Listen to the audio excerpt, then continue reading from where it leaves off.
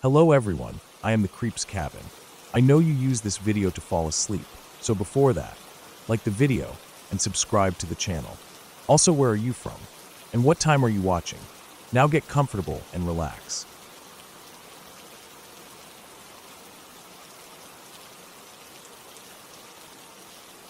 It started sometime in the fall of our junior year. I was spending more and more time at my friend's house. Not because I needed to, but because it was just the kind of place you didn't want to leave. Her family was rich, like real money. Not just a big house, but a giant, sprawling estate built up on a coastal bluff. All white stone and massive windows with wide, echoing halls and furniture that probably cost more than my family's car. The place had 3 floors that I knew of, a basement I only ever saw once, and wings of the house we never even went into. I remember her saying her parents once had someone draw up plans for a guest house, but they just added more rooms to the main house instead. It was that kind of money. The first time I stayed over, I was so blown away I barely slept. Everything in that house had a quiet hum of wealth to it. Smooth marble, thick rugs, polished banisters, paintings in real wooden frames, not prints. You could walk for a minute straight and still be inside the house. But after a few visits, the size stopped impressing me and started making me feel weird. I couldn't explain it, not at first. Just this uneasy awareness that something could be happening in one part of the house, and no one would know unless they were standing right there. I grew up in a small place where you could hear your siblings sneeze from the other end of the hall. Her house was nothing like that. We were friends for maybe 2 or 3 years, long enough that I practically lived at her place some weekends. We'd sprawl out in the movie room, with its wall-length couch and blackout shades, or hang by the pool if it was warm enough. Her parents were around but always busy, traveling, working, hosting events. The kind of people who loved their kids but didn't hover. Her older brother was usually out with friends or locked in his room blasting music. I never really got to know him, but he didn't seem to mind us being around. For the most part, it felt like we had the place to ourselves. But then, things started getting weird. It was small stuff at first. We'd hear a door close somewhere deep in the house when no one else was home. Or footsteps, not right near us, but faint, somewhere upstairs or across the hall. Her brother thought it was just the old bones of the house shifting with the ocean air. That was his phrase, old bones. But this place wasn't creaky. It was too solid, too insulated for that. You couldn't even hear rain if you were inside. The walls were thick. Sound didn't travel like that. One time we were watching a movie, and we heard a loud thud above us. We paused it, stared at each other, and waited. Nothing else happened, so we laughed it off. But it kept happening. Little noises. Stuff going missing. A phone charger here, a water bottle there. I blamed myself at first. Thought maybe I misplaced things, but then my friend mentioned it too. Her hairbrush vanished one day and turned up in the hallway near her brother's room, and they hadn't even spoken that day. Once, her brother went into a guest bathroom down the east wing, an area I had only walked past a few times, and came back looking weird. He didn't say much, just told her she might want to check it out. We went and looked. The tub was filled with water and bubbles. The faucet was dripping. There was even a damp towel hanging on the rack. Nobody in the family had used that bathroom. It was meant for guests, and they hadn't had any in weeks. Her mom thought the cleaning lady had done it, maybe accidentally turned on the faucet and forgot. But that didn't explain the bubbles, or why the water was still warm. Still, they brushed it off. Big houses can play tricks on you, or at least that's what they said. But I remember nights when I'd sleep over and I'd wake up to a soft creak or the rustle of something, like movement, and I'd sit up in the dark and strain my ears. It always felt like someone had just passed through the hallway outside the guest room, but by the time I got up and looked, there was nothing. The hall would be perfectly still. No sound, no shadow. I told myself it was all in my head. One afternoon, while her parents were out, we were getting ready to walk to the beach trail behind her house. You had to go through this narrow passage along the side yard that led to a set of old stone steps. They were crumbling in places and led all the way down to the rocky edge of the water. It wasn't a beach exactly, just jagged black rock and tidipools. I never liked that trail much. Something about how quiet it was, just wind and birds and the occasional splash of water. That day we noticed a weird scuff in the dirt at the top of the trail, like someone had dragged something heavy across the ground. It wasn't new, it had rained a couple days before, and the dirt was soft. But whatever made that mark had come through after the rain, because it was fresh. I asked her if maybe a gardener or someone came through there. She shook her head. Her dad didn't like people using that trail. He even had a lock installed on the gate at the bottom of the steps. Later that same week, her family got a phone call.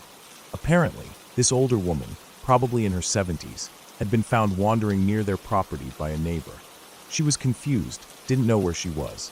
Her daughter came to pick her up, and they took her home. But before she left, she told her daughter something strange.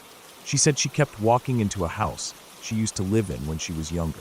She didn't remember how she got there, just that she would find herself inside, walking the halls, feeling like she was looking for something. Then she'd get scared and leave before anyone saw her. She thought it was a dream, or maybe her mind playing tricks. Her daughter started asking questions, trying to figure out where this house was, and when she put the pieces together, she realized it was my friend's house. Apparently, before my friend's family bought the place, it had sat empty for a few years after being owned by another family for decades. The woman was part of that family. She had lived there when she was young, probably in the 60s or 70s, eventually moved away when it was sold. Once her daughter figured it out, she reached out to my friend's mom, apologized, and explained everything. That seemed to put everyone at ease. It made sense. The odd sounds, the missing things, the feeling that someone was there, it was all just this confused woman wandering in, reliving some old memory. She probably found unlocked doors, knew the layout of the house, maybe even had an old key. Her mind would slip, she'd wander in, then leave again before anyone noticed. After that, my friend's family started locking things more carefully. They added cameras in a few of the wings, started making sure the side gates were always bolted. And for a little while, things got quiet.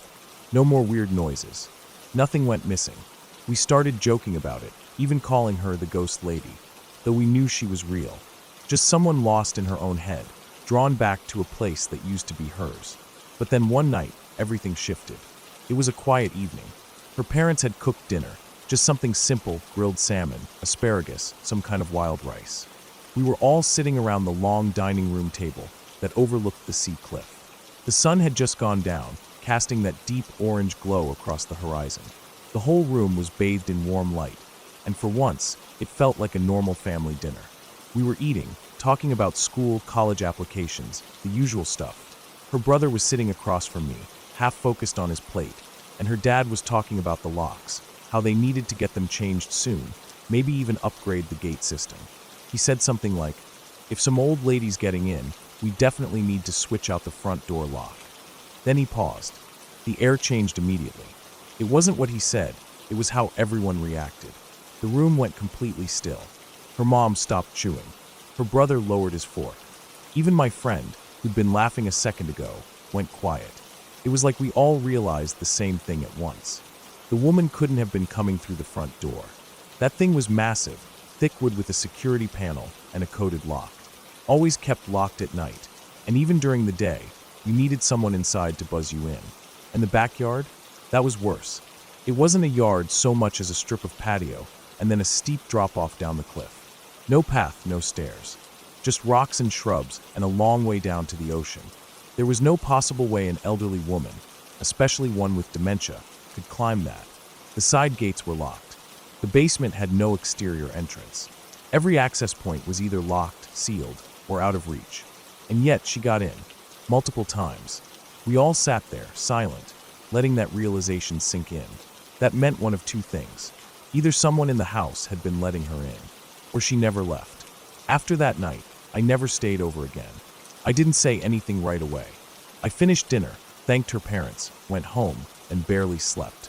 My head was spinning. I replayed every odd moment, every creak and shuffle, everything that had gone missing.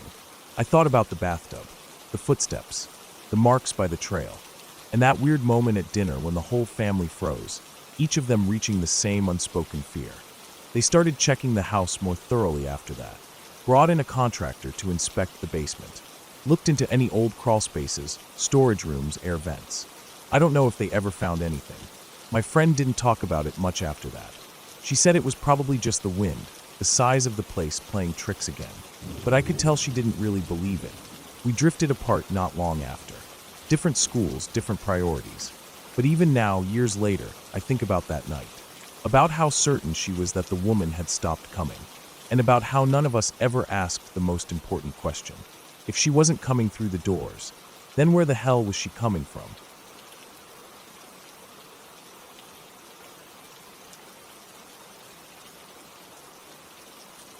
When I was a senior in high school, my class took this trip that was supposed to be all about giving back.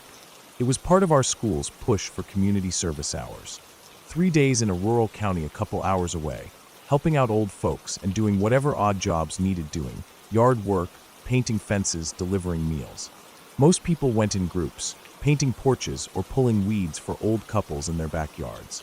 It sounded simple enough. No one expected anything crazy. On the second day of the trip, I got assigned to ride along with a Meals on Wheels guy. I didn't really know what to expect. I figured we'd just be handing out microwavable trays and waving at people from their doorways. The guy I rode with, he was probably in his late 40s, was quiet, kept to himself mostly. His name might have been Mark or Mike, but honestly I can't remember. I was nervous at first. I didn't know this guy, and riding around all day with a stranger felt a little weird, but he didn't talk much beyond giving me the basic rundown. He explained which clipboard to use, how to log the deliveries, how to knock in case people didn't answer right away. Nothing too complicated. The rural county we were in wasn't the kind of place you'd visit unless you had a reason.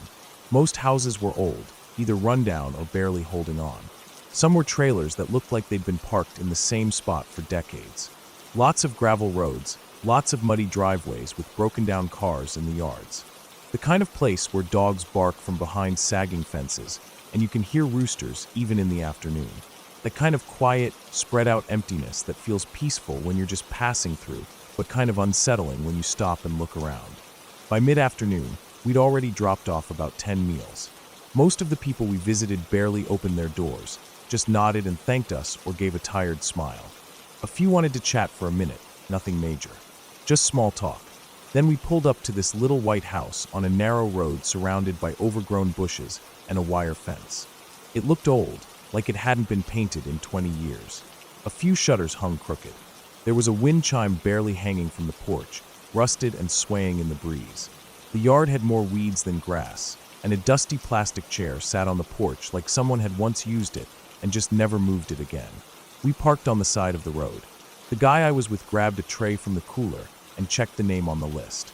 I followed him up to the porch, clipboard in hand. The screen door was already open a few inches. He knocked on the inside door and called out the lady's name. After a few seconds, we heard shuffling inside. The door creaked open, and this tiny woman stepped out of the shadows. She looked like someone's great-grandma. Bent over slightly, gray hair in a loose bun, wearing a house dress and thick socks with sandals. Her face was wrinkled deep, and her hands shook a little as she reached out for the food tray. She didn't say much, just murmured something and smiled. The Meals on Wheels guy handed her the food and asked her how she was doing, and she nodded again. At first, it all seemed fine. Another drop-off, just like the others. Then something shifted. She started to talk again, but her words didn't make any sense. It wasn't just slurring, it was like her brain couldn't quite find the words. She said something like, "The hot sky is crawling," and then tried to laugh, but it came out wrong, like she wasn't sure if what she said was funny or sad. Her mouth started to droop a little on one side. Her hand twitched and dropped the plastic fork that had come with the meal. I didn't know what was happening. I looked at the guy I was with, and he suddenly snapped to attention. He crouched down a little in front of her and asked her name. She didn't answer. He asked what day it was. Nothing. He asked what state she was in, and she looked confused, like he was speaking another language. Then he stood up quick and said, "Oh shit, she's having a stroke." He looked around, then at me, and said, "I'm gonna go outside and call 911. You stay here and make sure she doesn't die." Then he was gone, down the steps and toward the van. I stood there frozen. I had no idea what "make sure she doesn't die" was supposed to mean. I wasn't a medic. I barely passed biology. She was still standing in front of me, kind of swaying, holding onto the edge of the doorway, like she wasn't sure where she was or what was happening. I felt panic rising in my chest. My heart was pounding so loud I could barely think. I looked around the room behind her, but I didn't see a phone or anything. Just a cluttered old living room with doilies on every surface and a dusty TV in the corner. There was this stale smell like old paper and medicine. She turned slowly and shuffled back inside. I didn't know if I was supposed to follow her or keep her in one place. I remembered someone once said not to move people if they might be hurt, but then again, she was walking on her own. I stepped inside the house. The air was thick and warm. There were framed pictures of kids on the walls, old black and white ones, and some Polaroids too. A few pill bottles sat on the end table, labels faded. I kept talking to her, just saying anything I could think of. Stuff like, "Nice weather today, huh?" Or, "Do you want to sit down?" She didn't really answer. She sat in a recliner with a floral blanket folded over the armrest. Her eyes looked foggy, unfocused. One side of her face had gone slack, her mouth slightly open. I didn't know what to do. I looked out the front window, but the Meals on Wheels guy was still outside, pacing near the van, phone to his ear. I just kept talking, like if I stopped, something worse would happen. I told her my name, said I was just helping out, that help was coming. My voice was shaking. My palms were sweaty. Every few seconds I glanced at the clock on the wall, watching the second hand move in slow, lazy circles. It felt like forever. I kept wondering what would happen if she just stopped breathing. What was I supposed to do? I didn't even know CPR. I didn't want to touch her, didn't want to make anything worse. I just sat there in the chair across from her and tried not to freak out. Her breathing was shallow. Every now and then she blinked slowly, her head drooping to one side like it was too heavy. I thought about my mom, about my grandma. I felt this weird mix of fear and guilt, like I was in the middle of something huge and terrifying and I didn't belong there, but also like it was my responsibility now because no one else was there. I couldn't just leave. Eventually I heard the sound of sirens in the distance. A wave of relief hit me so hard I almost cried. I stood up and looked out the window. A few minutes later, a paramedic came rushing up the porch steps. The Meals on Wheels guy followed close behind, pointing toward the recliner. I backed out of the way as two more EMTs entered. They started checking her vitals, asking her name, lifting her arms, shining a light in her eyes. She didn't respond much. Her face was still slack. One of them looked over at the other and nodded grimly. They moved fast after that. Got her onto a stretcher, strapped her in, wheeled her out. I stood in the doorway, heart still racing, watching them load her into the back of the ambulance. Then they were gone, red lights flashing down the dirt road, dust trailing behind. The Meals on Wheels guy and I just stood there for a while. He didn't say much, just wrote something down on his clipboard and headed back to the van. I followed him, still in a daze. We finished the rest of the deliveries in silence. I couldn't stop thinking about the woman, her face, her confused eyes, the sound of her trying to talk.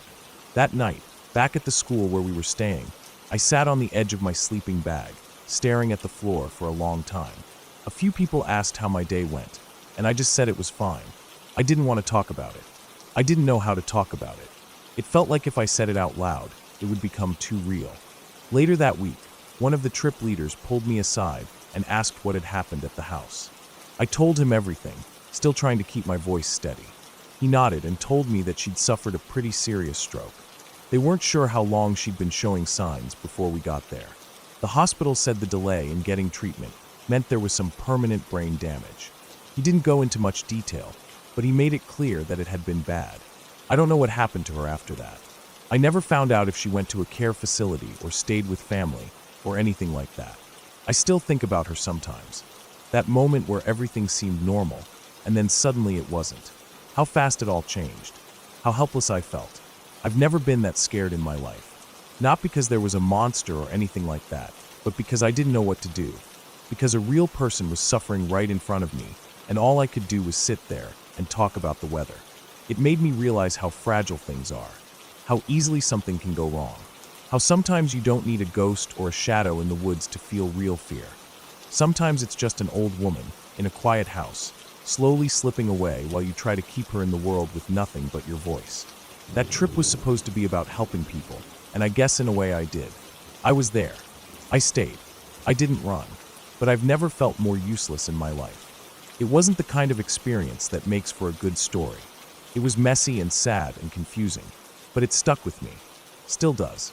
I don't think I'll ever forget her face.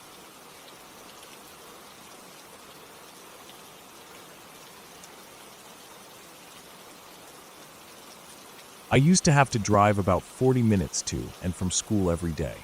It wasn't much, but it was enough to make the mornings feel like a slog. I was used to it though. It wasn't a big deal, just a part of my routine. But this one time, something happened that stuck with me for a while. It wasn't some grand mystery, no supernatural encounter or anything like that. It wasn't even something that made sense right away. But I'll tell you, at the time, it felt wrong. Really wrong. It was a cool, crisp morning in November. The kind of morning that was a little too cold for comfort, but still manageable. I had just gotten into my car, the headlights cutting through the early fog, and was pulling out of the driveway. Nothing special, just another typical morning. I had this same route I took every day.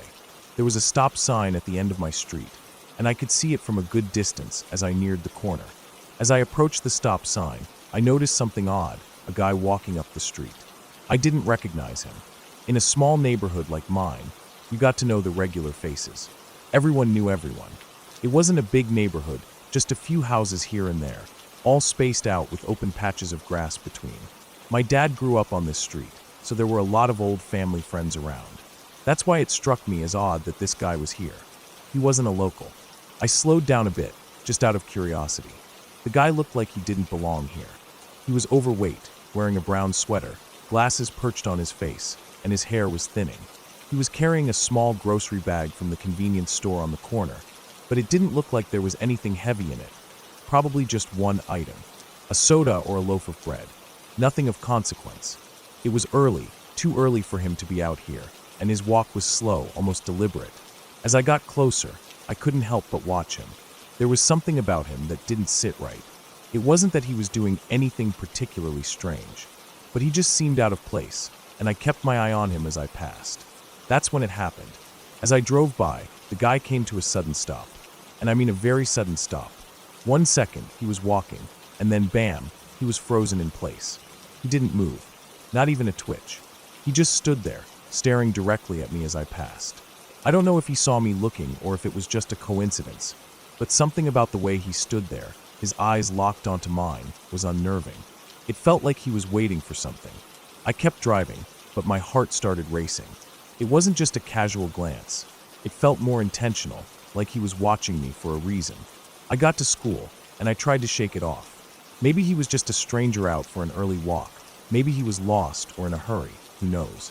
But the moment had stuck with me.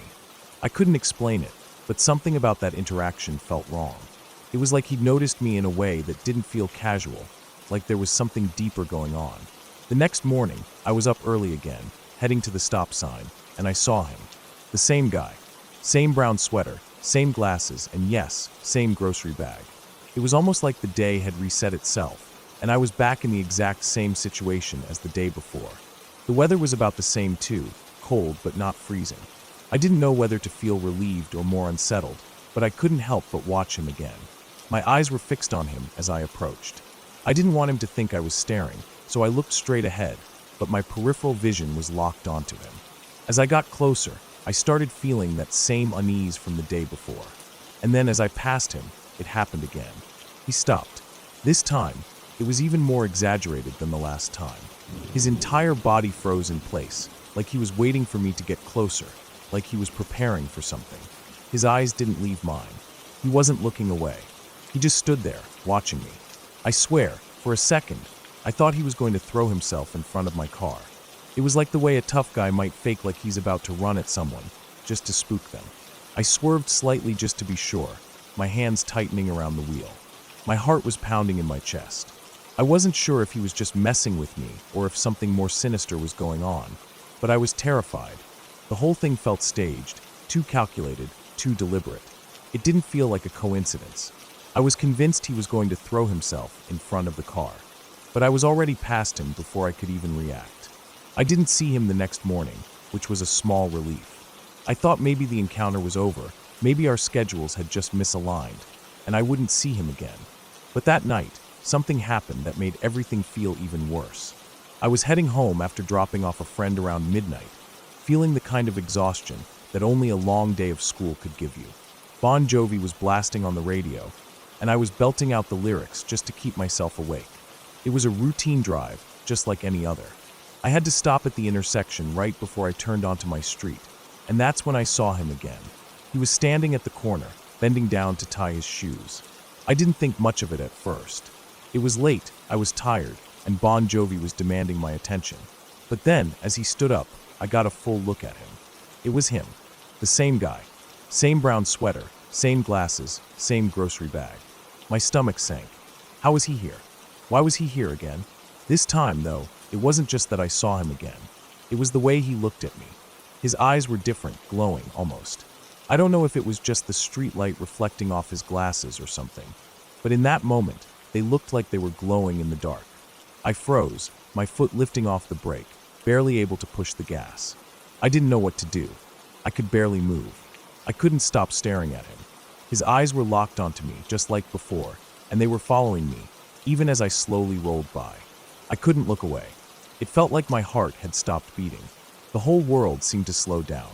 I didn't even know how I managed to get past him, but eventually I did. I barely remember getting home. My car slowed to a stop at the top of the hill, and I just sat there for a moment, trying to gather myself. I didn't want to get out of the car. I didn't want to leave, because I was sure that if I did, he'd be right behind me, walking up to my house, standing outside my window watching. I didn't know why it felt so intense, but I was terrified. I barely got out of the car before I was running to the door, and once I was inside, I shut the door behind me and locked it. I had to tell someone. I had to say it out loud, even though it sounded ridiculous. I ran straight to my dad, who was watching TV, and sat down on the floor in front of him. I told him everything, recounting the whole thing in as much detail as I could. My voice was shaking. I felt safe inside, but I didn't feel safe at all. I didn't feel safe at all. After that night, I didn't see him again. Not once. The days passed, and I kept expecting to see him again, but he never showed up. I kept thinking I would spot him again, watching me from a distance, waiting for his next move. But nothing happened. It was like he had disappeared completely. Maybe he was just passing through. Maybe it was a strange coincidence. Maybe I was just overthinking it. Maybe it was nothing. But at the time, it didn't feel like nothing. It didn't feel like a coincidence. I told my friend about it the night I dropped him off, and he's been bringing it up every now and then, laughing about it. I've laughed along with him too, because yeah, it seems funny now. But in that moment, when it was happening, I was genuinely afraid. It wasn't funny at all. It was real, and it was unsettling, and I don't know if I'll ever understand what was going on with that guy. Maybe it was just a weird experience, but I'll always remember the way his eyes locked onto mine, and the way it made me feel, like I wasn't just a person passing by, but something else entirely, something he was watching, something he was waiting for. And after all that, after the silence, the fear, and the confusion, I never saw him again. Never. And to this day, I wonder if he was just a strange person passing through, or if there was something more to it. But in the end, I guess I'll never know. All I know is that it left me uneasy, and I don't think I'll ever forget that feeling.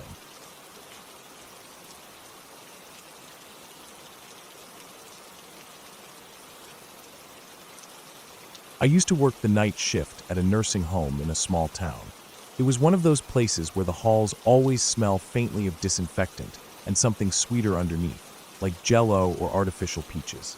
The kind of building where time moves slower, with humming fluorescents and plastic plants that never die. Most nights were quiet, just the occasional call light or shuffle of slippers down the waxed floor. But sometimes, especially when the weather was changing or someone was close to passing, things felt off. I'd been working there for over a year when I met Mrs. Pennington. She wasn't one of the worst residents by any means. She could be sharp sometimes, lucid even, but she also had bad spells. Her dementia was just enough that she couldn't be on her own. She wasn't violent, just confused. She'd talk to people who weren't there. She'd misplace things and accuse the staff of stealing them. Sometimes she called us by names that weren't ours. But she could also be sweet, soft-spoken. There was something fragile about her. She'd had a life, clearly, nice clothes, a silver brush set on her dresser, old photos of a man in a suit she said was John. John was her husband. Dead a few years, I was told. I learned quickly that you don't argue with residents about things like that. If someone believes their mother is coming to visit, you don't tell them she's been gone 30 years. You just say, "That's nice," and help them get ready. Mrs. Pennington had been in the facility for about 6 months before the night that stuck with me. I was doing rounds just before midnight. Lights were low. Most residents were asleep, maybe 1 or 2 watching old movies in their rooms. I was walking past the end of her hall when I saw her door slightly ajar. That wasn't unusual. Some residents didn't like to sleep with the door fully closed. But something made me glance in. She wasn't in her bed. I stepped in. The blankets were pulled back like she'd just gotten up. The bedside lamp was on. I checked the bathroom. Empty. Then I turned and saw her at the far end of the hall, barefoot, in her nightgown, walking slowly toward the T-junction near the supply room. I jogged to catch up. She was staring ahead like she saw something I couldn't. Her eyes were watery, glassy even. Her mouth moved like she was whispering, but I couldn't hear anything. I stepped in front of her gently and tried to guide her back to her room. She didn't resist, but she kept looking past me. "He's right there," she said, more to herself than to me. "John is right up there. He's telling me to come with him." I didn't say anything. I just held her elbow and started walking her back. I figured if I spoke, she might snap out of it and panic. That sometimes happened. Instead, she let me walk her back to her room, moving slowly, like she didn't want to leave whatever she thought she was seeing. I got her settled again, pulled the covers up, turned off the lamp. I sat in the chair next to her for a bit, just to be sure she didn't try to get up again. I had other residents to check on, but something made me linger. Maybe it was the way she'd looked past me in the hallway, like her whole body was leaning toward something. It was the kind of look people get when they're watching a bus pull away, and they're waiting to see if someone they love is on it. She was breathing evenly at first, but then her chest got heavier, slower. Then came a noise I'll never forget. A kind of croaking, like something caught in her throat, but rougher. More like a groan and a rattle mixed together. I leaned forward, thinking she might be choking or seizing. But then her head turned, quickly, sharply, toward me. Her neck twisted, her eyes flew open wide, and she just stared straight at me. No blinking. Just this frozen, glassy stare. Then nothing. No more breath. Just that empty, wide-eyed look, and a stillness that was immediate and absolute. I froze. For a second I thought maybe I'd imagined it. But I didn't. I knew. I got up, went straight to the nurse's station, told them what happened. We checked her vitals, nothing. She was gone. We pulled her chart. Do not resuscitate. It was marked clear. No code, no interventions. The nurse filled out the paperwork. The on-call doctor was notified. Transport was called. There's a protocol for this kind of thing, and we followed it like we always did. Still, I stayed with her body until they came. I just felt like I needed to.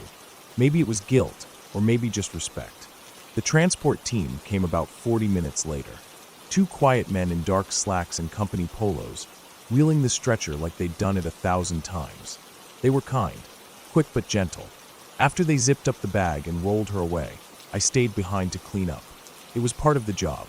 You go through the drawers, pack up personal items, mark anything of value. Family usually comes later to collect things. It was past 2 a.m.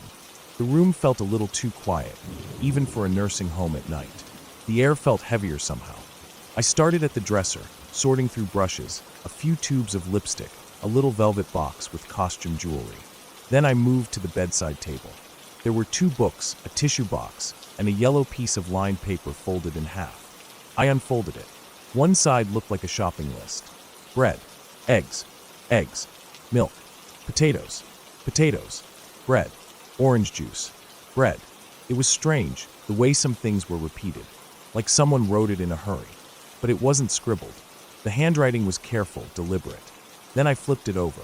On the other side, written in large block letters, all caps, transubstantiation. I stared at it. I remember reading that word before somewhere, but I didn't know what it meant. I wasn't raised Catholic. I didn't even go to church much. It sounded religious, but that was all I knew. Later, during my break, I looked it up on my phone. Transubstantiation. In Christian theology, especially Catholicism, it's the belief that the bread and wine during communion become, in actual substance, the body and blood of Christ. A miraculous transformation. Not symbolic. A literal change of one thing into another. From one form of existence to another. I sat in the break room and stared at my phone for a long time. It wasn't just the word. It was the way it was written. Like it mattered. Like it was meant to be seen. The paper was old, soft at the edges. I looked at it under the light. No dates, no heading, no context. Just that list, and that word. I kept it. I don't know why. I shouldn't have, but I did. I folded it carefully and slid it into my wallet. Something about it felt like it was meant to stay with me. I never showed it to anyone. I didn't even tell my coworkers. It just felt personal, almost private. The rest of the shift was normal. The sun came up. Family was called. I left a little early, didn't sleep well that day. Over the next few weeks, I kept thinking about that word. The fact that she'd written it. Maybe not recently. Maybe months ago. Maybe longer. Maybe someone else had written it.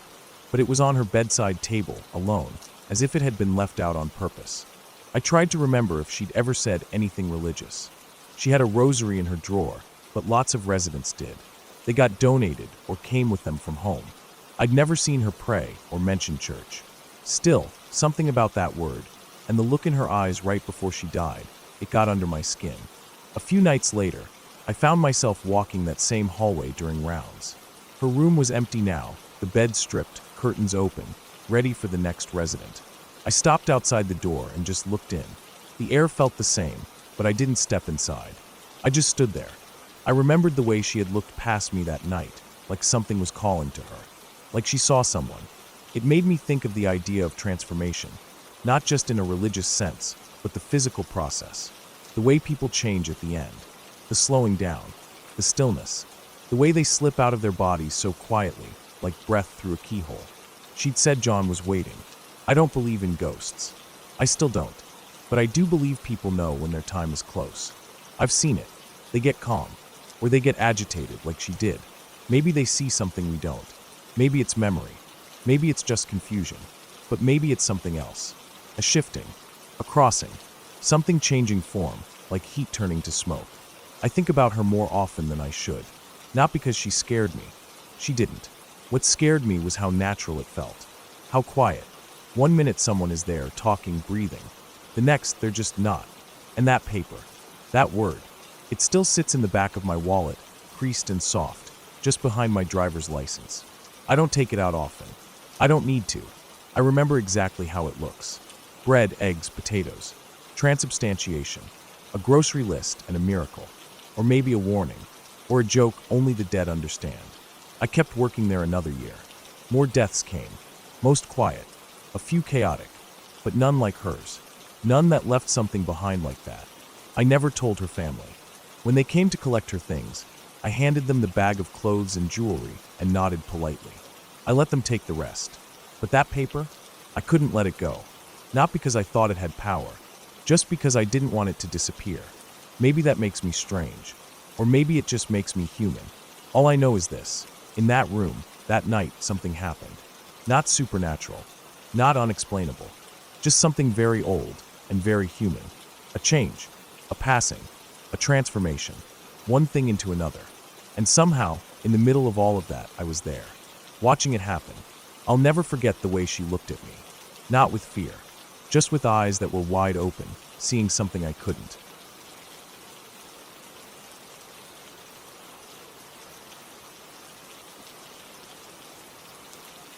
When I was about 7 years old, I lived in a neighborhood that seemed like any other suburban area. The houses were close together, the streets were quiet, and everyone knew each other's names. It wasn't a perfect neighborhood, but it was home. Well, it was home until one man made it feel like a prison. I didn't know much about him at the time, just that he lived a few houses down from us. I didn't even know his name, but everyone called him the drunk guy. It wasn't a nickname that was meant to be mean. It was just the way people described him. He always seemed to be stumbling around, barely able to keep his balance, and his clothes were usually dirty or torn. But it wasn't just that he was always drunk, it was how he acted. He didn't get along with anyone in the neighborhood. It didn't matter who you were, he'd be rude, cold, and aggressive. There was a palpable hostility about him, like he had a chip on his shoulder that could shatter at any moment. The adults would always avoid him, crossing the street to steer clear of his house. No one would even make eye contact with him. But what scared me most as a young kid was that he didn't like children. I don't know why he hated kids, but I know it wasn't a normal dislike. There was something different about the way he looked at us, like we were a threat, or maybe even something worse. The adults would tell us to be careful around him, to make sure we never wandered too close to his property. But even though I was scared, I couldn't fully understand why he was so dangerous. There was this one time, a couple of weeks after we had moved into the neighborhood, that stands out in my mind. It was a warm afternoon, and I was out with my sister and her friend. They were both 11 at the time, a bit older than me, and they liked to pretend they were braver than me. So we were walking past the old man's house, just a few steps from our own, when we saw him sitting by his window. Now, normally we would just walk by without giving him much thought, but that day, we made a game out of it. Every time we passed by his house, we would duck down, trying to avoid being seen through his window. It was stupid, really, but we were kids, and we liked to pretend that we were invincible. I can still remember the moment when I felt the hairs on the back of my neck stand up. As we crouched low, trying to stay out of sight, we heard him. His voice, low and slurred, was coming from behind the glass. It wasn't the usual mumbling you would hear from a drunk person. No, this was something different. His words were clear, and there was an unmistakable edge to them. Next time I see these kids, I'll kill him. I remember my heart stopped. It felt like everything around me froze, like time itself came to a halt. My sister and her friend didn't hear him, but I did. I froze, not knowing what to do. My body was paralyzed, and for a split second, I thought I might faint. What did he mean by that? Why would he say something like that? We were just kids. Kids who didn't deserve to be talked about like that. But the worst part was that I wasn't sure if he was joking. He didn't sound like he was joking. He sounded serious. We kept walking, but there was a tight knot in my stomach. I couldn't stop thinking about those words. I'll kill him. A few days passed, and the whole thing started to feel like a bad memory. Maybe he hadn't meant it, I thought. Maybe he was just drunk and rambling. But deep down, I couldn't shake the feeling that something was wrong, that he wasn't just a harmless old man. Then came the day when everything changed. We were outside again, just my sister, her friend, and me. We weren't even near his house, but for some reason, I couldn't stop looking over my shoulder. I didn't know if I was just being paranoid, but the thought of that man's words haunted me. It was like he had left a scar on my brain, one I couldn't erase. And then, as if on cue, I saw him. He wasn't drunk this time. He was walking down the street, heading straight for us. He wasn't staggering, wasn't tripping over his feet. He was walking like a man on a mission. He had something in his hand. At first, I thought it was a stick or a branch, but as he got closer, I realized it was some kind of weapon. It wasn't a knife or a gun, but it was long and metallic with a handle. I didn't know what it was, but it looked like something you'd see in a movie, one of those non-sharp shooting weapons that people use in action scenes. I felt the adrenaline kick, and immediately, my heart raced in my chest. My instincts screamed at me to run, and that's exactly what we did. We scattered. My sister and her friend ran in one direction, while I bolted in the opposite direction. My feet were heavy, like they didn't want to move fast enough. My legs felt like jelly, but I forced them to carry me away from him, away from that sickening feeling in my stomach. I knew I couldn't outrun him, but I had to try. I didn't know where to go. All I could think about was getting away from him, hiding, doing whatever I could to survive. I darted through yards, ducking between bushes, and eventually, I found myself in a small patch of woods behind our house. I stumbled into a thorn bush, scraping my arms and legs as I crawled in deeper, trying to stay as still and quiet as possible.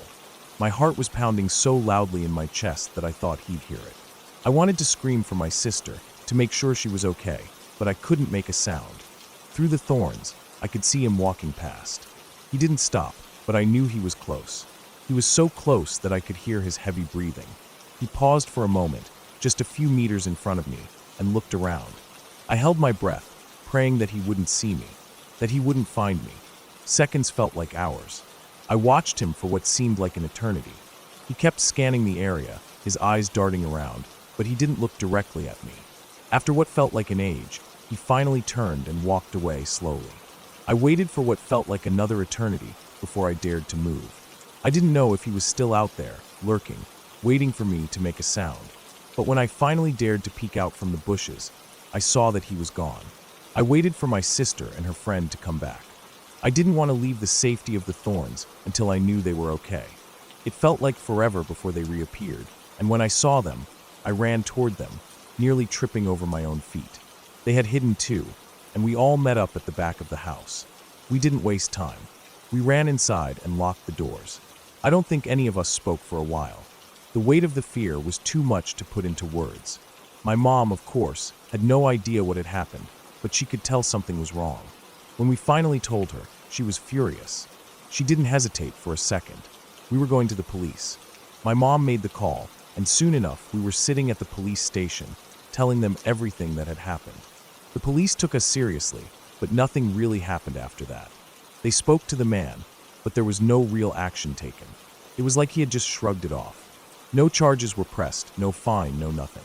It was like we had no rights. I couldn't understand it. How could they let him off so easily? How could they do nothing when he had threatened to kill us? But that was the reality of it. He didn't get in trouble for it. And just like that, we had to leave. We couldn't stay there anymore. We moved out of that neighborhood soon after, and the man faded into the background of my memories. But the fear, the uncertainty, it stayed with me for a long time. To this day, I still don't understand what drove him to hate us so much. What made him so angry, so willing to act on those threats. But I learned something from that experience. Sometimes there are people in this world who are just unpredictable. People who, for reasons we can't understand, will hurt you without a second thought. I learned that it's important to trust your instincts. Because if we hadn't run that day, I don't know what would have happened. And I don't want to think about that. I never saw him again after we moved. I don't know what happened to him. Maybe he just faded into obscurity. Or maybe he kept doing whatever he was doing. I don't know. But I'll never forget how I felt that day. The way his voice haunted me. The way he walked toward us with that weapon. And how my body reacted before my brain even knew what was going on. I learned that there are real threats in the world. And sometimes they don't look like what you expect. And I also learned that sometimes leaving is the only way to be safe.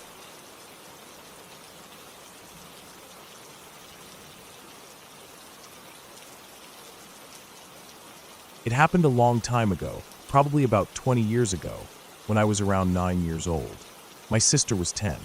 We were staying at a UK holiday park, one of those places with static caravans and an indoor pool, where you can walk around and take in the fresh air, letting your mind wander, feeling like summer is endless. It was one of those places where you could easily get lost in the maze of paths between the caravans, but nothing ever seemed too dangerous, just a place for families to relax and unwind. I remember feeling excited about the whole trip. It was the kind of place you'd only go once in a while, and everything seemed so new and unfamiliar to me, which made it feel like a bit of an adventure. My parents were always talking about how relaxing it was going to be, but to me, the excitement was all in the unknown. The day this happened, the air was crisp and cool, but not cold enough to feel uncomfortable. My sister and I had just finished swimming in the indoor pool, the kind of pool where the smell of chlorine was so strong you could almost taste it on your tongue. We'd been in and out of the water for hours, splashing around, joking with each other. After we'd changed into dry clothes, we decided to walk around the park. There wasn't much to do during the late afternoon, and the place was quiet, just a few families scattered about, relaxing in the warm sun or sitting outside their caravans chatting. As we walked, we passed the rows of static caravans, their doors wide open with people enjoying their evenings, but it was all very calm. It wasn't the kind of place where you'd expect anything strange to happen. You didn't expect any surprises, at least not anything that would make your stomach flip the way this did. We were walking down one of the narrow pathways between the caravans when we saw him. He was standing by the side of the path, leaning against a fence that divided the caravan park from a little wooded area on the edge of the grounds. He was older, maybe in his mid-40s, with unkempt hair and a jacket that seemed to have been worn for far too long. He didn't look particularly menacing at first. He just seemed like a regular adult. But there was something about him that made my skin crawl a little, like he was out of place, like he didn't belong. He asked us the time. At first, I was a little surprised. Why would someone ask a couple of kids for the time? But I looked at my Swatch watch and saw that the time was a few minutes off from what I thought it should be. My parents had mentioned that daylight savings had just changed the clocks, so I'd taken a moment that morning to update my watch. I felt proud of myself for getting it right. So when he asked, I confidently told him the time.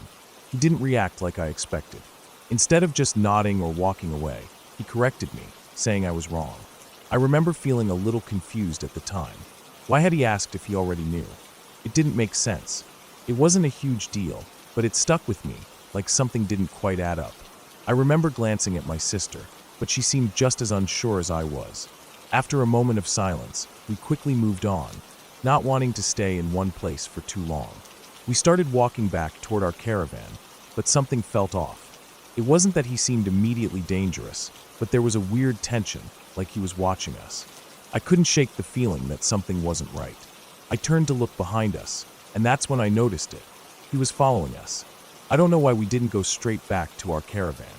Looking back now, it seems so obvious that we should have just kept walking and gone right back inside. But instead, we decided to take a longer way around, probably a bit daft in hindsight. We made a turn, walking down a different path that was a little more out of the way, hoping it would throw him off, give us some space to think. As we walked, my mind raced. I remember asking my sister if she thought we should tell our parents. She shrugged, looking nervous, but didn't say much. We both kept walking a little faster, glancing over our shoulders every few seconds to see if he was still behind us. Every time I looked back, I could just make out his figure in the distance, still following. Not too close, but close enough that it didn't feel like a coincidence anymore. We finally made it back to our caravan, our hearts pounding in our chests. I don't think we said much as we rushed inside, locking the door behind us. My parents were sitting on the couch, chatting like they always did after dinner, but we told them what happened, how we'd seen this man and how he had followed us. I expected them to laugh it off or tell us it was nothing, but instead, they looked a little concerned. We tried to shake off the feeling of unease, telling ourselves that maybe we were just overreacting. But as the evening wore on, we couldn't stop thinking about it. The knock on the door came later, just as we were settling in for the night. At first, I thought it might be one of the park staff checking on us, but when I opened the door, it was the same man. I froze. My heart skipped a beat, and I felt that same, eerie unease flood back in. He stood there, just outside the door, looking down at us with that same unsettling expression on his face. His clothes were a little more wrinkled now, and there was a slight stench of sweat in the air. He asked if we were okay. It was a strange thing to ask, considering he had already known we'd been walking by earlier. I remember not being able to say anything for a few moments. It was as though the words were stuck in my throat. My dad stood up from the couch, his face hardening when he saw the man at the door. He stepped forward and, in a voice I had never heard him use before, told the man to leave. Without saying another word, the man turned around and walked off, disappearing into the darkening night. My dad stayed at the door for a while after that, watching the shadows. We didn't talk much that evening. My sister and I went straight to bed, the room feeling heavier than usual. I remember lying there, trying to fall asleep, but every noise made me jump. The wind outside, the faint sound of footsteps, anything. It felt like the night was stretching on forever. I didn't sleep much, my mind replaying the encounter over and over, wondering what could have happened if we hadn't made it back to the caravan in time. My stomach twisted just thinking about it. The next day, I noticed a few things that bothered me. The man was nowhere to be found. No one seemed to remember him being around, and when I asked my parents if they had seen him, they just brushed it off. But I couldn't shake the feeling that something was wrong. I didn't tell anyone, but I was more cautious for the rest of the holiday. I stuck closer to my parents, and whenever we went out, I made sure to keep my eyes open, constantly scanning the surroundings. I didn't know if he would come back or not, but I wasn't willing to find out. The rest of the holiday passed without incident, but the feeling of unease never fully left. I still think about that man sometimes, the way he seemed to appear out of nowhere, how he had followed us, how he had shown up at our door. It wasn't the kind of thing that was easy to forget. It was the little things that bothered me. The way he had been so confident in correcting my time, as if he knew exactly what I would say. The fact that he had followed us, even though we hadn't given him any reason to. And then, of course, the knock on the door. It's been 20 years, but the memory still lingers. I'm not sure what would have happened if my dad hadn't been there to send the man away. I try not to dwell on it, but I'll always wonder what his intentions were. Was he just a strange guy who made an odd mistake? Or was he someone with darker intentions, testing the waters to see if we'd let our guard down? I'll never know for sure. But I do know that sometimes when I'm walking around in unfamiliar places, I still look over my shoulder just to make sure.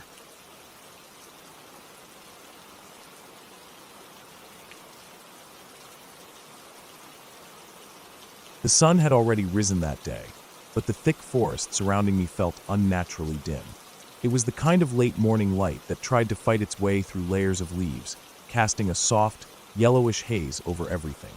I had been looking forward to this camping trip for weeks, planning it with a group of friends who were all equally excited about hiking through the northern Minnesota National Park area.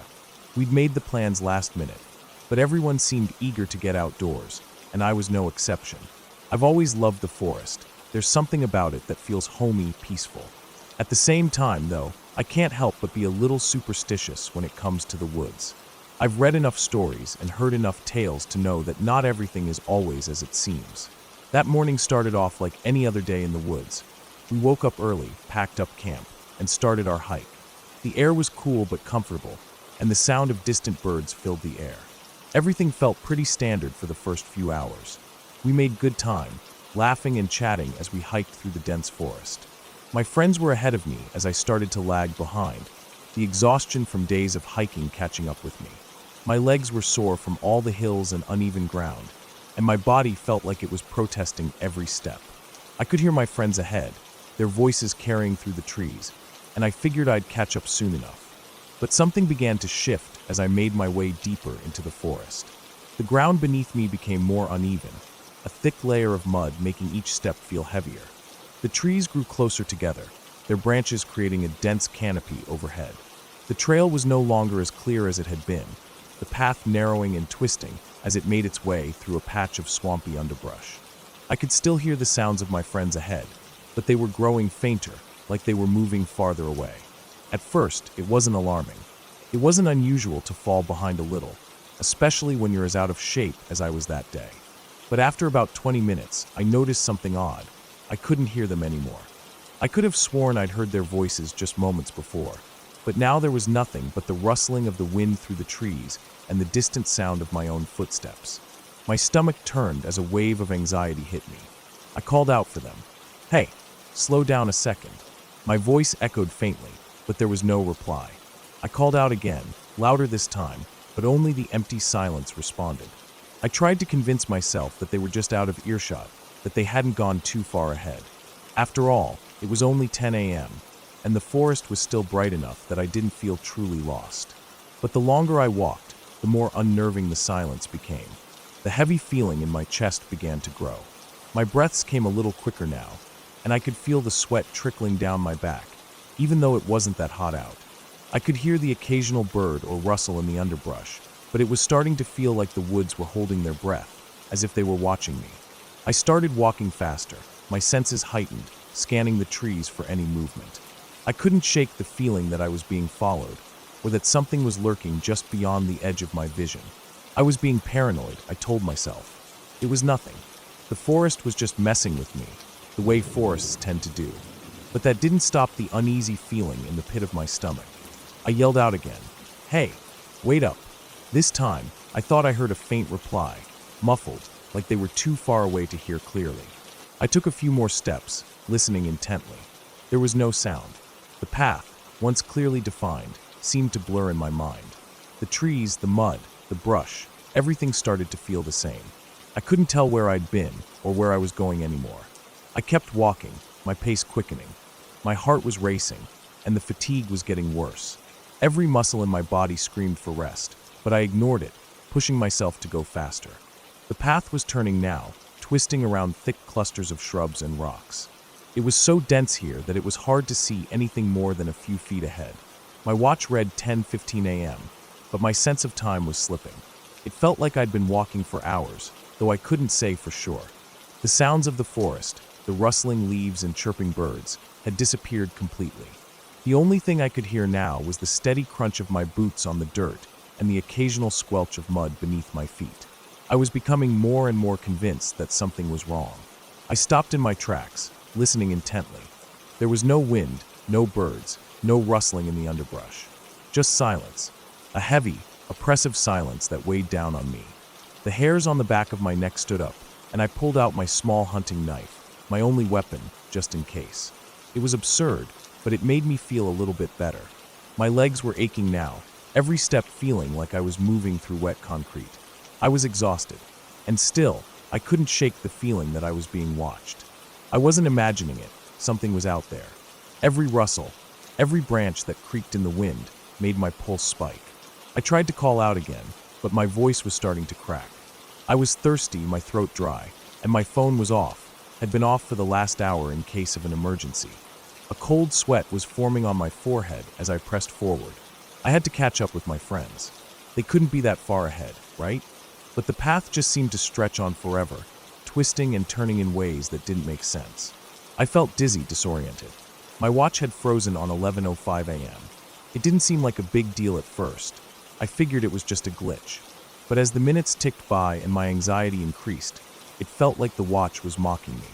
The time wasn't moving forward, and I had no idea how much time had actually passed.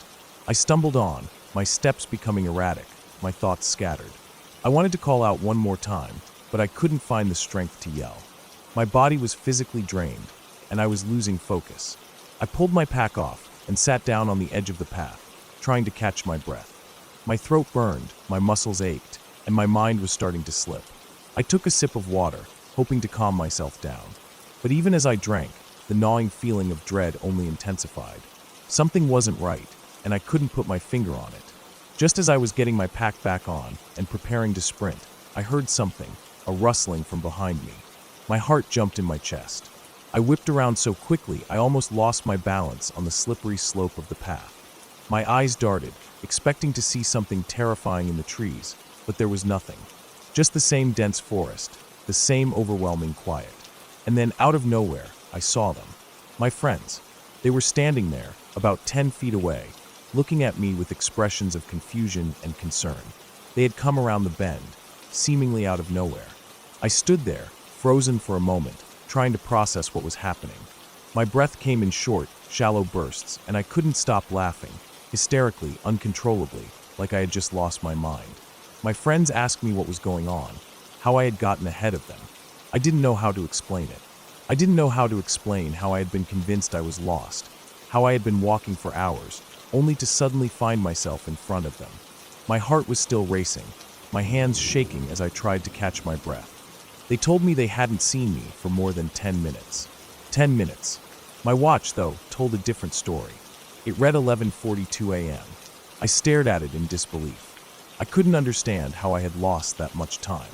I quickly dismissed the malfunction as being caused by my phone being off, but it didn't feel right. The time, it didn't add up. Something was wrong. But what could I do? I was tired, confused, and terrified. I just wanted to get out of there. I urged my friends to hurry, to move faster, and to leave the woods behind. We continued on, my steps slower now, my mind racing with thoughts I couldn't quite process.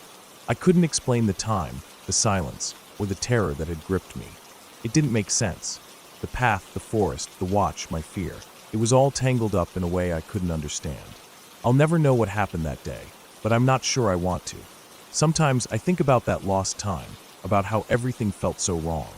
I try to convince myself it was just a glitch, just my paranoia running wild. But every time I think back, I can't shake the feeling that the forest had played some kind of trick on me, that I wasn't the only one out there that day. Whatever it was, it's something I'll never forget.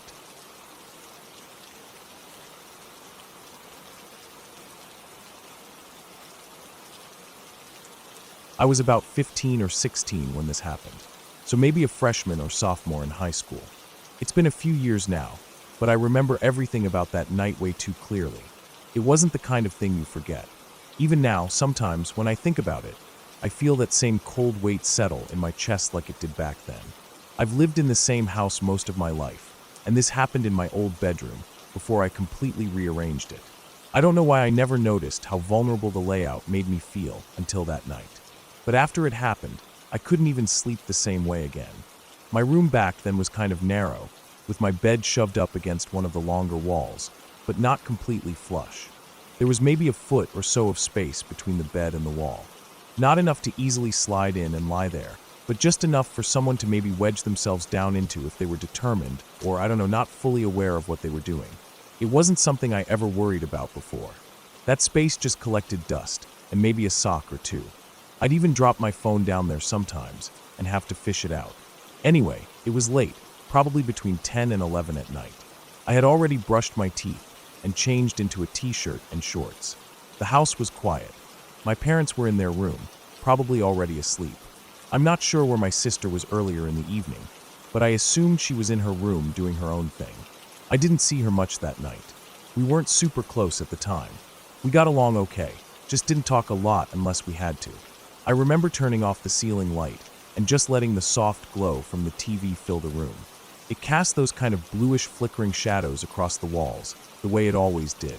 I had it turned down pretty low, just enough to hear, but not loud enough to bother anyone else in the house.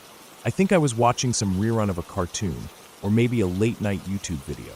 Nothing intense or creepy, just normal stuff. It had been a totally average day. No weird feelings, no bad dreams, nothing off. I laid there on my side, facing the TV, kind of halfway propped up with a pillow under my arm. I'd been watching for maybe 10 or 20 minutes. I wasn't even all that tired, just winding down. That part of the night is blurry now. It's what happened after that I remember in insane detail. I didn't hear anything. Not a sound. No shifting fabric, no breathing, no creaking floorboards. Nothing. That's what gets me the most. Just how silent it was. I don't know what made me notice it at first. Maybe it was some kind of instinct or just a flicker of movement caught in the corner of my eye. But I felt something. You know that sensation when you can tell someone is near you, even if you don't see them? That heavy awareness that prickles on the back of your neck? That's what hit me. Out of pure reflex, I glanced toward the space between my bed and the wall. It was dim, my body blocked most of the TV light from hitting that part of the room, but I could still make out shapes. That's when I saw it. My sister sat up. Not from the foot of the bed, not from my doorway, not from a chair or anything like that. From the goddamn space between my bed and the wall. She just rose up, straight-backed. The way she moved, it was almost mechanical. Like when you see someone rise up from lying flat without using their hands or shifting around. Just straight up. It didn't make sense. That gap wasn't big enough for her to have laid there comfortably. Not unless she had wedged herself down in the most uncomfortable way possible. And why would she even do that? Her hair was a mess, hanging down over one side of her face, but I could still see her eyes. And she was staring directly at me. Not blinking, not moving anything else. Just staring. My brain took a second to catch up. I froze. My skin went cold instantly, like I'd just been dropped into ice water. I wanted to say something, or maybe shout, but I couldn't make myself speak at first. I just stared back. My heart was pounding, not fast, but heavy. Each beat thudded in my ears. She didn't say anything. She didn't smile or make any kind of expression. Just this flat, blank stare. Her face didn't even look tired or spaced out. It was empty. Like she wasn't there at all behind her eyes. After what felt like forever, but was probably only a few seconds, she moved again. This time, she stood up. But even that was weird. Her body turned to face the door, like she was about to leave the room, but her head didn't move with it. Her face stayed locked on me the entire time, like her neck wasn't part of the rest of her body. Her feet stepped toward the doorway, and her arms hung loose at her sides. But her head stayed twisted just enough that her eyes never left me. I watched her shuffle toward the exit of my room, her bare feet silent on the carpet. And the whole time, she just kept looking at me. No words, no sound, no blinking, nothing. When she finally crossed the threshold of my room and disappeared into the hall, I just lay there, stiff and paralyzed. I didn't want to move. I didn't want to breathe. I remember gripping my sheets with my fist, holding them tight like that would somehow protect me. It was probably another full minute before I sat up. I didn't hear her go back to her room. I didn't hear her walking around. The hallway was silent. I waited, just listening. My ears were straining so hard for any sound that I could hear my own heartbeat echoing in my head. But nothing happened. Eventually, I got up and crossed the room to shut my door. I didn't lock it, though I really wish I had. I wasn't thinking clearly. I just wanted something between me and the rest of the house. I went back to bed, but I didn't turn the TV on again. I just lay there, in the dark, listening. I think I stared at the ceiling for over an hour. Every little creak the house made sounded like footsteps. Every time I blinked, I half expected to open my eyes and see her standing over me. Eventually, I must have fallen asleep. I don't remember it. Just remember waking up the next morning, still on edge. When I went into the kitchen, my sister was there, eating cereal like nothing happened. She looked tired, but not weird. I didn't say anything. I watched her closely, but she didn't act strange or stare at me. She was just normal, the same sister I'd grown up with. We didn't talk about it. I didn't ask if she remembered anything.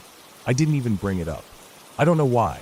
Maybe I was afraid of what she'd say, or that she'd deny it, which somehow would be worse. That day, I cleaned my whole room.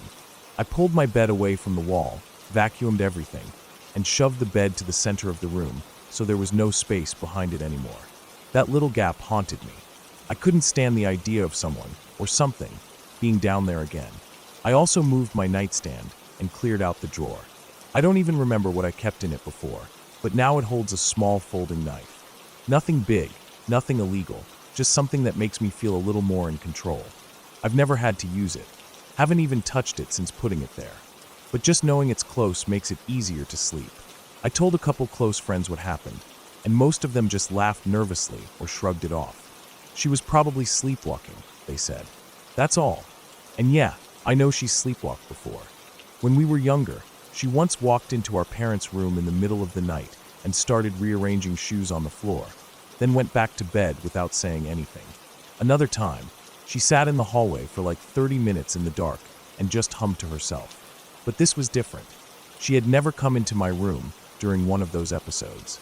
Never crawled into some cramped space and laid there, completely silent. Never just stared at me like that, with that empty look in her eyes. It wasn't just the action, it was the vibe, the weight of it. It felt wrong in a way that I still can't describe. After that night, nothing like it ever happened again. She's since grown out of the sleepwalking, I think. I haven't heard any stories or seen anything weird in the years since, but it changed something in me. Now, no matter where I live or how I arrange my room, I never leave open spaces near my bed. I always check behind furniture, under the bed, and in closets before I go to sleep. Not because I think someone's probably there, but because I have to make sure. I don't fall asleep with my back to the door anymore either, and the knife stays close. People say your own home is supposed to be your safe space, but after that night, I stopped thinking like that. Sometimes the things that get under your skin the most aren't what-ifs or ghost stories or monsters in the dark. Sometimes it's real people. People who are supposed to be harmless. People who don't even know what they're doing. But you'll never forget it. No matter how much time passes or how much you grow up, that one night stays with you. And even if nothing ever happens again, even if it was just one of those random, unexplainable things that came and went, you still keep the knife close, just in case.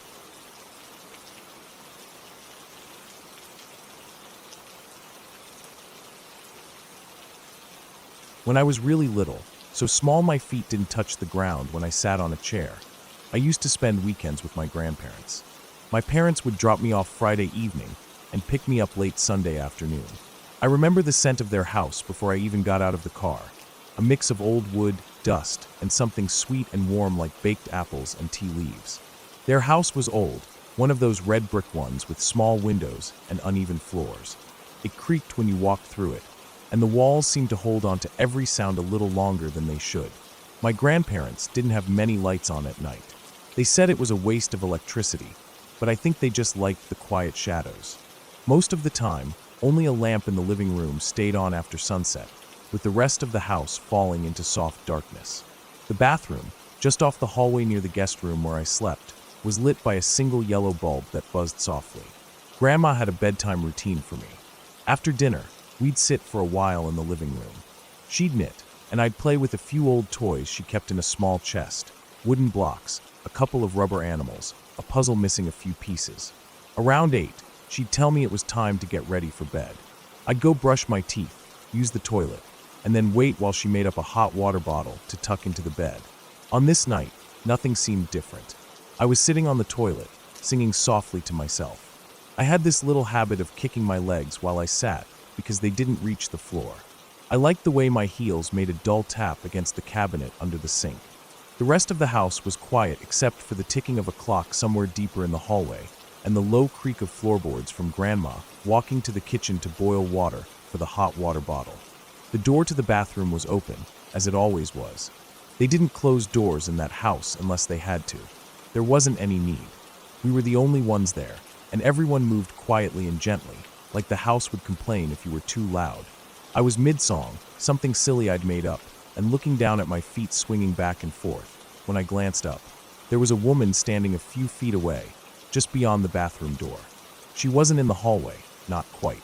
More like in that space just past the threshold, in the middle of where the hallway met the doorframe. I froze, not scared but surprised. She was very pale, not in a sickly way but in a soft, glowy way, like she'd just stepped out of a white sheet of paper. Her hair was short and brushed back, soft-looking.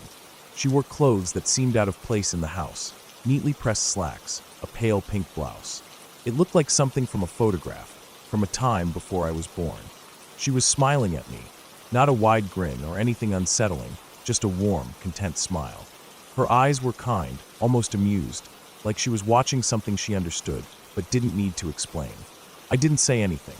I don't even think I stopped singing right away. I just stared at her. It didn't occur to me to be afraid. She didn't feel like a stranger, though I didn't know her name. She didn't move. She stood very still, but not stiff.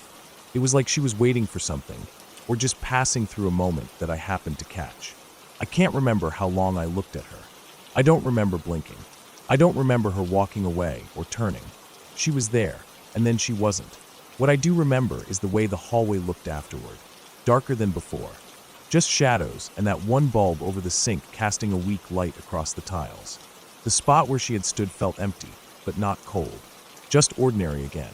Grandma came back not long after, holding the hot water bottle wrapped in a small towel, her slippers making that soft shuffle sound across the linoleum. She helped me off the toilet, helped me wash my hands, then walked me to bed. She tucked the hot water bottle against my feet, told me good night, and turned off the bedside lamp. I lay there for a long time thinking about the woman. I wasn't scared, but I couldn't stop wondering who she was. She wasn't like anyone I'd seen around the neighborhood or in pictures in the house. There were old black and white photos in the hallway of people I didn't know, great uncles and aunts, family gatherings long before I was born. Maybe she was one of them. Later that year, someone died. I was too young to really understand what that meant, but I remember hearing the grown-ups talk about it in low voices. My parents said an aunt had passed away. I didn't know if she was really my aunt or one of those people older generations call aunt out of affection or familiarity. I had only met her a few times. I remembered her being loud, bright, full of energy even though she had wrinkles around her eyes and her hands were covered in soft, papery skin. She wore big jewelry and laughed from her belly. I remember her sitting me on her lap once, tapping my nose and saying I was going to break hearts someday. I didn't understand what she meant, but I liked the way she said it. She smelled like lavender and cigarette smoke. That mix clung to her like a second skin. She had died earlier that year, and I think, though I can't be sure, it was around the same month that I saw the woman in the hallway. I told my mom about it once, years later. I was maybe 10 or 11. She was surprised but didn't dismiss it. She said something about memory being tricky and how kids sometimes remember things in strange ways. But then she got quiet. She said it was possible I had seen someone and just didn't recognize them, or maybe I'd dreamed it. But it didn't feel like a dream. Dreams are different. They slip away when you wake up. They leave smudges and gaps, pieces that don't make sense. But this was clear. I remember the feeling of the tile under my feet, the cool plastic of the toilet seat under my legs. I remember the distant sound of the kettle clicking off in the kitchen. I remember the woman's face, the way her smile was soft and knowing, like she was happy I saw her, like she'd waited for that moment. As I grew older, I'd think about her every once in a while, especially when I stayed somewhere quiet or dimly lit, or when I saw a photo of that aunt again. There was a picture in a box my mom kept, an old Polaroid taken at a family party. In it, the aunt was laughing, a glass of wine in one hand, the other resting on her hip. Her hair was brushed back, and she was wearing a pale blouse. Not exactly the same as the one I saw that night, but close enough that my stomach flipped when I saw it again. I never told anyone else about it. There was no reason to. It didn't feel like a ghost story. It didn't feel like something scary that needed to be explained away or dramatized. It was just a moment that had stayed with me. A memory so sharp and specific it felt realer than most others from that age. Years passed. My grandparents moved out of that house when I was in high school. It had become too much for them to manage, too many stairs and too many repairs that needed doing. They sold it to a young couple, and I never went back. I didn't need to. The house belonged to a time that had already passed. But the memory stayed. It never changed or faded, like a photograph tucked away in the back of my mind. I still don't know what it was.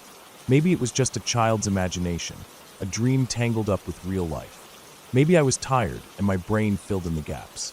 Or maybe it really was her, stopping by, not as a ghost or something spooky, but as someone who had loved me, saying goodbye the only way she could. I don't try to explain it anymore. It doesn't need explaining. It wasn't a haunting. It was just one of those strange little things that happen sometimes. Unexplained, but not threatening. A quiet moment that felt important even if I didn't understand why. And now, when I think about it, it doesn't scare me. It makes me feel oddly comforted, like maybe love can linger a little longer than we expect. Not in a dramatic or supernatural way, just in the quiet corners of memory, in the spaces between waking and sleep, in the echo of footsteps down an old hallway with the lights off. That's all it was. Just a memory. Just a little girl on a toilet, feet swinging, singing to herself in the half-dark, and a woman standing quietly nearby, smiling like she'd been waiting for the right moment to be seen.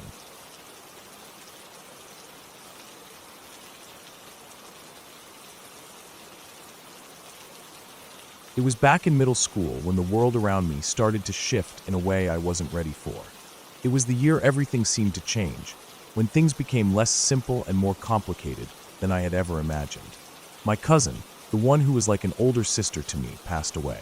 It wasn't just the loss that tore at me, it was the mystery surrounding her death. And to this day, I can't shake off the way that mystery made everything feel wrong, like we were never given the truth. I remember my cousin so well, her laughter, the way she could light up a room with just a smile. Growing up, she was a constant in my life. My sister and I were incredibly close to her and her older sister.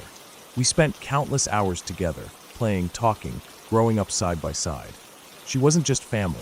She was a confidant, a protector, a sister in every way that mattered. We were inseparable. She got married young, so young, it seemed almost impossible at the time. I think she was just 17 or 18, and the guy she married was nothing like what I had imagined for her. He was older, controlling, and from what I could see, not kind. Over the years, I watched as she came to visit us with bruises on her arms, her face. At first, I thought it was just accidents or misunderstandings, but as time went on, it became clear to me that she was hiding something. I could see the shame in her eyes whenever anyone would ask what happened. She wouldn't say it, but I knew. He was hurting her, and she was too afraid to leave. I remember feeling helpless. There was nothing I could do, and she wouldn't tell anyone, not even her mom, not even me. She would laugh it off, say it was nothing, but we all saw the signs. In our culture, things were different. Women were expected to put up with things, to keep their family together, no matter the cost. Divorce was frowned upon, almost shameful, and it was something that haunted her, weighed on her mind. It made it harder for her to escape. The thought of leaving him, of breaking the family, was too much for her. Then one day, in 2003, she left him. She finally made the decision to leave his house and take her son with her. I remember hearing about it, thinking that maybe, finally, she was going to be okay. But a few days later, we found out that her body, along with her son's, had been discovered in a forest. They were found dead. The police suggested that it might have been a suicide, but no one in the family believed that for a second. I certainly didn't. It didn't feel right. Something was wrong, and we all knew it. The circumstances surrounding her death felt too strange, too out of place. We always believed that her husband had something to do with it, but there was no proof, only suspicions, and that feeling of helplessness stayed with me. I took her death harder than I had expected. She was like a second sister to me. I couldn't process it, and it tore me apart. We never got to say goodbye. She was gone, and I was left with so many things I wished I had said. I missed her deeply, and the hole in my heart seemed to grow every day. To make things worse, her mother, who had always been kind and loving toward me, couldn't even look at me for some time. I looked so much like my cousin. Sometimes, it felt like I was staring at a reflection of her when I saw myself in the mirror. My cousin was gone, but it was as if I was her shadow, and that only made her mom's grief harder to bear. I didn't want to remind her of what she had lost, but I couldn't help it. A year passed, and I was still struggling with her death. I was in middle school, and life was moving on around me, but it felt like I was stuck in a place where nothing could be the same. I caught a cold one winter. It wasn't just any cold. It was the worst I had ever had. My fever was so high that I couldn't sleep, my body ached, and I could barely move. At night, I would toss and turn, trying to get comfortable, but the cold and the fever kept me awake. I felt delirious from exhaustion, my thoughts were jumbled, and the world around me seemed to be constantly spinning. It was during one of these sleepless nights that I had the dream. It started with a familiar place. I was at my aunt's house, the house where I had spent so much of my childhood. It looked different, though. There were people around, but not the usual crowd. It was like there was a party happening. People were talking, laughing, but the house felt different. It felt empty in a way that I couldn't explain. It felt cold, even though there were so many people. I walked through the house, moving through the rooms, unsure of what I was doing there. My feet carried me to the living room, and that's when I saw her. There she was, sitting on the couch. My cousin. The same smile I remembered, the same look in her eyes. She was alive again. I froze for a moment, my heart skipping a beat. I wanted to scream, to run to her, but my legs wouldn't move. I couldn't believe it. How could she be there? How could she be alive in this dream, after everything? But there she was, sitting and smiling at me as though nothing had ever happened. I felt tears welling up in my eyes. I didn't know what to say. I couldn't find the words, but I needed to tell her. I needed to tell her how much I missed her, how much I loved her, how much I regretted not being able to say goodbye. I started crying, my chest tightening as I tried to speak, but all that came out were sobs. She looked at me, her expression softening. I could feel the warmth of her presence, the love she always had for me. She smiled, a gentle smile, and she told me that she loved me too, that she wanted me to feel better. Her voice was calm, soothing, like the way she used to talk when she was comforting me. I rushed over to my mom in the dream, telling her what I had seen. I was still crying, my voice shaking as I explained to her that I had seen my cousin, that she was okay, that she had spoken to me. I don't know why, but I felt like I needed to tell my mom in that moment. Then, just like that, I woke up. I wasn't in my aunt's house anymore. I wasn't in the dream. I was in my bed, drenched in sweat. The tears were still wet on my cheeks, and I was gasping for air. My fever had broken, and I felt strangely better, like a weight had been lifted from me. I lay there for a while, just trying to make sense of what had just happened. It was so vivid, so real. I couldn't stop thinking about it. It wasn't like any dream I had ever had before. It felt like she had actually been there, speaking to me, telling me everything was going to be okay. I started to feel better physically after that night. The cold, the fever, it all seemed to fade. But emotionally, I felt different. That dream, that visit from my cousin, gave me something I didn't know I needed: closure. I hadn't been able to go to her funeral. I hadn't been able to say goodbye. But in that dream, I had done it. I had told her everything I needed to say. And even though it wasn't in person, it meant so much to me. It wasn't just a dream, it felt real. When I told my mom about the dream, she was shaken. She didn't say much, but I could tell it scared her. She had known how much I loved my cousin, how deeply I had been affected by her death. To hear me say that I saw her, that I spoke to her, unsettled her. She didn't know how to respond. She just held me, and for the first time in a long while, I felt like everything was going to be okay. Even now, years later, I still think about that dream. I still remember the way it felt, the way my cousin looked at me, the way she smiled. I don't know if it was just my mind working through the grief, or if there was something more to it. All I know is that it helped me heal. It gave me the chance to say goodbye, to tell her that I loved her one last time. And for that, I will always be grateful.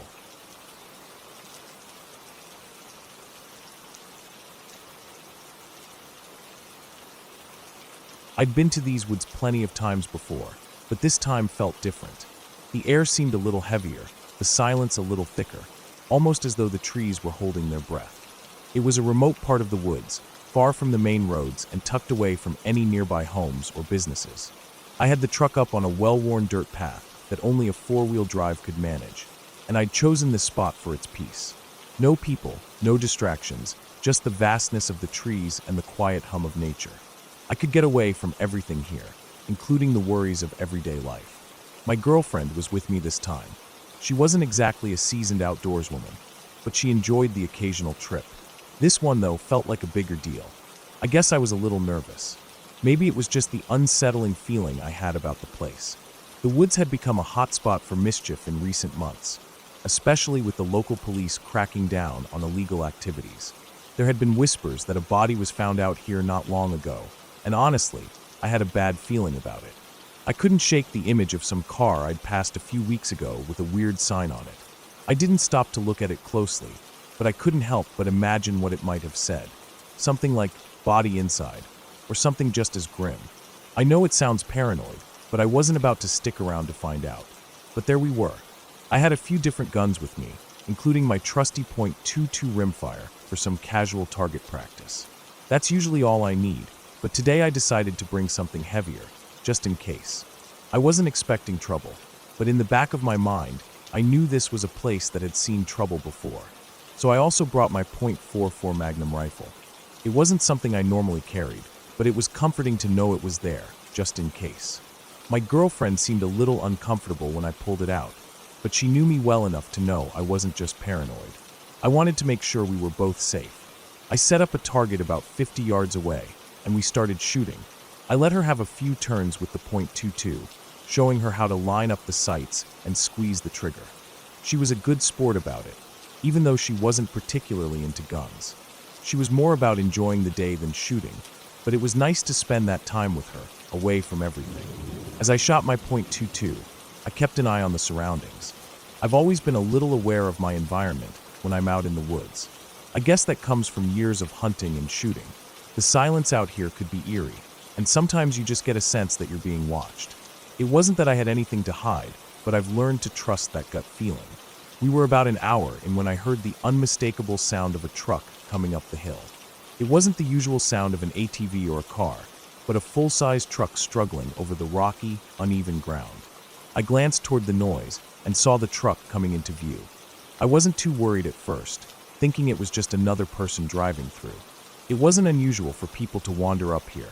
Sometimes people use these old logging roads to get to secluded camping spots or hunting grounds. But when the truck came into full view, my stomach tightened. The truck was a beat-up, old piece of junk, the kind of thing you'd expect to see on a farm, not in the middle of nowhere. It had no license plates, just a rusty hulk of metal rolling slowly toward us. My first instinct was to wave, just as I would with any other person. Out here, respect was important. You never knew who you'd run into, and a friendly gesture could go a long way.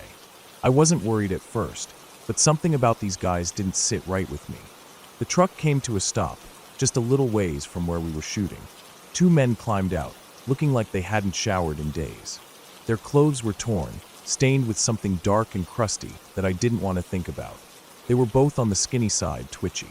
They looked like they hadn't slept in a while. I couldn't help but notice the wide, unfocused eyes and the slow, deliberate movements. It didn't take much to guess that they were probably on meth. They didn't say anything at first. They just stared at us. It was the kind of stare that makes you feel like you're being sized up, like they're trying to figure out if you're a threat or an easy target. I could feel the weight of their eyes on the back of my head. It made my skin crawl. For a moment, I didn't know what to do. I didn't want to cause any trouble, but I also didn't want to let my guard down. I kept my smile plastered on my face, trying to look friendly. I waved. I think they saw it as an invitation, and they started to pull their truck closer, moving slowly toward us. I kept my hand close to the bucket where I kept my ammo, and I discreetly grabbed the .44 Magnum rifle, slipping it out of its case. I didn't want them to see it, but I wanted to be ready. I kept it low, out of sight, but close enough to grab if things went south. The guys continued to stare, moving in closer. They didn't wave back. They didn't acknowledge my presence in any way. It was like they were there for something more than just passing through. I could feel the tension building in the air. I kept my eyes on them, not wanting to show any sign of fear. The last thing you want to do in a situation like this is show weakness. They didn't stop. They just kept driving slowly by, pulling up alongside our truck. I could see them scoping it out. They were studying everything, our truck, the gun, the gear we had. My heart was beating faster now. I didn't know what they were planning, but I knew that the longer they stayed, the worse it could get. They didn't look at my girlfriend. They didn't acknowledge her at all. It was like they were fixated on me.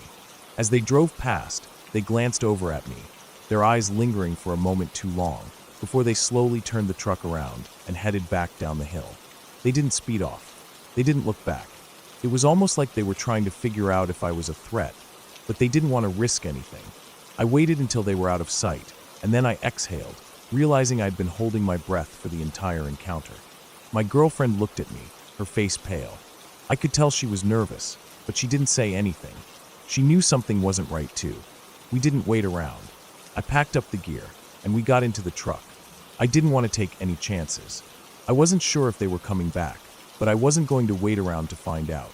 We drove back down the hill, the tires crunching on the loose gravel as we made our way toward the main road. It was quiet again. I didn't say much during the drive. The whole thing felt off. I kept thinking about those guys and what they might have been up to. Were they just passing through? Or were they looking for something? Or someone? I didn't feel safe until we hit the main road, the truck's engine humming softly beneath us.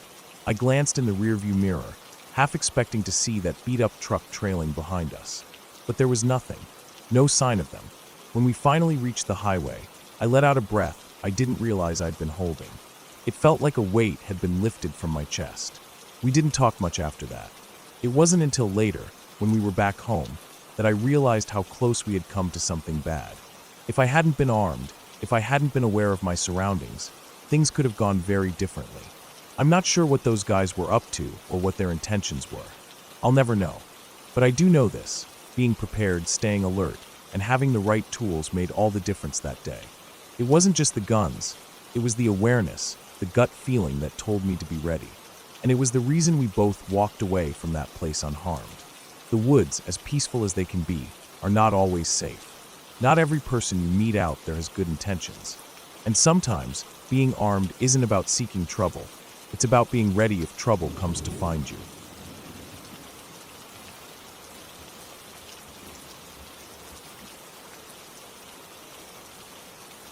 I spent a lot of time out hiking in the coastal range in Oregon between 2012 and 2013. There was something about the wild, untamed forests that drew me in. It wasn't so much that I loved the outdoors in the traditional sense, camping, fishing, or hunting, but more the fact that I could be out there alone.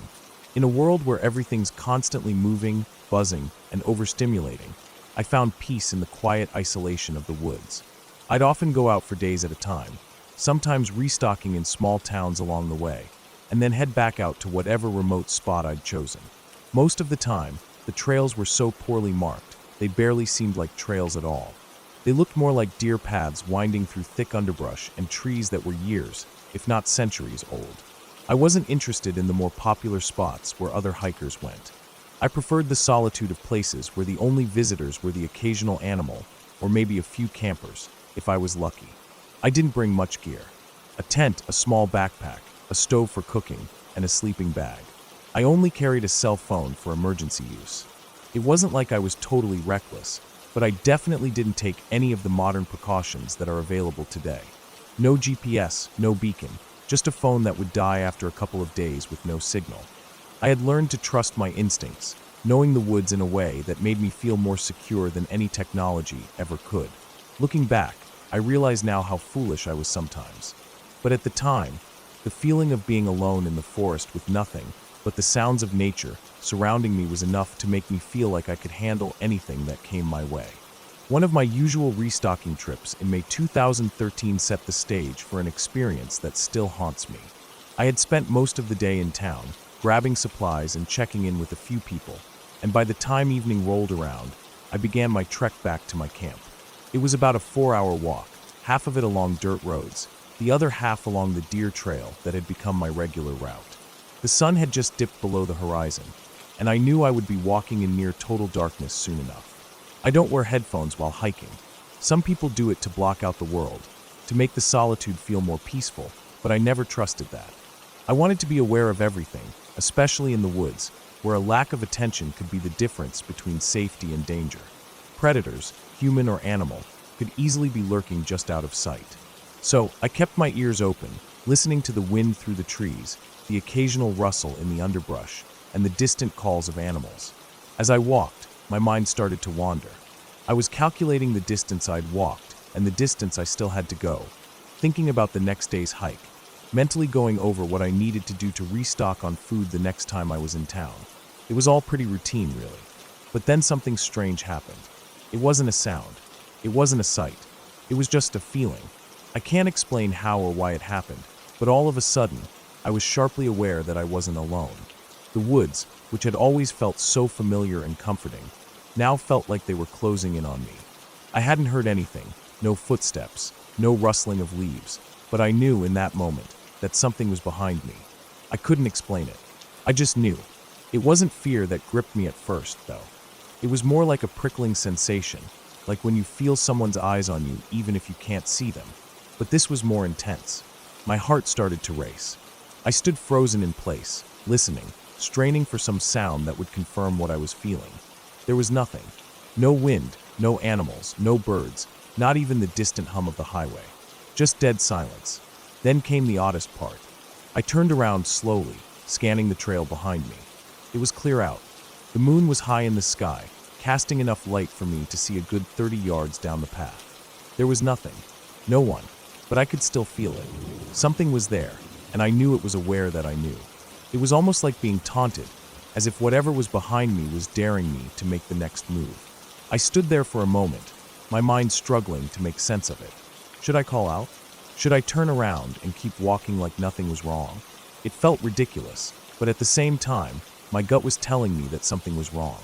I was being watched, or worse, followed. It's hard to explain the feeling. It was a mix of adrenaline and confusion. Part of me wanted to run.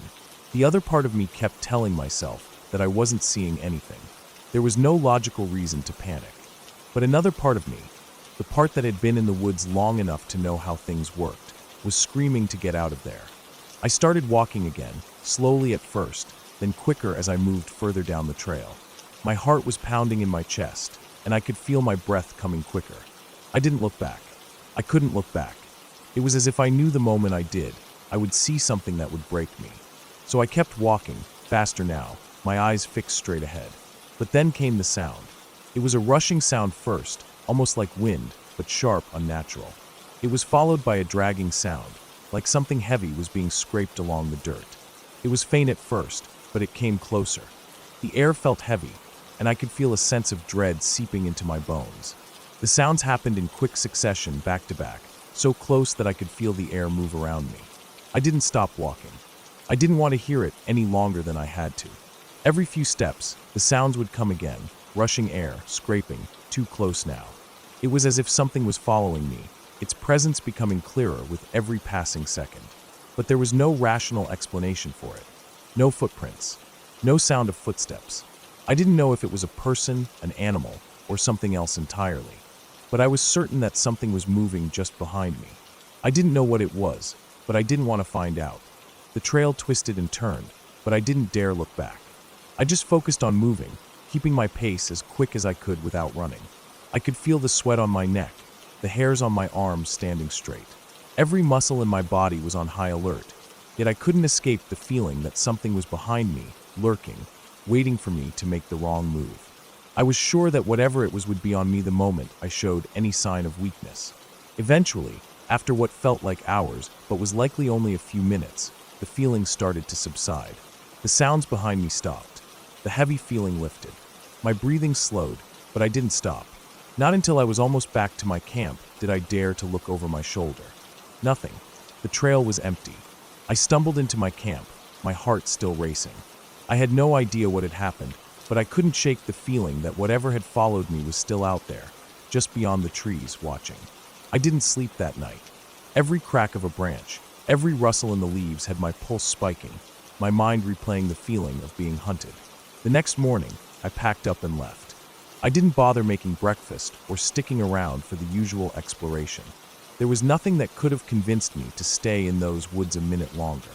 I've thought a lot about what happened. It doesn't make sense. I didn't hear footsteps, I didn't see anything, and there were no signs of anyone else out there. Yet I felt it, the presence, the knowledge that something was watching me, waiting for me to make a mistake.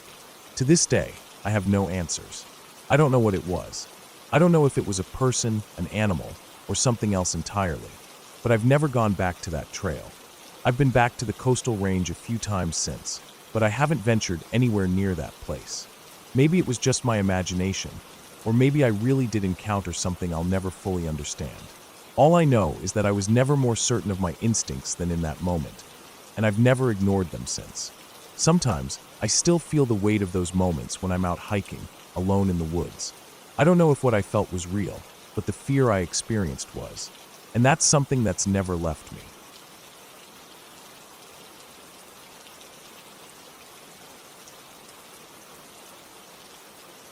It was 2009 or 2010, and I was a college student. I had a small, manual two-door car, the kind that barely had enough space for anything, let alone anyone who was taller than 5 feet 6 inches. The back seat was cramped, and if you didn't mind sitting sideways, you could just about make it work, but anyone over that height would be uncomfortable. Still, I loved that car. It was reliable, and in college, that was all I really needed. One night, I was leaving a big box store after picking up some supplies for an upcoming weekend trip with friends. It was already dark outside, and the parking lot was fairly empty. I wasn't in any rush to get home. I was just walking out of the store, bags in hand, when I saw her, standing just outside the entrance, looking absolutely frantic. She was a disheveled woman, probably in her late 30s, with ragged clothes and wild, unkempt hair. She was talking in a rush, her voice shaky, barely coherent at times. Please, can you help me?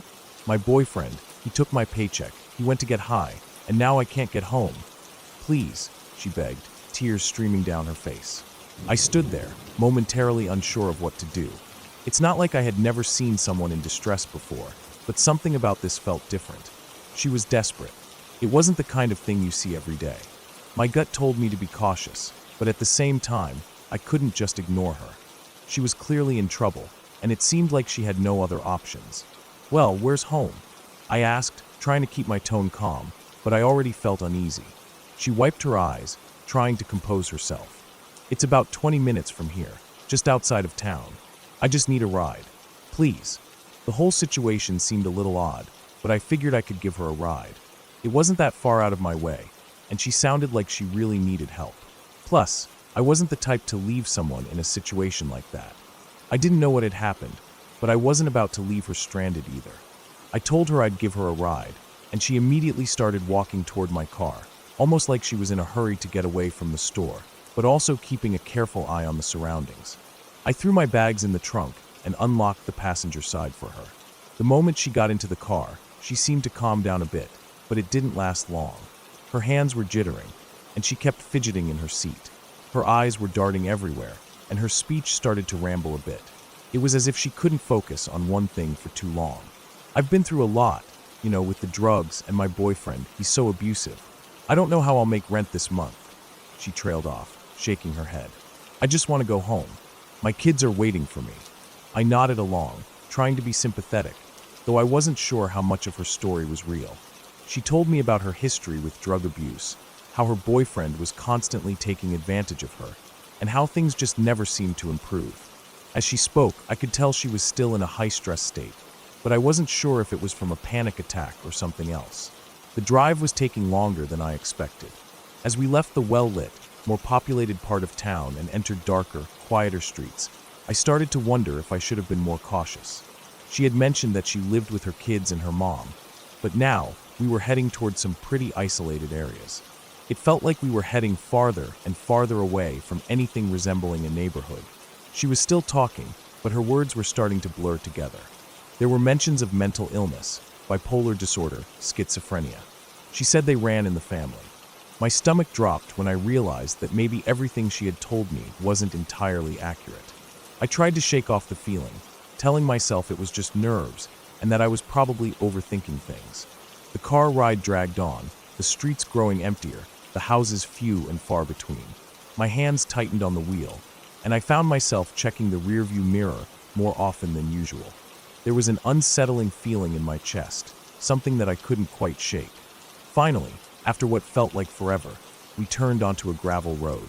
We passed by darkened houses that looked like they hadn't been lived in for years, some with boarded-up windows. She directed me to a street that seemed to be in the middle of nowhere, and eventually, we pulled up to a house that was completely dark. There were no lights on, no cars in the driveway. It looked abandoned.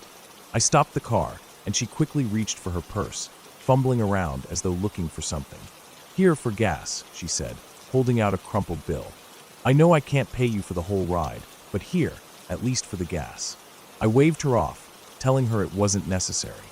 She hesitated, and that hesitation lasted a little longer than I was comfortable with. It wasn't the kind of hesitation that said she was just shy or unsure. It felt off. I didn't want to seem rude, but I didn't want to stick around longer than I had to.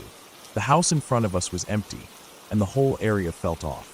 I turned on my GPS just to get my bearings and started scrolling through the screen to make sure I was heading in the right direction. The whole time, she was still sitting there watching me, her eyes darting around as if she was unsure of what to do next. She got out of the car. For a moment, I thought she was just walking to the door of the house, but then she turned and started walking in the opposite direction, straight toward the woods. I was staring at her through the rearview mirror, trying to make sense of the situation.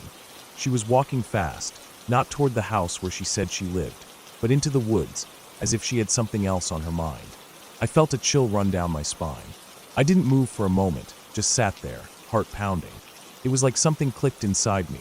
My instincts, the ones I had always ignored growing up, suddenly screamed that this was wrong.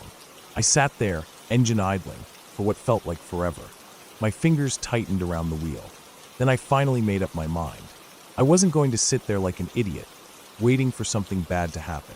I shifted the car into gear and pulled away, my GPS guiding me back to a familiar road. As I drove off, I couldn't shake the image of her walking into the darkness, vanishing into the trees. I didn't know what had happened, or why she had acted that way. Maybe she really did have problems with her boyfriend and the drugs, and maybe she had just gotten too anxious to handle the situation. Maybe she had been in a state of panic, and the whole thing had been a result of that. But a part of me wondered if it was something more. Maybe she had planned something else entirely. Maybe she had wanted me to follow her, to get out of the car, to get lost in the woods where no one would hear me. I tried not to think too much about it, telling myself I had done the right thing by leaving when I did. But as I got home, I kept replaying it in my mind, the hesitation, the way she had acted, how it felt like she was waiting for something to happen, waiting for me to make a mistake. I never heard from her again. I never saw her again. Sometimes when I'm driving at night, I think about that moment. It still haunts me a bit. I don't know if she was just a scared, anxious woman who needed help, or if I narrowly avoided something much worse.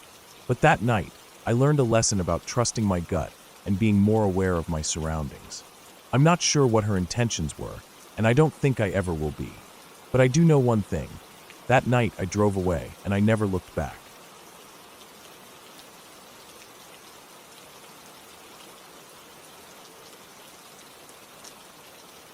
It was a house that was too good to be true. My family and I had moved into a house built in the early 2000s, and everything about it screamed modern luxury. The open plan, the polished floors, the huge windows, the massive backyard. It was exactly what you would dream of as a kid. Everything about it was perfect, and most importantly, it was cheap. I was around 11 or 12 at the time, and it felt like we had hit the jackpot. But there was something about that house that just didn't sit right with me. At first, everything seemed normal. My parents were thrilled. They loved the place. It was a steal, a blessing, they would say. But for some reason, from the very first night we spent there, I couldn't shake the feeling that something wasn't right. It started small. Little things that I couldn't explain. A creak here, a thud there, and the usual noises a house makes at night, settling, adjusting, getting comfortable in its own space.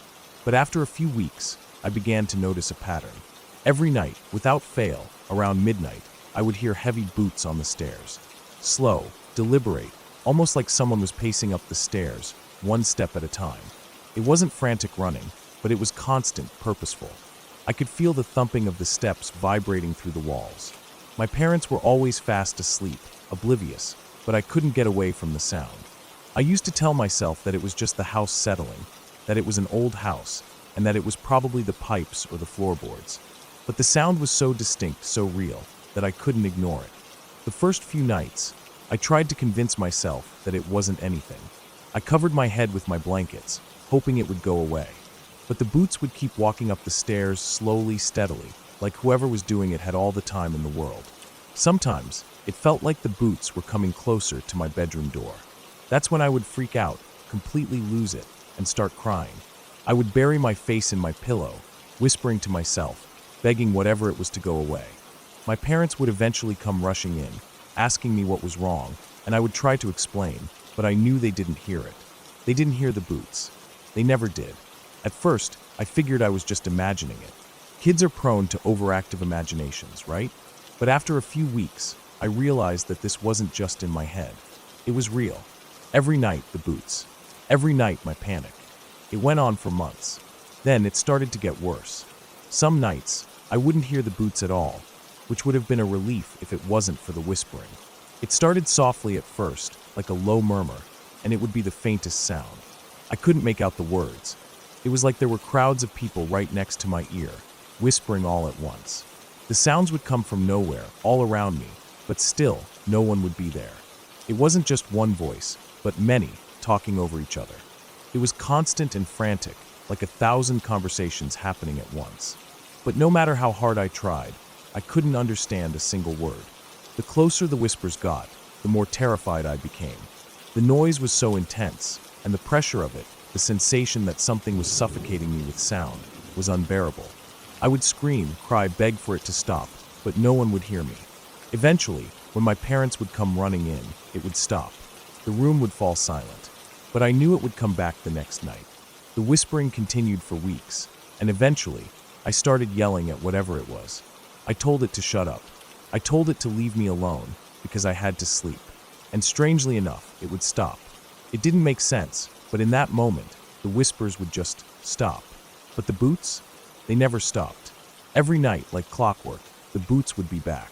This went on for months. It was like the house was playing with me, toying with my mind. Every night felt like a battle. Would it be the boots tonight, or the whispers? Or maybe both? I couldn't sleep. I couldn't focus. I couldn't escape the feeling of being watched. I couldn't shake the oppressive atmosphere of the house.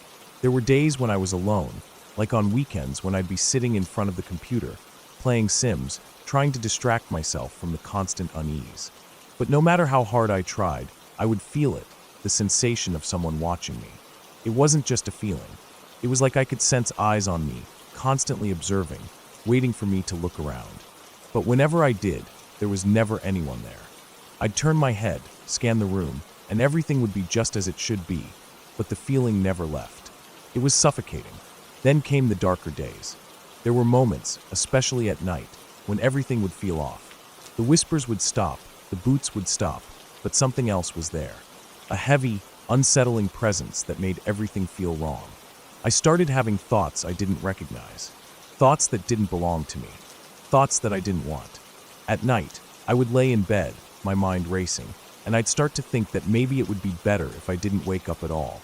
It wasn't something I wanted to feel, but it was there, like an intrusive thought that wouldn't go away. I tried to ignore it, but one night I couldn't. One night, I took a razor and tried to hurt myself. It wasn't something I consciously decided to do. It wasn't a choice. It felt like the decision was made for me, and I was just going along with it. The worst part, I don't even remember deciding to do it. I don't remember what happened next, but I remember feeling something change. It felt like a fog had lifted. The urge to hurt myself went away. But that night, my dad did something even worse. I don't know how it happened. I don't know when it started, but one night, when my mom and I were in the kitchen, my dad just walked in, his eyes blank, his face ashen. He didn't say anything. He just went to the counter, pulled open a drawer, and took out a gun. He stood there for a long time, staring at it like it was the only thing in the world. He lifted it to his head.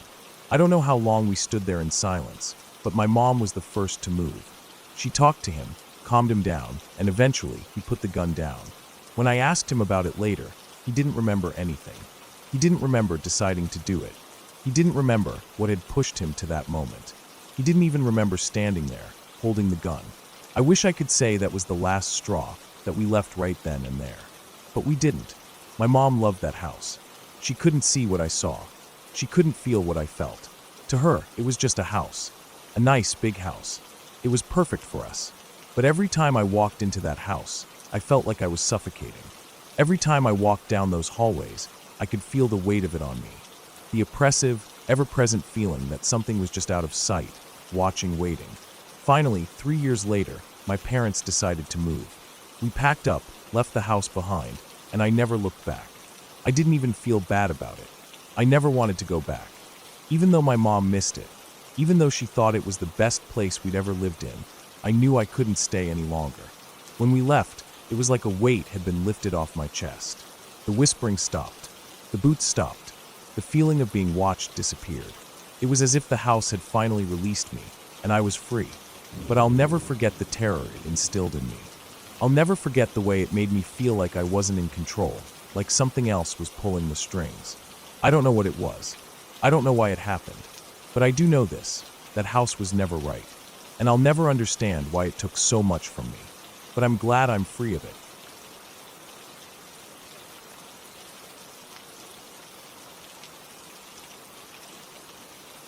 I woke up suddenly, eyes snapping open in the dark. I wasn't sure what had roused me, but I could feel it. Something wasn't right. My room was still, the only sound coming from the low hum of the ceiling fan and the faint creak of the house settling. The soft light from my closet illuminated the edges of the room, casting long shadows that danced across the walls, but nothing seemed out of place. I looked at the clock. 12:01 a.m. It wasn't uncommon for me to wake up in the middle of the night, but something felt different this time. The air in the room felt thick, heavier than usual. I could feel my heart thumping a little faster than normal, but I couldn't explain why. Maybe it was the strange dreams I'd been having lately. I had a habit of falling asleep with my closet light on. I'd gotten into that routine ever since reading one of those scary stories to tell in the dark books, where the creepy imagery stuck with me. That book, with its twisted pictures and tales of shadowy figures, had left a lasting impression on me as a 6-year-old. I used to think that leaving the closet light on kept the monsters at bay. It was silly, I knew that now, but the fear was still there. The fear of things lurking just outside the reach of the light, of things that only existed in the darkness. I rolled over, intending to ignore the weird feeling in my chest and go back to sleep. But just as I started to relax, I heard a sound. It was the faintest creak, the sound of a door moving ever so slightly. I froze. The bedroom door. I knew I had closed it before going to bed. My parents were strict about making sure doors were shut at night. The house creaked sometimes, especially with the drafts, but this was different. This was louder, sharper. The door was moving. Then, something stepped inside. At first, I thought it was one of my parents coming in to check on me, though that didn't make much sense. They never came into my room without knocking. But as I stared into the darkness, my body froze. What I thought I saw, didn't make sense. A figure stood in the doorway. It wasn't like a shadow or anything normal. This figure didn't have a clear outline, like it was made of some kind of shifting, almost translucent wires. The wires seemed to move on their own, curling and uncurling in strange, erratic patterns, like a flickering television screen that couldn't decide which channel to settle on.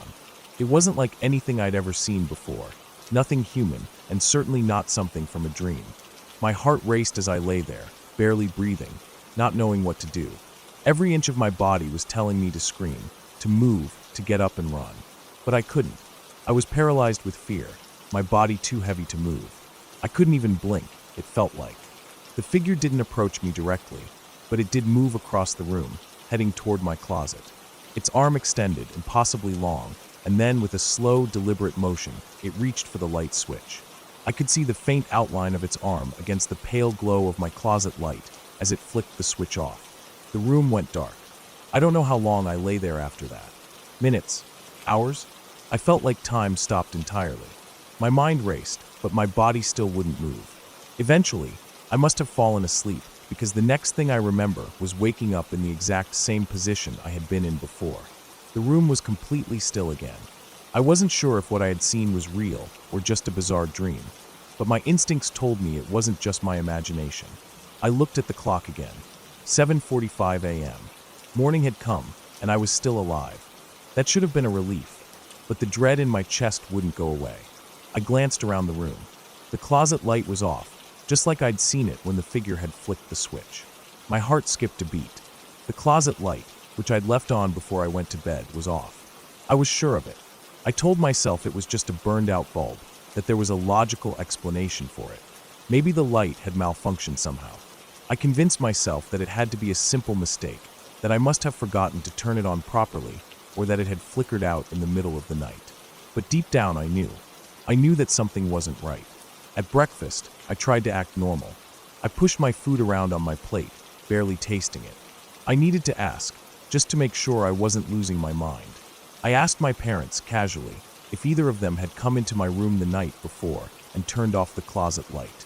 They both looked at me, confused, then exchanged glances. "No, honey," my mom said, shaking her head. "We didn't go in there. We didn't even hear you wake up last night." "Well, I always leave the closet light on," I mumbled. "I thought maybe you turned it off without me knowing." My dad raised an eyebrow. "You can leave it on, sweetie. We don't mind. Why would we turn it off?"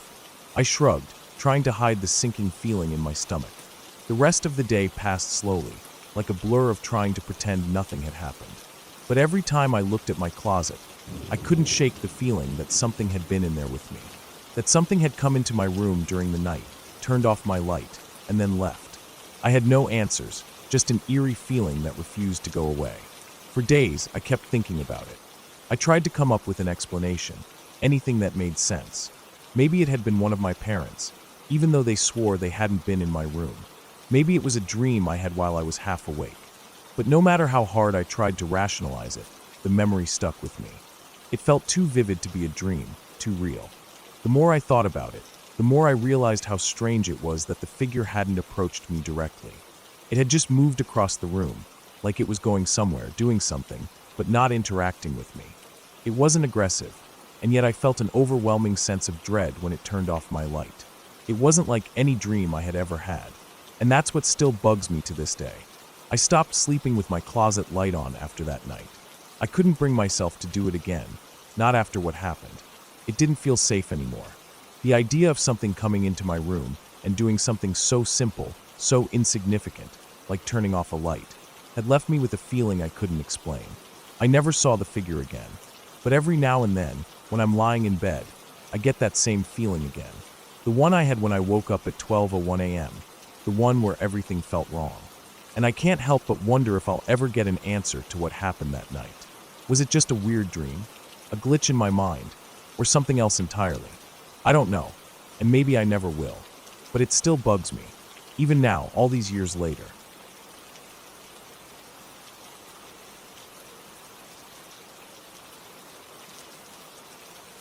When I was 10, I had a stalker.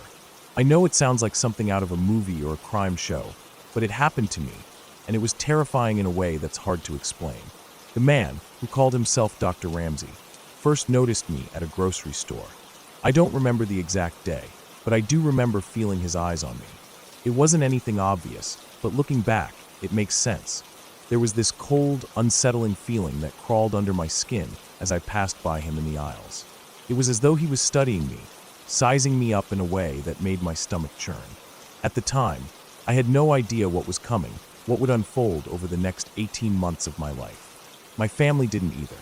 We went about our lives, thinking nothing of it, but somehow he had marked me. The first incident was subtle. I was walking home from the store with a grocery bag in my hand when I saw him again. He was leaning against a tree, just standing there, watching me. At first, I thought it was a coincidence. Maybe he just happened to be in the neighborhood. But as I passed by, he straightened up and began walking in the same direction as me, keeping a few paces behind. I felt my heart start to race. I wasn't sure if I should turn around or keep walking, but I kept my head down and pretended like everything was fine. When I reached our house, I ran up the steps and quickly shut the door behind me.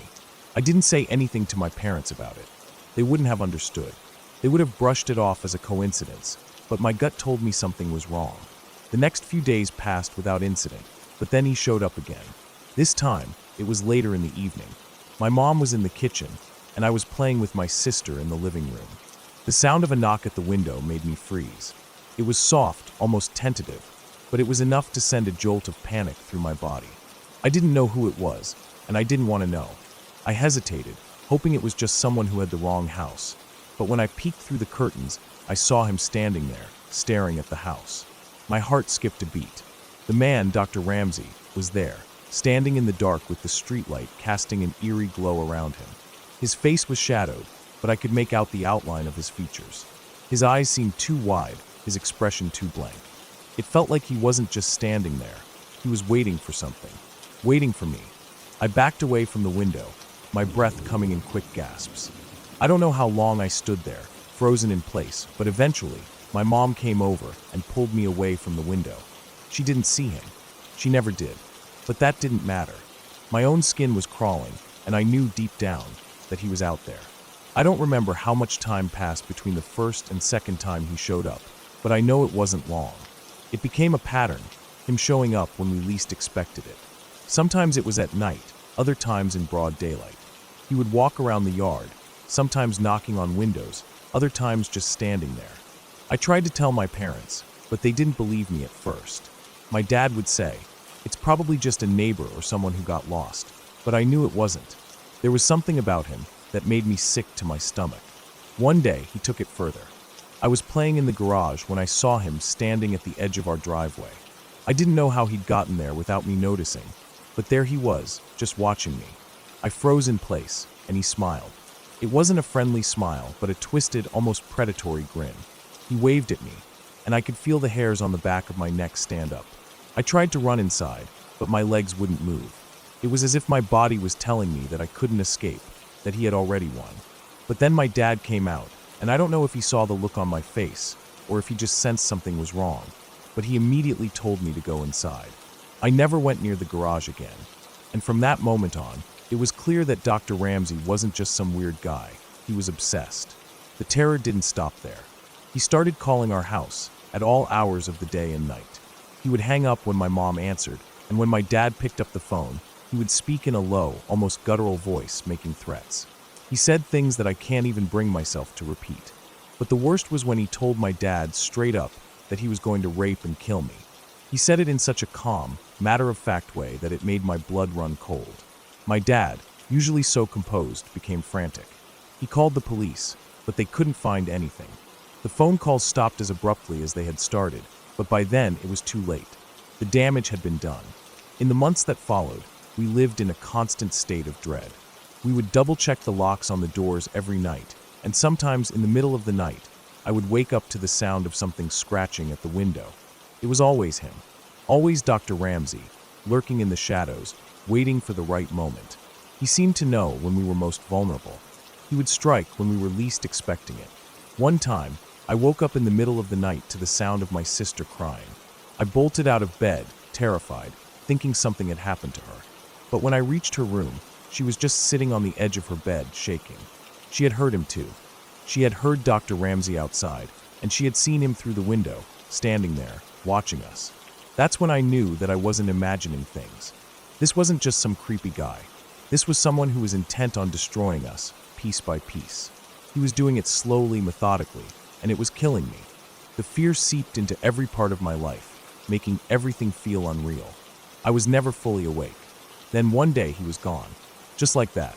He didn't show up. The phone calls stopped. The window scratching stopped. We never saw him again. It was as if he had vanished into thin air. At first, I thought it was a relief. We could go back to living our lives. But as the days stretched into weeks, and then into months, I started to wonder what had happened. Where had he gone? Why did he suddenly disappear?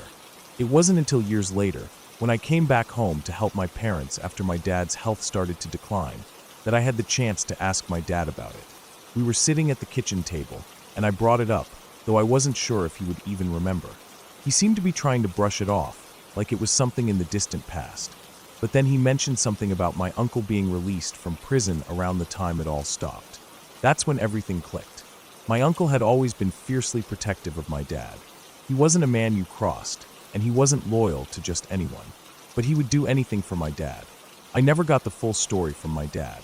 He refused to talk about it, claiming he didn't remember exactly what happened. But that conversation, that small detail about my uncle, was enough for me to piece it together.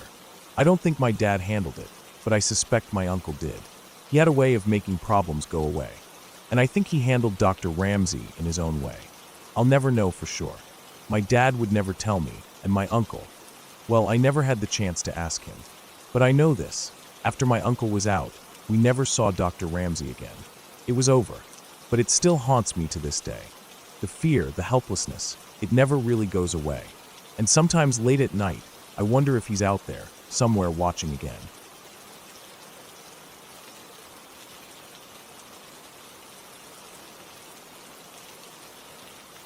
I spent most Sundays at my grandma's house when I was a kid, and it was always an event. My two sisters and I would pack into the back of the car early in the morning, filled with the anticipation of spending the day with family. Grandma's house was right across the street from her sister's, and we'd often end up over there after a big lunch. My great-aunt's house was massive, 3 stories tall, with a creaky, worn-out feel that always seemed to have a life of its own. It had this old charm that made it feel like a place where history lived, like there were memories hidden behind every door and in every room. The house smelled like old wood, leather, and a faint trace of something sweet, maybe cinnamon or vanilla. The walls were lined with photos from generations ago, faces of people I didn't know but had heard stories about. Most of the rooms were dark, with thick curtains that blocked out the light, and the floors creaked underfoot as if they were whispering the stories of the past. Upstairs, the rooms were cluttered with old furniture, books, and various knickknacks. But the place I spent the most time in, and the one I remember the clearest, was the garage. The garage was an odd space. The front part was filled with old boxes and shelves of tools, while the back had a small workroom and a bedroom. The room was barely used, and the bathroom was right next to it. I used to play in that back room when I was young, and I remember it being dark and kind of cramped, but that was part of the fun. My great-grandmother, whom I called Granny, would sometimes join me in the games, and we'd play hide and seek in the dim light. It was always quiet down there, except for the soft noise of our footsteps and the distant hum of the house above. No one ever really went down there, except for me and Granny. My sisters, who were older than me, would usually stay upstairs, watching TV or chatting with the adults. They never liked to venture into the more hidden parts of the house, but I always found comfort in those shadowed corners. Granny was a peculiar woman, but in the best possible way. She had these soft, weathered hands that felt warm when she patted my head. She'd always smile in a way that made me feel safe, even when things felt a little too quiet. Her voice was faint but kind, and the way she laughed was always a little out of breath, as if she had just finished running. She loved playing games, especially hide and seek, and I loved playing with her. It wasn't the usual kind of hide and seek, though. It wasn't about counting and finding one another. It was more like a secret game, where you could find each other just by instinct. I remember the way her face lit up whenever she found a spot to hide, or when I found her in places that didn't make sense. It was on one of those Sundays when things took a turn. All the adults were gathered in the main part of the house, talking and laughing. My aunt and uncle, along with some cousins, were all there, and it felt like one of those rare family get-togethers that felt like everything was going perfectly. I had been down in the garage for hours with Granny, playing our usual game. It felt like time moved differently down there. It was calm, like I was in a bubble away from the rest of the world. I didn't notice how much time had passed until I heard someone calling for me. It was my aunt, standing at the top of the ladder that led from the garage to the living areas. She looked at me with a puzzled expression. "What are you doing down there, sweetie?" she asked, her voice a little too sharp. I wasn't sure why she was asking. I didn't think anything was wrong. I was just playing with Granny, like we always did. I looked up at my aunt and said, "I'm playing with Granny." My aunt froze for a moment. Her smile faded slightly, and I saw her glance over her shoulder toward the living room where the others were. She didn't say anything right away. The silence felt strange, like I had said something I shouldn't have. After a moment, she said, "Show me." I nodded, eager to show her how Granny liked to play. I led her into the garage, the creaky wood beneath our feet echoing in the silence. As we entered the small back room, I could feel the air getting heavier, cooler. I pointed to the far corner, the same spot where Granny usually hid, and smiled. "She's over there." My aunt didn't move at first. She looked around the room with a furrowed brow, and the silence stretched between us. "Sweetie," she said softly, "your great-grandmother isn't down here. She's not alive anymore." Her voice wavered for a second, but she quickly regained her composure. I looked at her, confused. But she's here. We're playing." I pointed to the corner again, but my aunt stepped forward and took my hand. She looked at me with a strange expression, and I could see the concern in her eyes. "We need to talk, okay?" She led me out of the room and back into the garage, where the others were now gathering. My mom's face turned pale when she saw me. She glanced at my aunt, who looked almost frantic now. The atmosphere had shifted completely. They told me, in a way that seemed almost like they were trying to protect me, that my great-grandmother had died when I was very little. She had hung herself in the bathroom of that very house, and no one ever spoke about it openly. They told me that there was no way I could have been playing with her, because she was long gone by the time I was born. I didn't understand. I couldn't. Granny had been with me down there. I was sure of it. She looked like she always did in the photos, her wrinkled smile, her soft voice, the way she moved. She was real, and she had been playing with me. It didn't make sense. I didn't believe them at first. I couldn't. I was a child, and I had a memory, something real. I didn't think I could have imagined it, especially not so vividly. My great-grandmother had been so clear to me. She had been there, but the adults seemed so sure. My aunt's face, pale and serious, my mother's tears, it was all too much. Eventually, they told me that I wasn't allowed to go into the garage by myself anymore. I was confused, hurt, and frustrated, but I stayed quiet, feeling a weight I didn't know how to carry. I never went back into that part of the house alone. The adults kept a closer eye on me, and the games with Granny stopped. Every time I passed the garage, my heart would tighten. I didn't know what to believe anymore. It felt like something was missing, like a thread that was just out of reach. The house felt different after that, quieter, and the air heavy. Years passed, and I eventually stopped thinking about it. But that memory stayed with me, a blurry shadow in the back of my mind. It wasn't until much later that I learned the full truth. My mom, one night, in a rare moment of openness, told me more about the way Granny had died. She explained that Granny had always been troubled, but no one ever spoke much about it. After she passed, the family tried to avoid talking about her life, her struggles, and her death. They kept the past buried, kept everything quiet. But something else had always bothered me. The way Granny looked, the way she smiled, the way she felt real, like I had truly played with her in that garage. No one could explain it, but it didn't matter anymore. As I grew older, I began to understand that sometimes people have ways of reaching us, even when they're gone. It wasn't a ghost. It wasn't anything supernatural. It was just a memory, a feeling, something deeper than what I could have understood at that age. And so I stopped thinking of it as something eerie or impossible. I simply accepted it as part of my childhood, part of a life I didn't fully understand at the time. I still think about it sometimes, but now I understand that not everything has to be explained in a way that makes sense to others. I know what I felt, what I experienced, and that's enough for me. I don't go into that garage anymore, and I don't need to. The past is buried, and some things are better left untouched.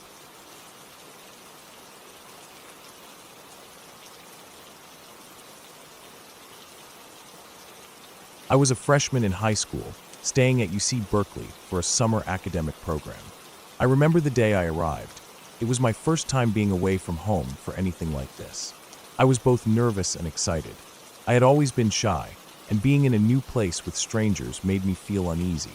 But at the same time, the thought of staying in a college dorm, even if just for the summer, was thrilling. The idea of being part of something bigger than myself felt like a huge step. I shared a dorm room with two other girls, neither of whom I knew. The building was old, and you could tell by the creaky floors and the faint smell of age that lingered in the hallways. It wasn't the luxurious kind of college dorm you might imagine. The room itself was small, with a single bed on one side, a tiny window above it that barely let in any light, and a desk in the middle. On the other side of the room, there was a bunk bed. The three of us were in different sections of the program, so we never really spent any time together. We just slept in the same room. It was late by the time I got back to the room. I had been out with some of the other students, trying to make some friends, but I was tired. My head ached from all the socializing. When I entered, the room was dim, lit only by the faint glow of the desk lamp and the light coming through the small window. I pulled my phone out to use the flashlight, setting my stuff down quietly. The other girls were already asleep, their quiet breathing filling the room. I didn't want to wake them, so I tried to be as quiet as possible as I climbed into bed, the top bunk, of course, since I was the last to get to the room. I shut my phone off, closed my eyes, and within moments I was asleep. It didn't feel like I had been asleep for long when I woke up. Something wasn't right. I could hear a voice, a girl's voice. It was coming from the other side of the room, the side with the single bed. She was calling my name. I didn't understand what was going on at first. I was still groggy, the remnants of sleep pulling me back down. But then I heard her again, clearer this time. "Hey," she called, her voice trembling. "Are you awake?" I groaned and rolled over in the bunk, my body feeling heavy from sleep. "What?" I hissed back, irritated at being disturbed. My voice was thick with drowsiness. There was a pause before she spoke again, but her voice wasn't calm anymore. It was filled with fear. "There's someone in here with us. I saw them come in. I saw them rummage through our stuff." At that, I snapped awake. My heart started pounding, and all the sleepiness drained from me in an instant. I lay still, frozen in my bed. My thoughts were spinning. What was she talking about? I was the last one to come in. I didn't hear anyone else. And I didn't see anyone else when I came in. But then she spoke again, and her words sent a chill down my spine. "Please don't hurt us," she begged, her voice shaking. "Take whatever you want. Just please leave us alone." There was a thick, suffocating silence in the room after that. A silence that felt wrong, like the air had been sucked out. I was still too terrified to move, too scared to even look over the side of the bed. My heart was thumping so loudly in my ears I could barely hear anything else. The girl across the room continued to beg, her voice growing more frantic by the second. "Please, just take whatever you want." "We won't tell anyone. Just please don't hurt us." I could hear her crying now, the sound of it like a cold, sharp knife in the air. The other girl beneath me, the one I was sharing the bottom bunk with, had woken up by this point. I could hear her shifting around, her breath fast and shallow. She was terrified too. I could feel the fear spreading in the room like a heavy fog, suffocating us. I was panicking, my mind racing, trying to figure out what was going on. My fight or flight instincts kicked in, and I didn't know whether I should run or stay hidden. I could feel my muscles tensing, my body frozen with fear. I was gripping the edge of the bed so tightly that my fingers started to ache. I had no idea what was happening or who the girl was talking to, but I had this sinking feeling in my stomach that something was very, very wrong. I slid out of the top bunk and moved cautiously to the bottom bunk, trying not to make any noise. My phone was in my hand, but I quickly realized I had no service. Neither did the girl on the bottom bunk. I tried to look up a phone number for campus security, but nothing was loading. My screen was just blank. I tried calling, but it didn't even ring. Nothing. The girl across the room was still sobbing, her voice breaking with every word. "Please don't hurt us. Please leave us alone." Over and over again. She was pleading with someone, or something, but there was no answer. I looked around the room, the darkness making it impossible to see anything clearly. My mind raced, but the only thing I could focus on was her voice, and the deafening silence that followed. I couldn't stand it any longer. I had to do something. I whispered to the other girl on the bottom bunk, trying to keep my voice steady despite the panic rising in me. "I'm going to turn on the light," I said, trying to sound calm. "We have to face him. We outnumber him. We can take him on."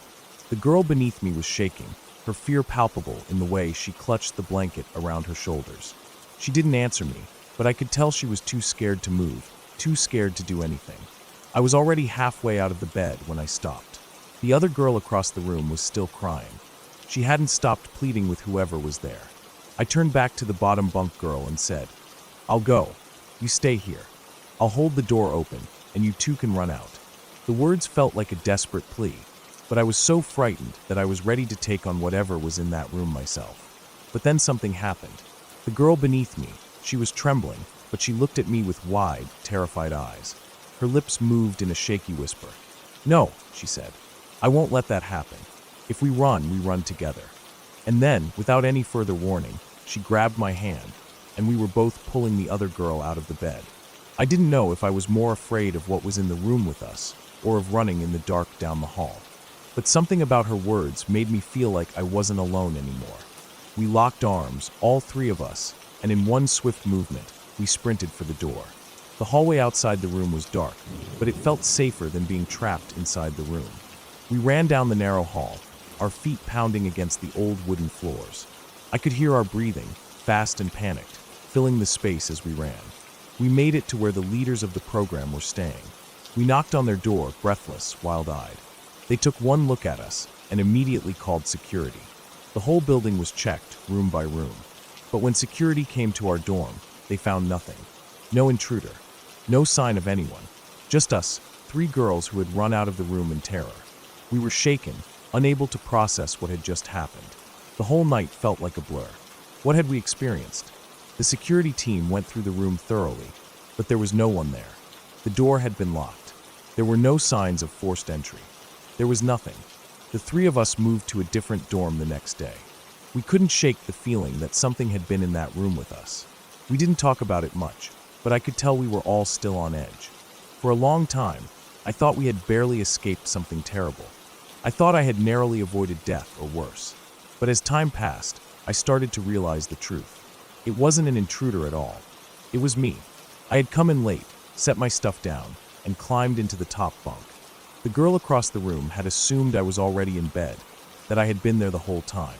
She hadn't seen me climb in because of the angle of the room, and the light from my phone had been off. When she saw someone moving around, she thought it was an intruder. She saw me, but she didn't recognize me. She saw what she thought was an intruder rummaging through our things. She thought it was a stranger, and her fear turned everything into something far worse than it was. We all thought we were in danger, and we were terrified. But in the end, the figure the girl saw coming into the room was me. I had no idea the confusion I had caused. Looking back, it's almost laughable. I never would have thought something so simple could lead to so much fear. But for years, it remained the creepiest experience of my life. Even now, when I think about it, it still sends a shiver down my spine. It was one of those moments where fear twisted reality, and the line between what's real and what's imagined became blurred. A simple misunderstanding turned into something terrifying, and for a long time, I couldn't shake the feeling that we had barely escaped something horrible.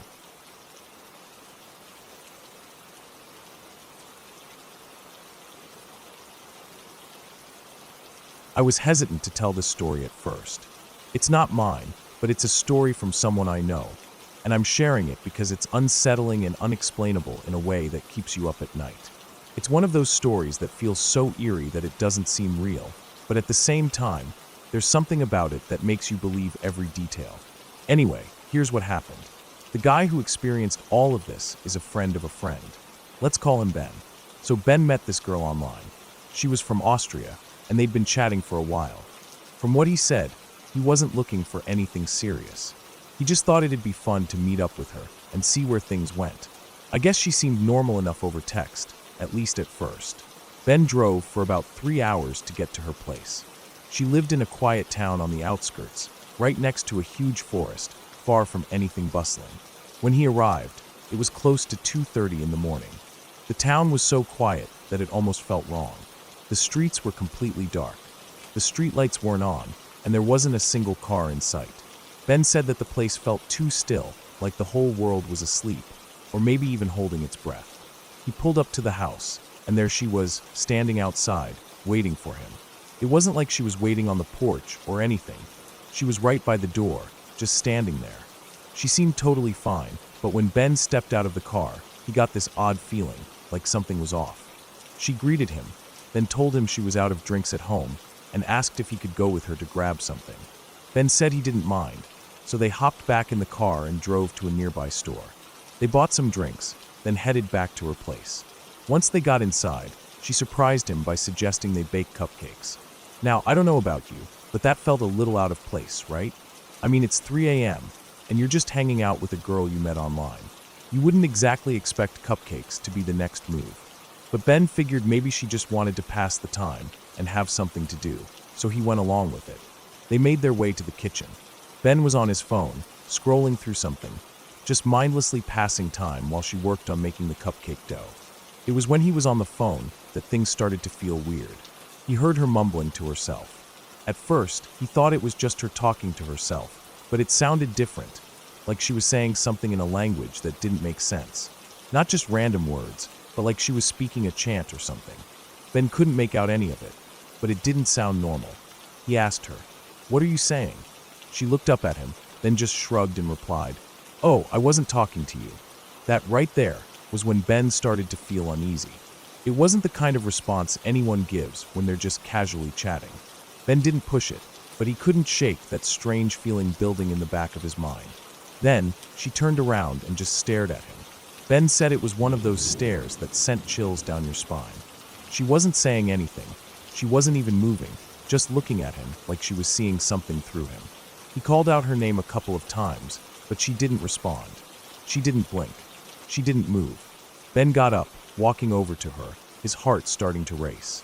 He started shaking her by the shoulders hard, hoping that whatever was going on would snap her out of it. Her eyes were wide, pupils massive, and for a second, it almost felt like she wasn't there at all. It was like she was in a completely different world. After what felt like an eternity, she finally snapped out of it, blinking rapidly and looking at him like she didn't know where she was. "My dad died here a month ago," she said, her voice quiet and almost apologetic. "Sorry, this usually only happens at night." Ben didn't know what to make of that. His stomach dropped, but he didn't want to be rude.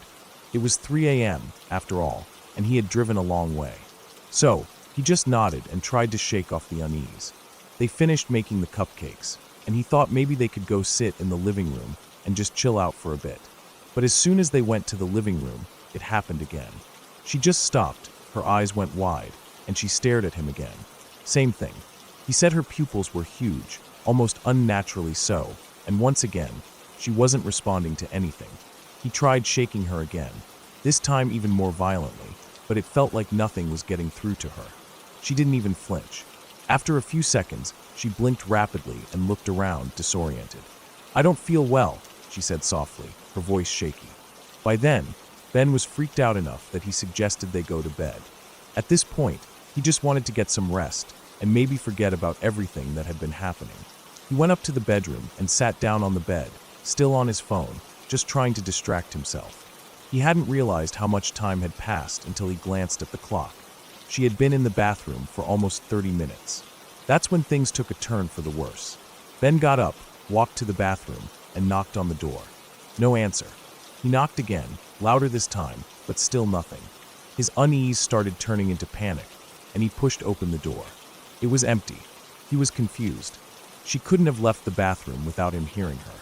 The only other exit was the balcony, and that was up on the second floor. Ben checked the door to the basement, all the windows, every room in the house. Everything was locked, and there was no sign of her anywhere. The only thing out of place was the balcony door. It was open, and the wind was starting to pick up, rattling the trees outside. But that balcony was high. No one could just jump down and survive. He didn't understand how she could have gotten out. Ben didn't waste any more time. He grabbed his stuff, hurried out of the house, and drove back home, feeling his heart race the entire way. He didn't know what to think anymore. He blocked her on everything that night, but it didn't stop the nagging feeling that something was wrong. The next day, he met up with some friends and started telling them the whole story.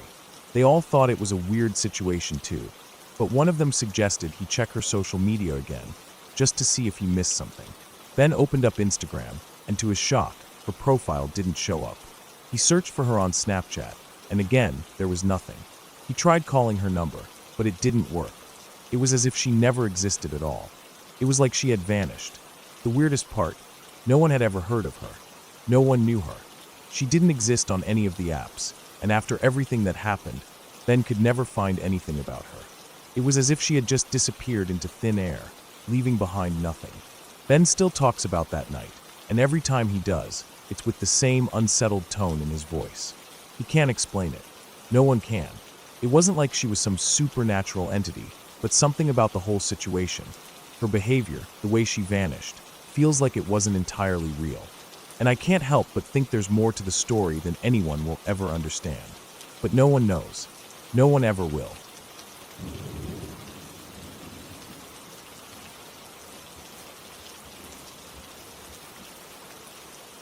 It was early on a Friday morning, still dark outside, when I woke up to the sound of something that didn't quite make sense.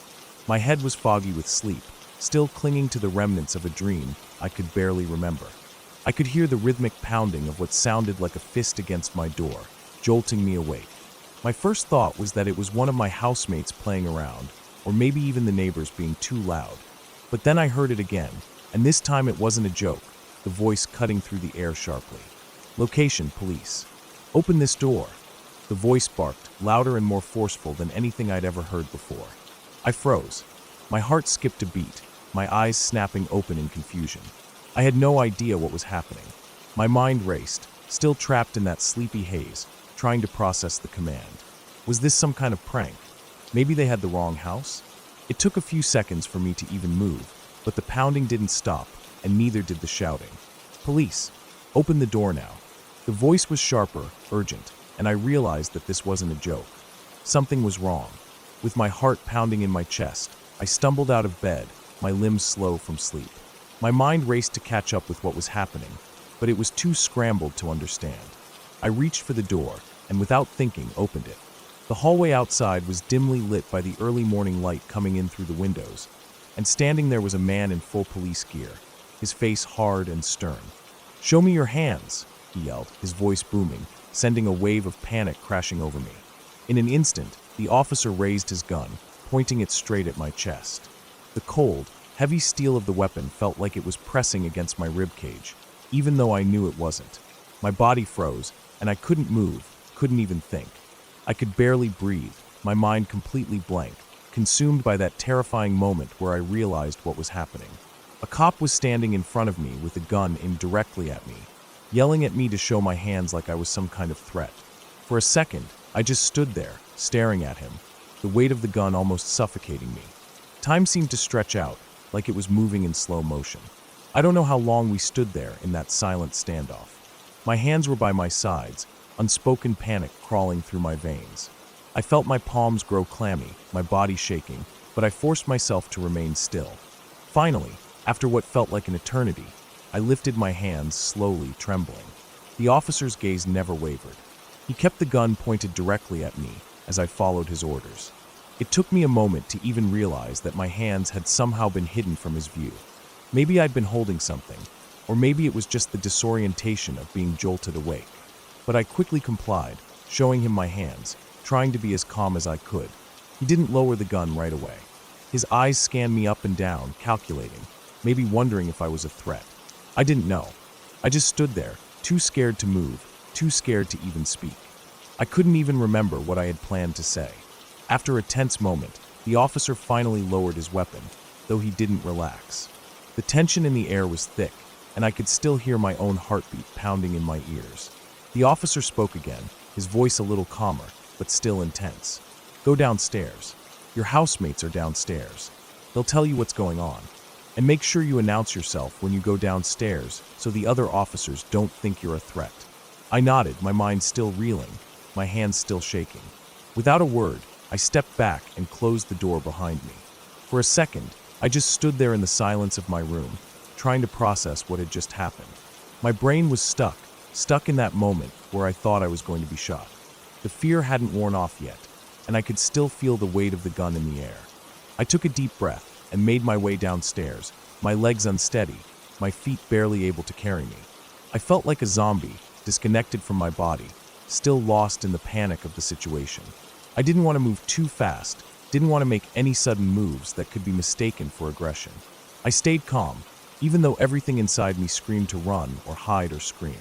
When I stepped onto the porch, I saw my housemates standing in the yard, their faces pale and wide-eyed, some still in their pajamas, looking just as confused and scared as I felt.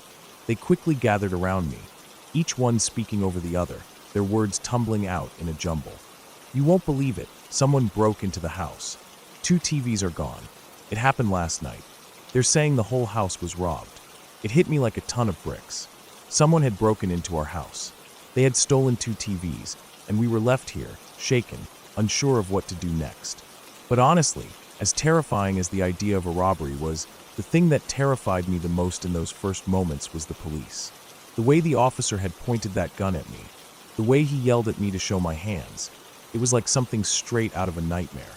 But that wasn't the worst part. As I stood there, trying to piece everything together, the reality of the situation began to sink in. I had been just feet away from being shot. I had been caught in the middle of an investigation, not even knowing what was happening. I had no idea what the police thought of me in those moments. Was I just a victim, or did they think I was involved in the break-in? The thought made my stomach turn. At that point, the officers who had been inside the house started filing out, their guns lowered but still in hand. They gave me a quick glance, but didn't say anything to me. They seemed focused on something else, maybe the break-in, or maybe checking for other evidence. I couldn't tell. All I knew was that I was still shaken, and I couldn't stop feeling like I had just narrowly avoided something far worse than a robbery. We didn't find out much more about the break-in that morning. The police went over the house, taking notes and pictures. It was like they were in and out in a matter of hours, leaving us to process what had happened. 2 TVs were gone, and our sense of security was shattered. But as unsettling as the robbery was, it was the fear of those first few moments with the police that haunted me the most. The way my mind had been scrambled, the way I had been so close to disaster, it was the kind of fear that doesn't go away quickly. In the days that followed, things returned to some semblance of normal. The police had taken their reports, and the investigation continued, but life had to go on. I tried to go back to my routine, but every time I heard a loud knock on the door, every time I saw a police officer in the area, my heart would race, and I'd be pulled back to that moment, the moment where I could have lost my life in an instant. Eventually, the house settled into a new normal, though it wasn't quite the same. We installed security cameras, checked our locks more than once, and kept the house a little more secure. But the memory of that morning, of the officer pointing his gun at me, stayed with me. It's something I'll never forget, no matter how much time passes.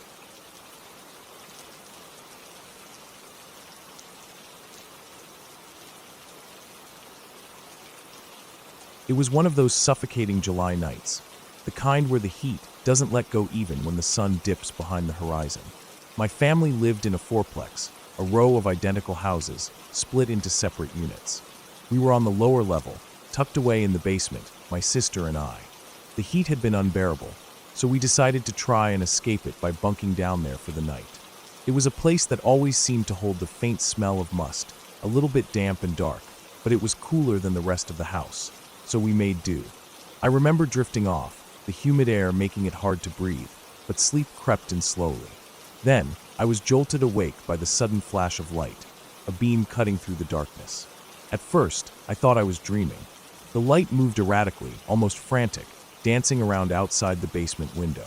It flashed, then disappeared, then came back again. My heart skipped. I wasn't sure what to make of it. Then a hard, sharp kick to the window. My whole body froze, my mind trying to make sense of it. It wasn't like the casual bump of a branch in the wind or a playful neighbor's kid knocking on the window. This was deliberate. It was aggressive.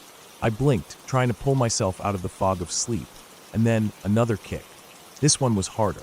I could feel it in my chest, like a thud against my ribs. My sister, who had been lying next to me, stirred slightly but didn't wake. The light was still flashing, now bouncing between both windows. One window to the next, as if whoever was out there was trying to get our attention. My stomach twisted into a knot. My mind was racing. I didn't know what to do. I was just 14. What was I supposed to do? My fingers trembled as I nudged my sister awake. She stirred groggily, blinking in the dim light. I whispered urgently, "I think someone's trying to break in." She blinked again, still not fully awake. But when she saw the flashlight darting between the windows again, her eyes snapped open and her face went pale. "We need to go upstairs now," I said, my voice barely above a whisper. I didn't wait for her response. I grabbed her arm, pulling her up and out of the makeshift bed we had made in the basement. We crept quietly toward the stairs. Every creak of the floorboards under our feet felt louder than thunder. I could hear the pounding in my chest, as though it was trying to break free. We made it to the top of the stairs, creeping past the living room. But the second we got a glimpse of the front door, my heart sank. A massive spotlight was pointed straight at the door, casting harsh shadows around the living room. And there, at the front door, someone was banging. Not knocking, but banging repeatedly. It was frantic, forceful, like they were trying to break it down. I don't know how I didn't scream then. My sister's face mirrored mine, eyes wide with fear. We didn't know who it was, or what they wanted, but we both had the same feeling. Something was wrong. We turned and bolted up to the third floor. My dad's room was at the top, at the end of the hallway. I slammed open the door, waking him with a start. He shot up in bed, confused and groggy, the disorientation in his eyes fading quickly as he saw the panic on our faces. "There's someone at the door banging on it, and there's a light, like a spotlight," I said quickly, my voice shaky. Without saying a word, my dad got up, grabbed the baseball bat that he kept by his bed for, I don't know, protection or whatever. But I felt a little safer knowing he had it. My sister and I followed him down the stairs, my legs trembling with every step. We made it to the second floor, where we heard voices. My grandmother, aunt, and the neighbor from next door had all gathered in the living room, along with a police officer. I couldn't believe my eyes. What was going on? Why were they here? Why were they all so serious? My dad didn't hesitate for a second. He told us to stay back and went straight for the door. "I called the police," the neighbor explained. "We tried calling you, but no one answered the phone. We weren't sure if you knew what was going on." The officer stood nearby, his face serious, scanning the area around the house.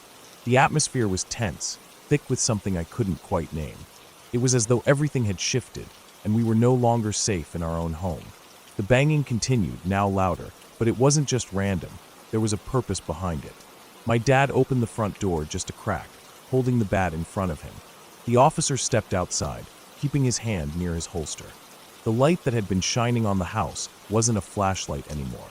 It was a spotlight mounted on a car, the police cruiser that was parked at the edge of the driveway. "Everything all right, sir?" the officer asked.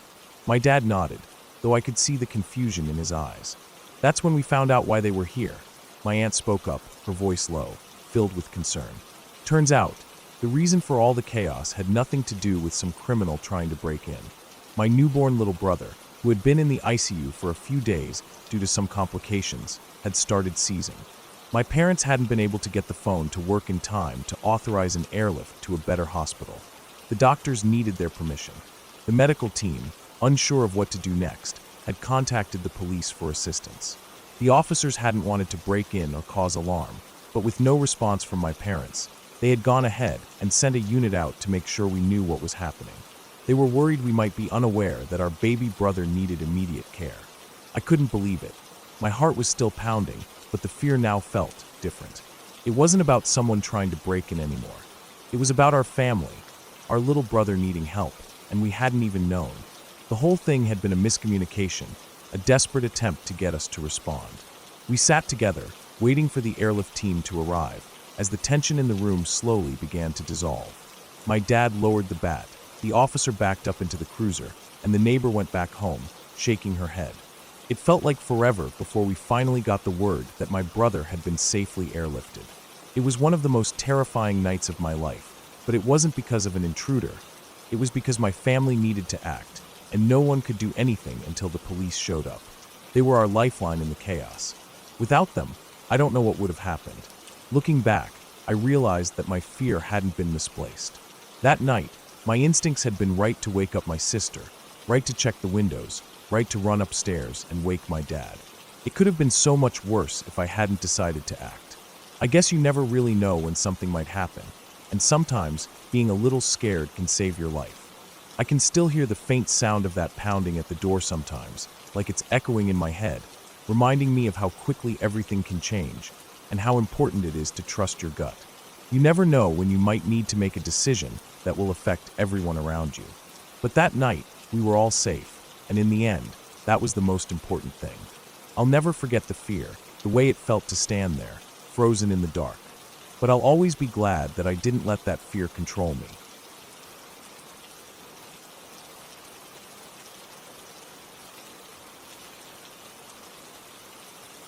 The night of Laura's sleepover was supposed to be just like any other. There was nothing special about it at first, just a group of excited middle school girls gathered at her house, chattering about school, boys, and whatever else was on their minds.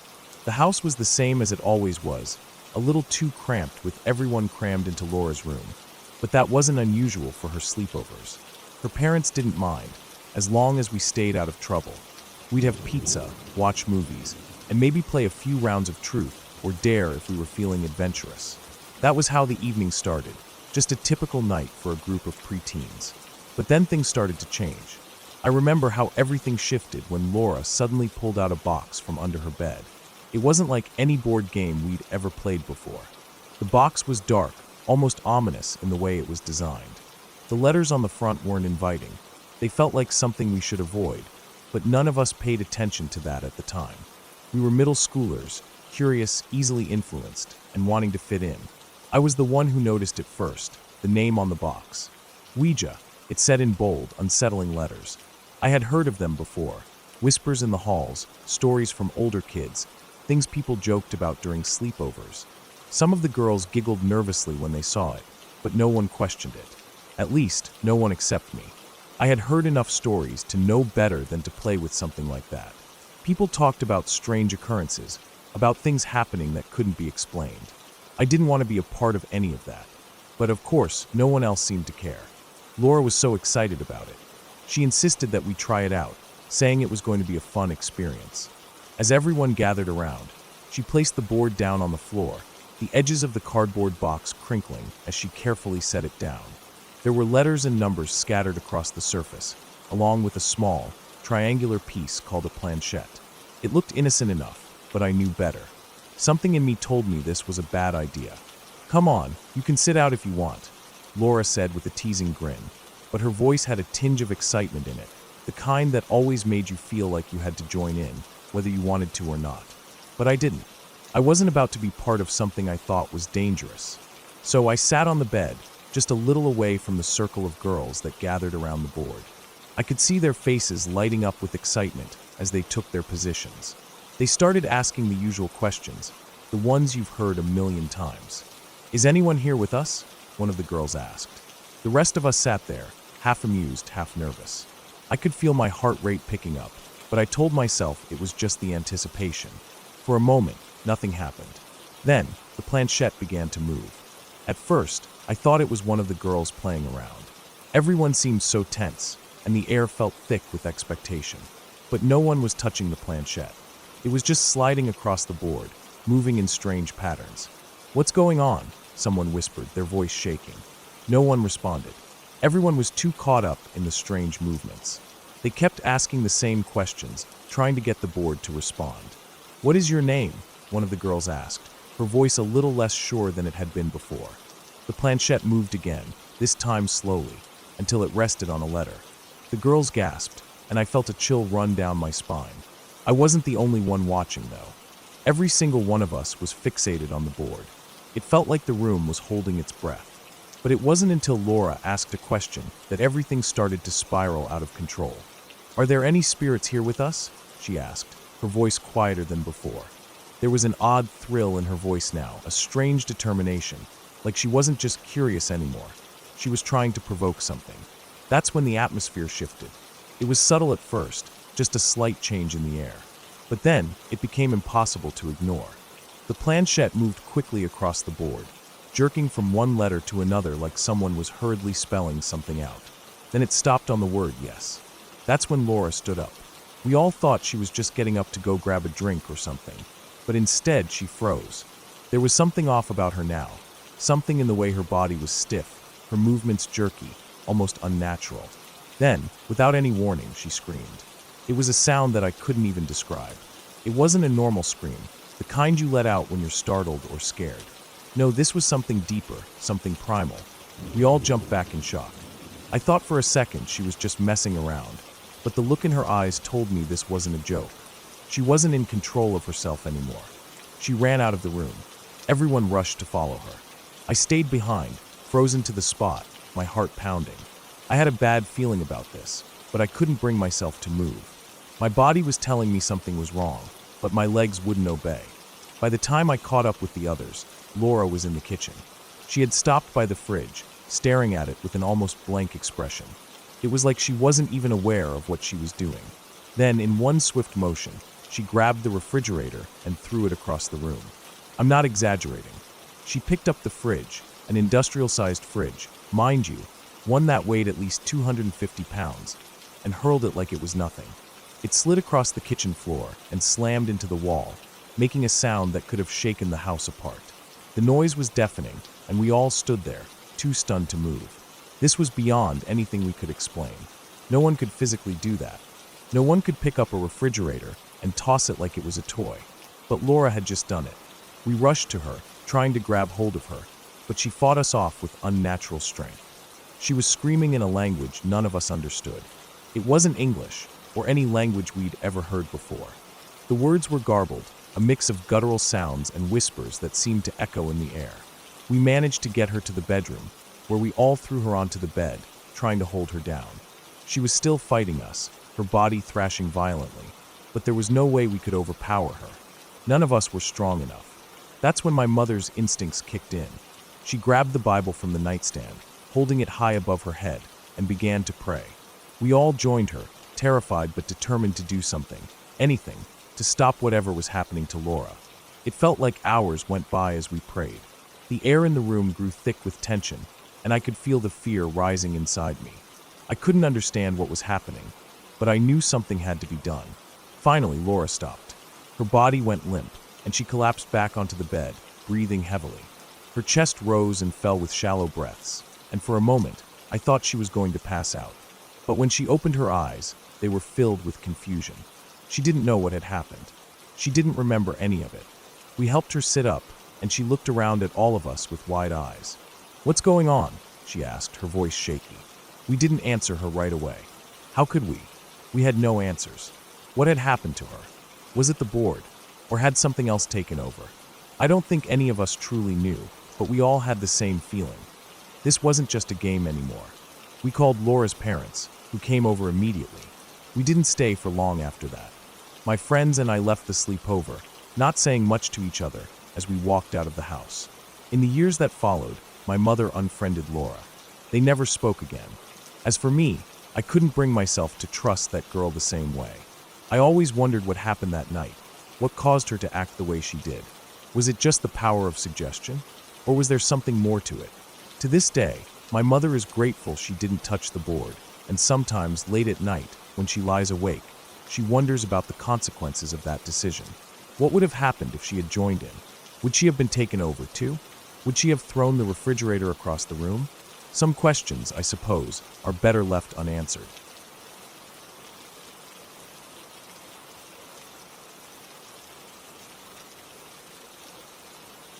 I had been living in this apartment for a few months with a roommate, but by the time this incident happened, she had practically moved out. She was spending most of her time at her boyfriend's place, and I was starting to feel a little more alone than I was used to. It wasn't a big deal, though, just me, the apartment, and the freedom of living by myself for the first time. My boyfriend, Jake, worked at a bar that was about a 15-minute walk from my place. Most nights, we'd text, and he'd let me know when he was heading home from work.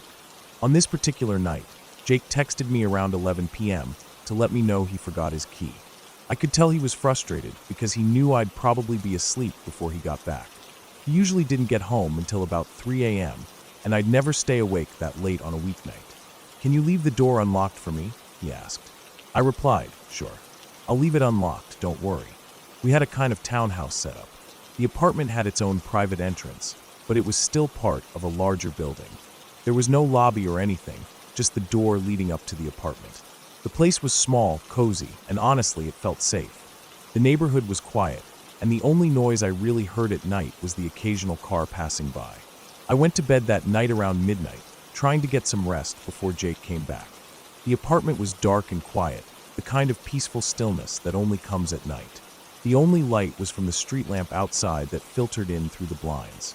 I had just turned my phone on silent and tossed it on the bed beside me. I could feel my eyelids getting heavy as the warmth of the blankets comforted me. I don't know how much time passed, but suddenly I heard the unmistakable sound of the front door creaking open. I instantly woke up, my heart racing as I tried to adjust to the dark. The sound had startled me, and I quickly blinked a few times to try and make out any shape in my room. The room was pitch black, so I couldn't see anything clearly. I thought it was Jake. Maybe he was earlier than usual, which honestly didn't surprise me. He had been known to do that sometimes. I didn't have my contact lenses in, so everything was blurry. My vision was useless. The only thing I could make out in the darkness was a figure standing in the doorway to my bedroom. "Jake!" I croaked out, my voice still thick from sleep. There was no response, just the sound of the figure standing there.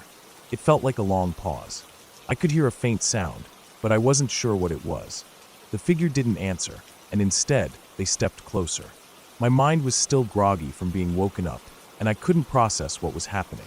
The figure didn't seem to say anything. They walked past the bed and straight into my bathroom. My heart skipped a beat. I was frozen, confused, and unsure of what to do. The person didn't look like Jake. They didn't look like my roommate either. They were a smaller frame, slightly slimmer than Jake, but I couldn't be sure because of my poor vision. My first instinct was to just lay there, thinking maybe it was just someone I didn't recognize. Perhaps my roommate had come home early, or maybe someone else was in the apartment. But it didn't sit right with me. Who would just walk in like that? And why wasn't this person saying anything? I laid there in the dark, trying to calm myself, but I could feel my heart pounding in my chest. I couldn't make out any details, and my mind was swirling with possibilities. Maybe I was just too groggy to think straight. Maybe this was some weird dream. But the weight of something just not being right was starting to press against me. As I lay there, waiting for Jake to come out of the bathroom, an odd sensation hit me. I realized I had to pee. Of course, that's when everything started to get even stranger. I quickly slid out of bed and went to my roommate's bathroom. She wasn't home anyway, so I figured I might as well use hers. I sat down, my phone in hand, absent-mindedly scrolling through Reddit while trying to ignore the growing sense of unease that had settled into my stomach. I was still thinking about that figure in my bedroom, wondering if I had imagined the whole thing. Maybe it was just my overactive imagination, but something was telling me it wasn't. I glanced at my phone, and then I saw it, Jake's text. "I'm so sorry. It was so busy tonight. I'm cleaning up now. Should be back in half an hour." I froze. My stomach dropped as I looked at the message again. My phone felt heavy in my hand, and for a second, I couldn't understand what I was reading. Should be back in half an hour. There was someone in my apartment. Someone who was not Jake. Someone who had just walked past me in the dark and gone into my bathroom. I felt a cold sweat break out on the back of my neck as panic began to bubble up. I quickly stood up, my pants still around my ankles, and rushed out of the bathroom. I peeked into the hallway. In the dim light from the street lamp outside, I saw it, the unmistakable sight of a man's shoe in the hallway just outside my bedroom. I could feel the blood drain from my face. My hands started shaking, and I ran to the front door. I fumbled with my phone and quickly texted Jake, telling him what had happened. "There's someone in the apartment. I think they're in the bathroom." Jake replied almost immediately. "What? Are you sure? Call the cops if you need to." I knew he meant well, but in that moment, I couldn't bring myself to call the cops. I had this weird feeling, like the person wasn't there to hurt me. If they were, they had missed their chance when they walked past me in my vulnerable state.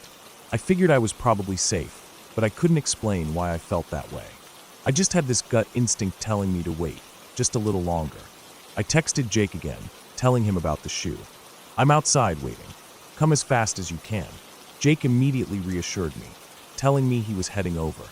I felt a bit of relief, but it was short-lived. What the hell was I supposed to do in the meantime? I had no idea who this person was, or why they'd come into my apartment. My mind was racing, and I couldn't calm down. It felt like hours, but I finally saw Jake running toward me. He was out of breath, probably because he had left the bar without a second thought. I was so relieved to see him that I almost burst into tears, but I kept it together. We walked back into the apartment together, and I felt myself tensing as we entered. We walked into the living room, and I pointed to the shoe in the hallway. Jake's face went from concerned to confused. "What the hell?" he muttered. We crept into my bedroom, and then Jake opened the bathroom door. He froze. "What the fuck?" I leaned in to look, and there, sitting on the toilet, was a man. He was completely passed out, still mid-shit, and snoring loudly. My mind was absolutely reeling. The guy was so drunk he didn't even notice us. His clothes were disheveled, and he had one shoe on, the other missing. He looked completely out of it. I couldn't stop myself. I immediately started shouting at him. "What the fuck, man? You scared me half to death. Get the hell out of my apartment. You don't live here." The guy stirred but barely opened his eyes. "This is my apartment," he mumbled, his speech slurred. I was almost in a state of disbelief. "No, you don't live here. You broke in. Get up." I felt the surge of anger that had been building inside me ever since I realized someone was in my apartment. Jake, still looking incredulously at the guy, stepped forward. "Dude, you need to leave. This isn't your place." The man slowly sat up, confused, and then began to pull up his underwear. As he stood up, he looked around, still not entirely aware of what was happening. He seemed to realize the situation, and with a slow, almost embarrassed look, he muttered, "Oh, I don't live here. This is embarrassing." And with that, he left. No apology, no nothing. Just a long, awkward walk out the door with his lone shoe in hand, disappearing into the night. I collapsed against the wall, still trying to process what had just happened. Jake pulled me into his arms, comforting me, but all I could think about was how close I had come to an absolutely terrible situation. What if he had made it into my bed? Or worse, what if he had been there earlier when I was asleep? I didn't sleep that night, and I don't think I'll ever forget it. It was a reminder of how vulnerable we are sometimes, of how things can go wrong when we least expect them, and how sometimes the scariest situations aren't the ones you expect, but the ones that catch you off guard, right when you let your guard down. That guy never came back. Jake and I joked about it afterward, but there was no humor in it for me. My life had been a lot closer to ending than I wanted to admit, but I was safe, and that was all that mattered.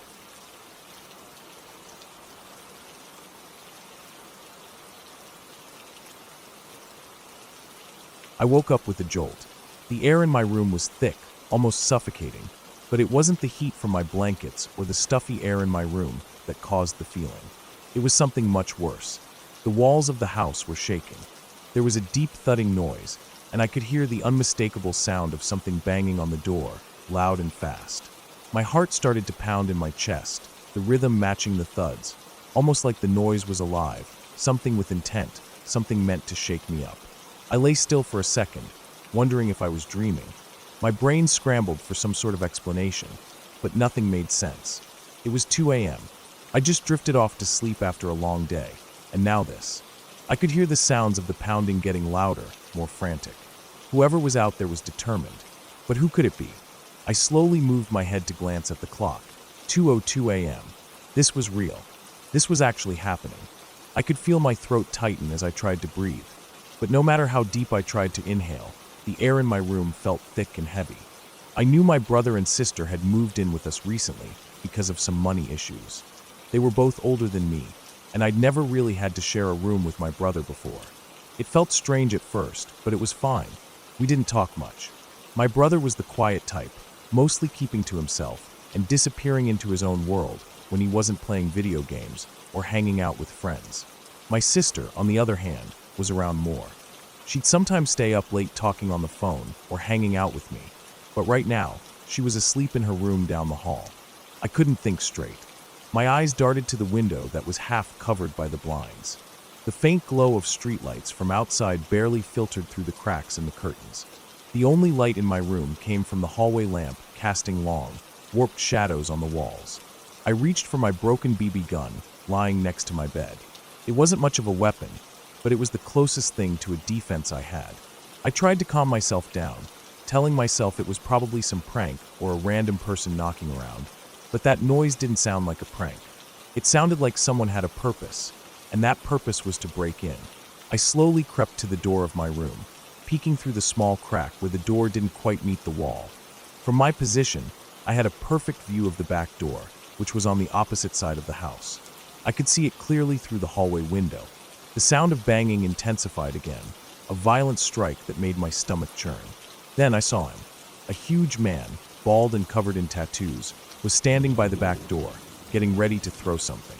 I could barely make out the shape of what he was holding, but it was big and heavy. My heart raced as I watched him throw our propane tank from the grill with all his might. It crashed against the sliding glass door with an explosive smash that sent a shiver down my spine. I froze. I didn't know what to do. I wanted to scream, but I didn't. I just stood there, watching this guy who looked like he was straight out of a nightmare, like he had just come from hell itself. I turned to look back at my bed, where my brother was still sleeping, oblivious to the madness happening just outside. My mind was spinning, trying to figure out what to do. The last thing I wanted was to get caught in the middle of whatever this guy was doing, but I couldn't just hide in my room and pretend nothing was happening. Suddenly, I heard footsteps downstairs. My dad. I could tell by the sound of his heavy footsteps. I felt a strange sense of relief, but also a little nervous. What was he going to do? My dad wasn't one to panic, but this situation felt beyond anything normal. He had a temper, sure, but this guy outside, he didn't seem like the type to back down. I opened the door just a little more, stepping quietly into the hallway, and followed my dad's movements as he came downstairs. I could hear him grumbling under his breath about something, probably still half asleep. He reached the bottom of the stairs and stopped for a second, his eyes scanning the room. I didn't want to follow him, but something told me I needed to be there, to see what was going on. I crept behind him, feeling the cold floor beneath my feet, and stayed close as he moved toward the back door. I could see his shadow through the curtains. My dad was a big guy. He was tall, with a wide, muscular frame, covered in tattoos that looked like they belonged to someone who had spent a lifetime in the military. His tattoos were mostly military-inspired, designs of skulls, weapons, and symbols of strength, and he wore them like armor. The whole house could feel his presence when he was around. The thudding from the door had stopped for a moment, but I knew it wouldn't last. I didn't know what was going to happen next, but my dad opened the door. There he was, standing in the doorway, wearing nothing but his underwear. A machete was strapped to his leg, and in his hand, he was holding a cheap taser he'd bought online after watching some weird ad. It was the kind of thing he thought would make him feel safer, but honestly, I had my doubts. My dad's face was a mixture of confusion and anger, but there was something else in his eyes too, something cold. He was ready for whatever came next, no matter how strange it seemed. The bald guy outside looked even more confused. The look on his face was priceless. He wasn't expecting this. My dad wasn't the typical guy you'd expect to open the door in his underwear, let alone with a machete in one hand and a taser in the other. It almost seemed comical in a way, but the situation was anything but funny. The man outside was standing there, a propane tank on the ground beside him, his face twisted with anger. He was out of breath, his fists clenched, eyes wild. His clothes were torn, and he looked like he'd been in a fight. The last thing he seemed prepared for was my dad in his underwear, a massive, tattooed, intimidating figure standing there with weapons. My dad didn't say much. He didn't need to. The guy looked around, his eyes darting from my dad to the house. He was clearly trying to make sense of what was happening, but it didn't take long for him to realize that this wasn't the kind of place you'd just waltz into and expect to get away with it. Turns out, my brother had been involved with this guy. My brother, the one who'd been trying to buy drugs off of him and thought he could get away with just taking the stuff and running. But the guy hadn't let him off that easy. He'd followed my brother all the way to our house. The whole situation had escalated fast. There was no telling what might have happened if my dad hadn't been there, standing in the doorway like some sort of impenetrable wall. The bald guy looked like he wanted to say something, but he didn't. He glanced at my dad again, looked at the propane tank on the ground, and then, without a word, turned and walked away, disappearing into the dark of the night. I stood there, not sure if I could believe what had just happened. My dad stepped back into the house, closing the door with a solid thud. He didn't say anything to me, not right away. He didn't need to. The air in the house felt heavy again, but this time it was different, more calm, like the storm had passed. My brother came down the stairs after a few minutes. He looked nervous, like he didn't know what to say. I could tell by the way he avoided eye contact that he knew what had just happened. He was lucky things hadn't gone worse, and I was sure he realized that too. I didn't know what would happen next, but for that night, at least, we were safe. My dad went back upstairs to bed, leaving me standing there in the hallway, trying to make sense of everything. That was the night I realized how far some people would go when they were desperate, and how quickly things could spiral out of control. But I also realized something else that night, the importance of being ready, of standing your ground, no matter the odds. My dad had proven that, even if it was in the strangest way possible.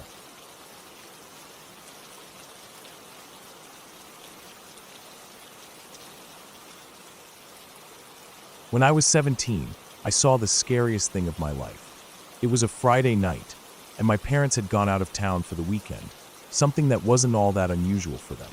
They did it often, and I was more than used to being home alone. In fact, I relished the quiet time, the peace of having the apartment to myself. It was around 9 or 10 o'clock when it happened. I was sitting on the couch in the living room, flipping through TV channels, when a dull throb started in the back of my head. It wasn't bad at first, just a mild headache, but it quickly grew worse. I knew my dad kept ibuprofen in his bedroom, on his nightstand by the bed. It was one of those things I'd seen a million times, like most people have in their homes. I decided to go get some to ease the discomfort. The apartment was eerily quiet. It was the kind of silence that felt heavy, like everything in the place was holding its breath. The walls felt close, almost too close, but I brushed it off. There was no reason to be nervous. It was just me, the couch, and a headache. But as I walked down the short hallway to my parents' bedroom, a strange feeling crept over me. The door to their bedroom was ajar. I could see the faint light from the nightstand lamp spilling into the hallway. I nudged the door open and stepped inside, already feeling the slight, uncomfortable throb in my temples. When I flipped on the bedroom light, I was hit with something I didn't expect. There, standing in front of me, just 4 feet away, was a black figure. It wasn't tall, only about 3 feet in height, and it seemed to almost blend into the shadows. At first, I thought it might have been a trick of the light, or maybe I was seeing things through the haze of my headache. But no, it was real. It was the first time in my life I ever felt truly terrified. The figure didn't move at first. It stood completely still, just staring at me. My heart skipped a beat as I took in what I was seeing. Its body was round, almost comically round, like it was a ball. The thing that freaked me out the most, though, was its head. It had horns like a ram's, but curved up like a Batman logo. I know it sounds ridiculous to even say it, but that's exactly what it looked like. The horns were sharp and angular, and they almost seemed to glint in the dim light, though I knew there wasn't anything shiny about them. It had long, skinny legs, almost like twigs, and they bent awkwardly as it stood there. I couldn't make out any more details because of how black it was, but it was alive. I couldn't stop staring at it, frozen in place, my pulse quickening. There was no sound, nothing except the hum of the overhead light. Then, in one smooth motion, the figure moved. It didn't walk, at least not like anything I'd ever seen. It slithered. It was like a cross between smoke and water, moving in a fluid, flowing way, as if its body didn't have any structure at all.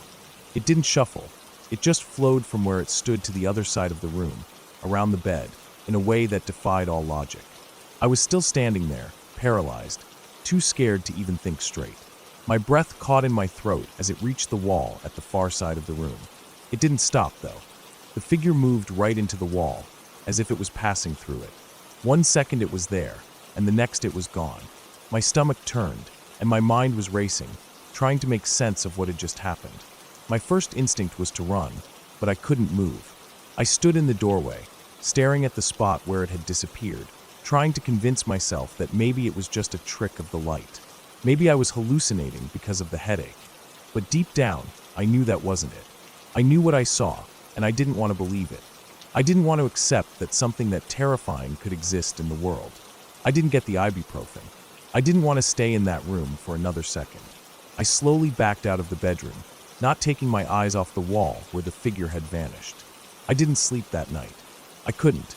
My mind kept replaying what I'd seen, and the thought of that thing crawling around my parents' room, just feet away from me, made my skin crawl. Over the next few days, I tried to rationalize what I had seen. Maybe it was a shadow cast by something in the room. Maybe the lighting was strange, and my mind just filled in the gaps. But no matter how hard I tried to convince myself, the feeling of pure terror still lingered. It was like something inside me knew that what I saw wasn't normal. I didn't tell anyone about it. I didn't know how to explain it. How could I? Who would believe me? My friends would probably laugh, and my parents would think I was making it up. It was better to keep it to myself. But then, a week later, something happened that made me realize I wasn't imagining things. I was home alone again, but this time, it was daytime. I was sitting in the living room, trying to watch a movie, when I heard a soft scratching noise coming from the wall that separated my bedroom from my parents' room. It was a faint sound like something, or someone, was gently scraping the wall from the other side. I froze. The hair on the back of my neck stood up. My mind instantly went back to that night in my parents' room. I was shaking now, but I had to investigate. I stood up and walked down the hallway to my parents' bedroom, trying to suppress the dread that was rising in my chest. I stood at the door, staring at the wall.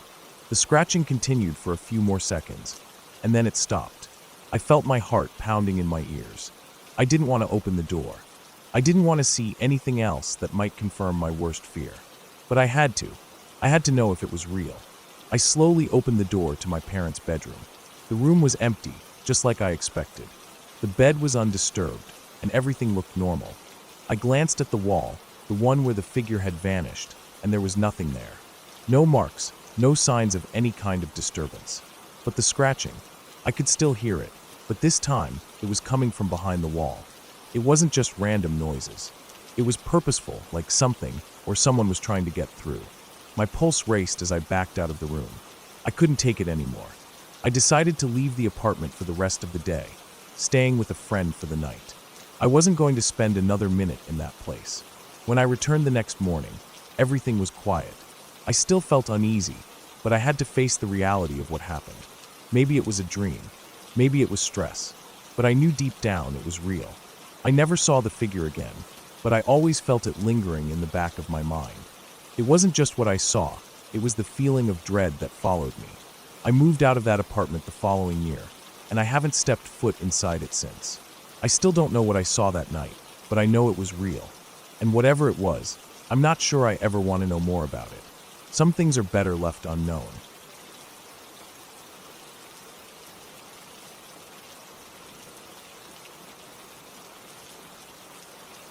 "5 years ago, I was a young Mormon missionary serving in Nebraska.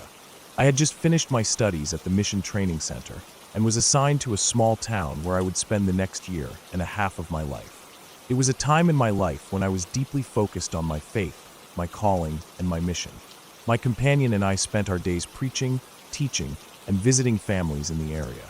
Sundays were always the busiest, and this particular Sunday seemed like just another normal day at church. The building was small, and the congregation even smaller.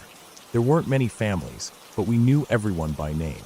We'd seen the same faces for months, and I had grown close to many of them. I had one particular memory of a 13-year-old girl named Mary. Mary was one of the sweetest girls I had ever met. She would always come up to us with a smile, offering us snacks, telling us how grateful she was for our service. She was respectful, polite, and the kind of young person who was always thinking of others.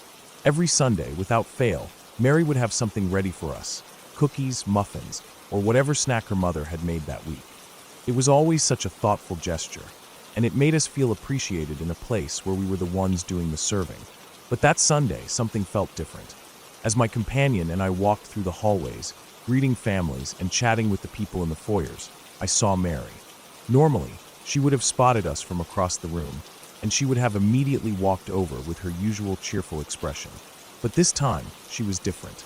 Her face was pale, much paler than I had ever seen her, and her eyes were wide. Not just wide, but unblinking, staring straight ahead without any sign of recognition. There was something unsettling about her demeanor. It was almost like she wasn't even aware of us standing there. I called out to her, "Hey Mary, how are you today?" She didn't answer. She didn't even look at us. She just kept walking, her eyes fixed forward, her face expressionless. A chill ran down my spine. This was not like her at all. Something was wrong, and I couldn't shake the feeling that whatever it wasn't just a case of her being tired or distracted. I turned to my companion, a man who had served in the mission for a while and had seen his fair share of strange things, and I said, "Something's up with Mary." He didn't seem as concerned as I was, but he did acknowledge that she didn't look quite right. We decided to keep an eye on her, but by the time church was over, I couldn't get her out of my head. As we were walking out of the building, I told my companion, "We need to check on her. Something's not right. I'm going to talk to her mom." We found Mary's mom, and when I approached her, I could see that she looked just as uneasy as I felt. There was a sense of worry in her eyes, a deep concern that went beyond typical parental concern. She wasn't smiling, wasn't chatting with anyone like she usually did. She seemed distant, almost distracted. "Is everything okay with Mary?" I asked, my voice soft but full of concern. Her eyes welled up with tears almost immediately. She didn't speak at first. She just wiped at her eyes, trying to compose herself, but her lips trembled, and I could see the worry that had been building up inside her. "I don't know," she said, her voice shaky. "She's been acting strange. Last week, she started being mad at the family. At me. At everyone. She's never been like this before. Then, the other day, she attacked her brother for no reason. Just started hitting and kicking him. I don't know what's happening. She's not herself." I didn't know what to say. This wasn't the Mary the first knew. The sweet, kind-hearted girl who always wanted to help, who always had a smile and a kind word. "We'll come by after church and talk to her," I said, trying to sound reassuring. But even I wasn't convinced that things would be okay. After church, my companion and I drove straight to Mary's house. I don't know what it was, but as we pulled up to their home, there was an unsettling feeling in the air. The kind of feeling you get when you know something is wrong, but you don't know what it is. It was as if the very atmosphere of the place had changed. We knocked on the door, and Mary's mom opened it quickly. There was no smile, no warmth, just a look of exhaustion and worry. "Come in," she said, her voice soft, almost hollow. We followed her into the living room, where she sat down with us. Her eyes were red from crying, and she seemed like she hadn't slept in days. "We've tried everything," she said quietly. "She won't talk to me. I don't know what's going on." We asked her to explain what had been happening, and as she spoke, it became more and more apparent that this wasn't just some teenage rebellion. This was something else, something darker. Last week, she was so angry with all of us. She wouldn't talk to anyone. She just locked herself in her room for days. And then she attacked her brother. Out of nowhere. Just started hitting him, kicking him. I couldn't stop her. I don't know what's going on with her. I felt a weight settle in my chest. I could hear the distress in her voice, and I knew this wasn't just a normal family issue. Something was off. We asked if we could talk to Mary, and after a moment, her mother nodded, clearly relieved to have someone else try to get through to her. We sat in the living room, waiting, and I couldn't help but glance down the hallway toward the bedrooms. That was when I saw her. She came out of her room slowly, her footsteps heavy, like she was carrying the weight of the world on her shoulders. Her face was still pale, and her eyes were wide open, unblinking. There was no sign of recognition in them. She didn't look at us. She didn't acknowledge that we were even there. She sat down in a chair across from us, her body rigid, her eyes still fixed straight ahead. I felt a knot form in my stomach, and for a moment I couldn't breathe. The air in the room felt thick, heavy, almost suffocating. I forced myself to speak. "Mary, are you okay?" No response. "Mary, are you angry at your family? Why did you attack your brother?" She didn't move for a long time. She just stared at the wall. Then, finally, she looked at me. And when she did, I felt a coldness spread through my entire body. The feeling that washed over me was unlike anything I've ever experienced before. It wasn't fear. It wasn't dread. It was something far worse, something I can only describe as pure evil. She opened her mouth and spoke, but her voice wasn't her own. It was flat, emotionless, almost robotic. The voices, they told me to hurt him. They told me to hurt my family, to leave. I tried to keep my composure, but I felt a shiver crawl up my spine. What voices, Mary? Where are they coming from? She didn't answer. I glanced at my companion, and I could see the same unease in his eyes. This wasn't just some teenage tantrum. This was something else, something that didn't make sense. I turned to Mary's mom, who was sitting behind us, her hands clasped tightly in her lap. Her face was pale, her eyes filled with tears. I could tell she was terrified, and I couldn't blame her. This wasn't just strange behavior, it was a cry for help. And whatever was going on with Mary, it wasn't something we could ignore. We need to give her a blessing, I said to my companion, my voice steady but filled with a sense of urgency. Mary's mom agreed immediately, desperate for any help we could offer. We laid our hands on Mary's head, and we began to give her a priesthood blessing. As we spoke the words, I could feel a sense of peace begin to settle over the room. The oppressive feeling that had been hanging in the air started to dissipate, slowly but surely. When we finished the blessing, I looked at Mary.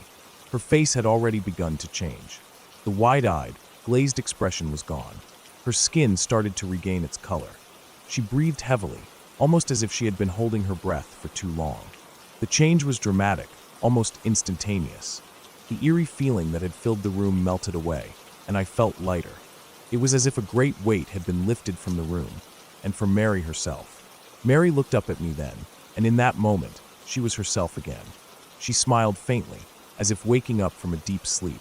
I can't explain what happened that day. I don't know if Mary was truly possessed, or if it was something else entirely. But I know that whatever it was real. The feeling I had, the look in her eyes, the things she said, those weren't normal. They weren't something you could explain away. The next Sunday, when we saw Mary again, she was back to her usual self. Her bright smile was there, her energetic personality had returned, and she was as friendly as ever. She didn't remember much about what had happened. She vaguely remembered attacking her brother, but couldn't understand why she had done it. She said it was like waking up from a nightmare, and when she remembered the blessing, it felt like it had all been a bad dream. Her mother, too, seemed relieved. It was like nothing had ever happened. I will never forget that day. I can't explain it, and I don't think I ever will. But I will never forget the look in Mary's eyes, the feeling that filled that room, and the sense of relief that came after we gave her that blessing. It's an experience I carry with me every day, a reminder that there are things in this world we can't always explain. And sometimes, there are forces at play that are beyond our understanding.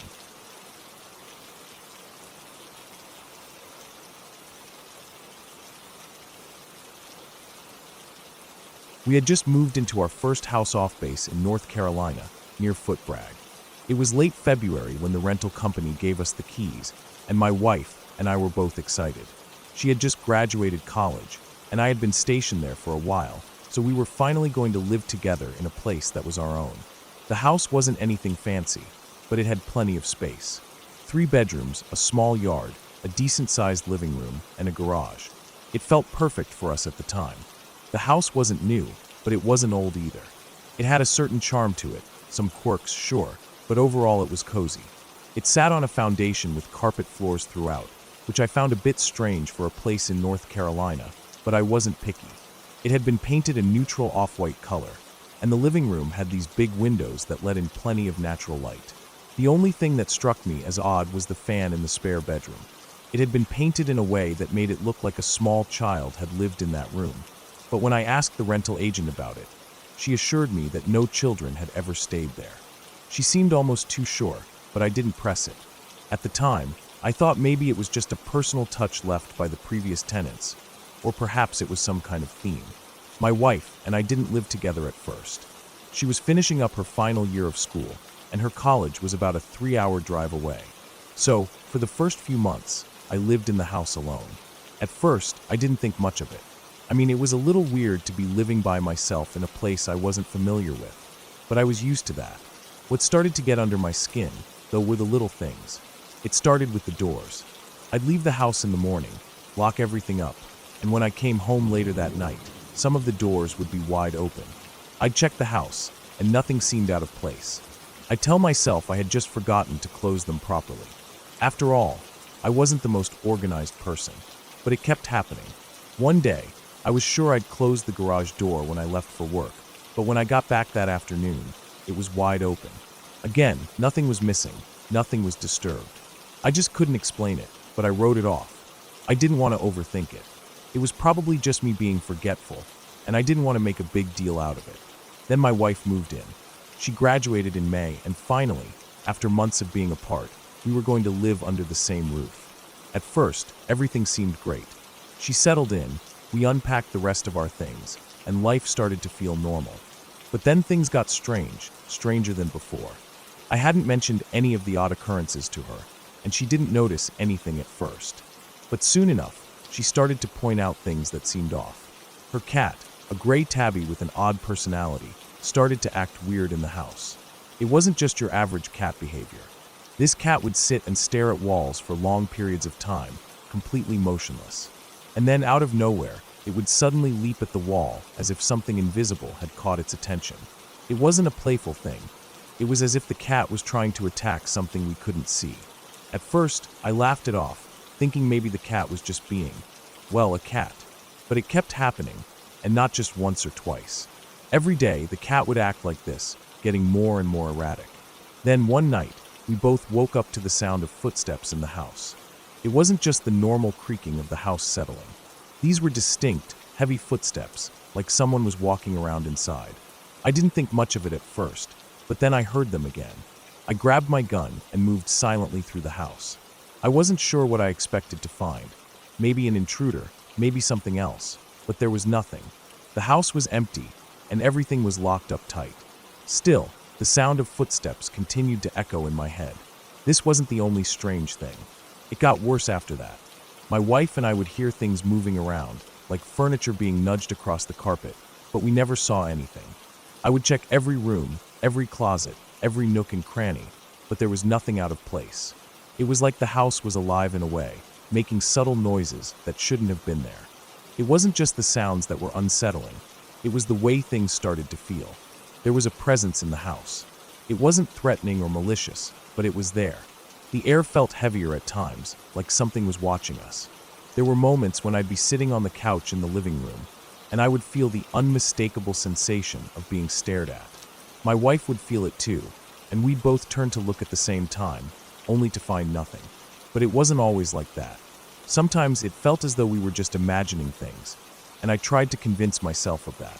But it was hard to shake the feeling. A few months later, in June, I was deployed. It wasn't a long deployment, but it was enough for my wife to feel alone in the house. She was going to stay in the house by herself, but her parents were planning to visit to help with the process of closing the lease. She called me one afternoon, sounding completely shaken up.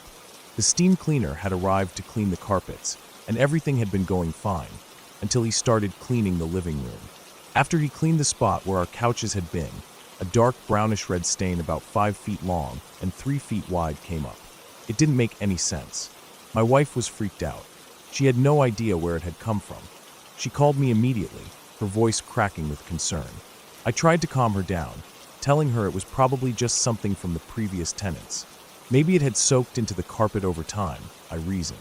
But when the rental agent came to inspect the house, everything changed. She was an older woman, well-dressed, with a slight southern accent. When she walked in, she immediately looked down at the carpet and said, "Oh, it came back up. That was it." No explanation, no further words. She just went about her business, inspecting the house as though nothing unusual had happened. My wife said the whole situation felt off. The agent didn't seem surprised, didn't seem concerned. She just left, not offering any more details. My wife was left standing there, more confused than ever. When I got home, I started to look into the history of the property. I thought maybe I could find something that would explain all of this. The house wasn't old, at least not by my standards. It had been built in the early 90s, and according to public records, the neighborhood seemed normal enough. But as I dug deeper, I found something unsettling.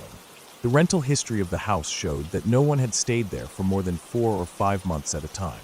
Every tenant had moved out quickly, and no one seemed to stick around for long. That didn't make sense to me. Why would people leave after only a few months? What was going on in that house? I didn't know the answer, and I wasn't sure if I wanted to. When we finally left, I couldn't shake the feeling that something wasn't right about that house. There was a strange energy there, something that didn't belong. I couldn't explain it away, and neither could my wife. We didn't stay long enough to get a full explanation, and we didn't need to. Whatever it was something we didn't want to deal with any longer. We moved out, closed the lease, and moved on with our lives. But I've never forgotten that house. I don't know if it was haunted, or if it was something else entirely. I don't know what caused the strange sounds, the weird behavior of the cat, or the stain that came back up. But there was something wrong with that place. And whatever it was, it never fully let go. We've been living in a new place now, and things are normal again. No more strange footsteps or unexplained noises. But I still think about that house sometimes. I don't know what the truth is, but I know one thing. I'm glad to be away from it. And I'll never forget how it felt living there, knowing that something was watching, something was there, but never fully understood.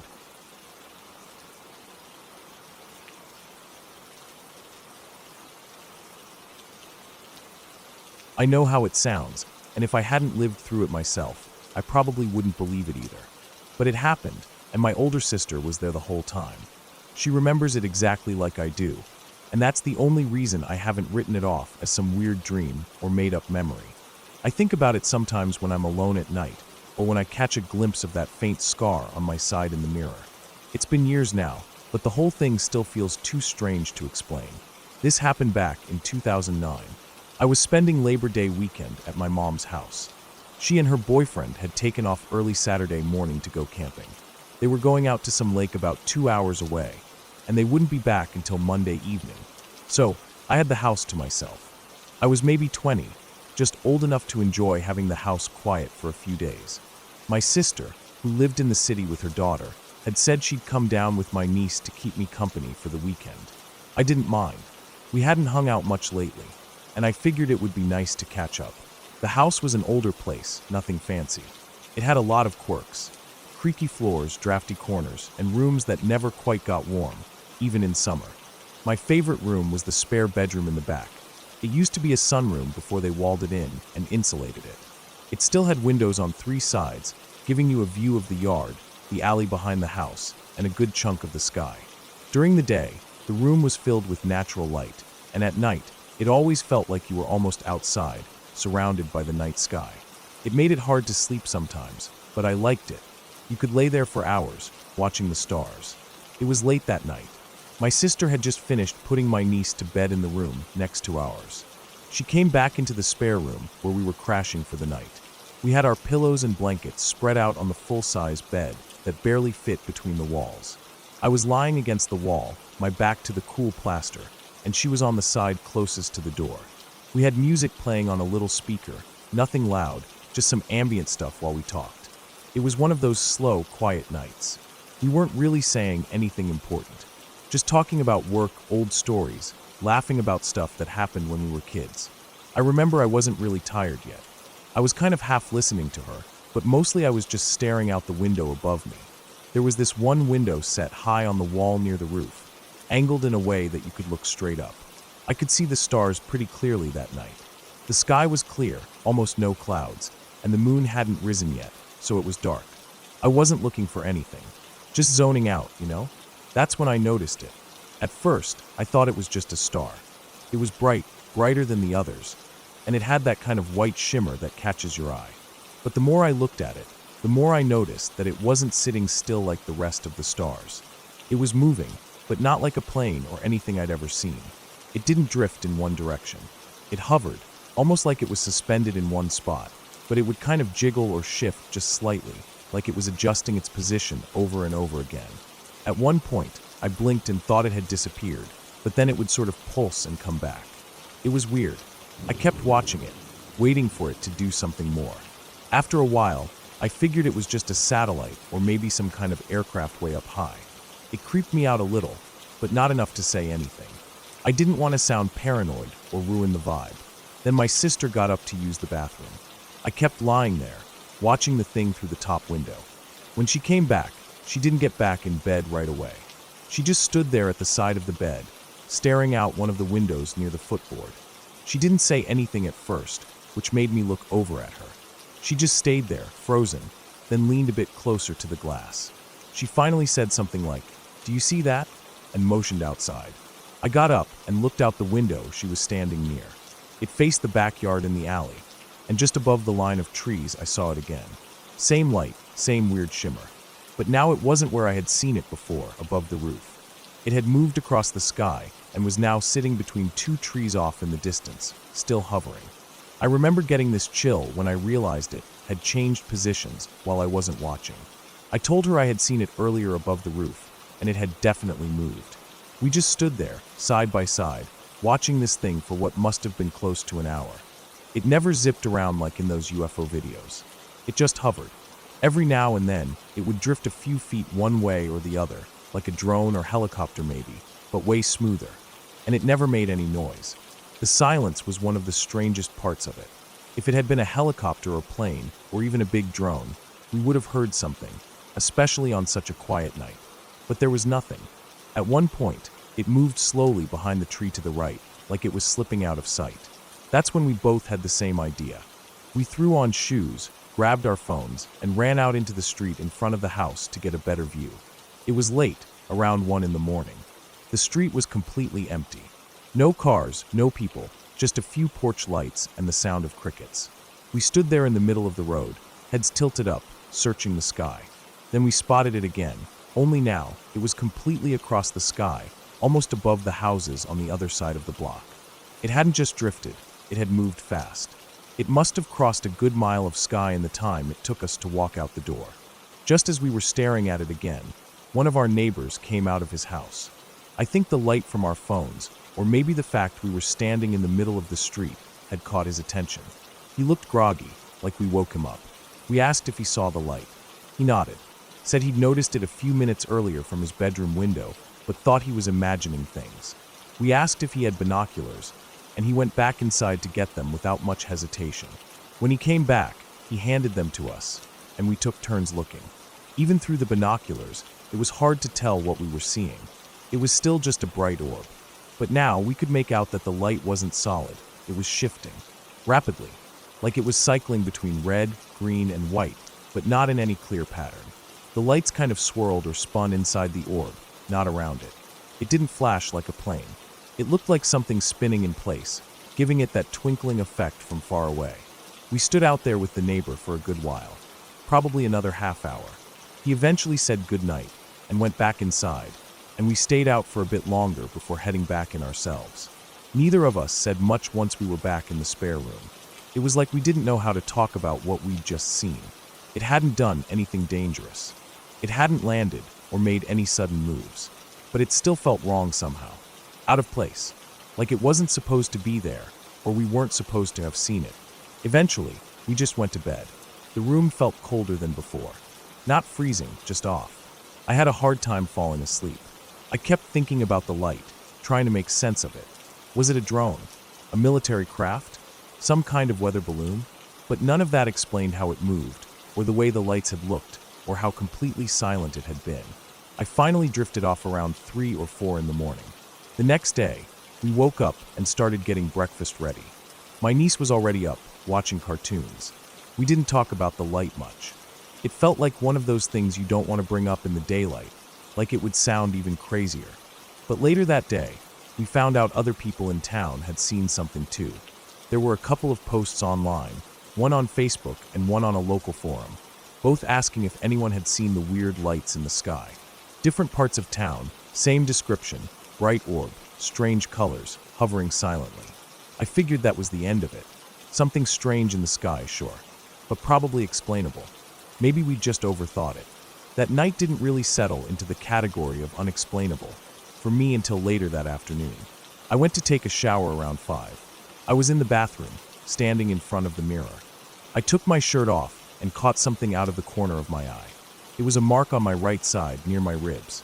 I turned to look, and there it was, a perfectly straight, dark line about 3 inches long, slightly raised but completely healed. It didn't hurt. It wasn't red or scabbed. It looked old, like a scar that had been there for months. Only it hadn't been. I knew every inch of my skin, and there was no way I would have missed something like that. I touched it. It didn't feel like anything. Just a line. A smooth, cold ridge. It didn't itch or sting. It didn't look inflamed. Just there. I stood in front of the mirror for a long time, trying to think of how I could have gotten it. I hadn't fallen. I hadn't bumped into anything. No cuts or accidents or surgeries. Nothing. I asked my sister if she remembered me getting hurt there. She didn't. Neither did I. It was like it had just appeared overnight. Over the next few weeks, I kept checking it.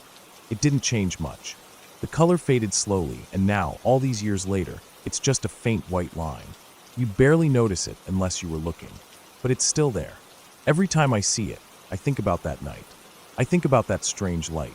The way it hovered. The way it moved. The way it watched, maybe. I never saw anything like it again.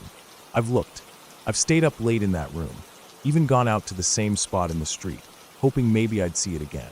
But nothing ever came back. I never told many people about it. Just a few close friends. Most people either laugh or shrug it off. I get it. It sounds crazy. But it happened. I saw it. My sister saw it. The neighbor saw it. And I have a scar that I didn't have before that night.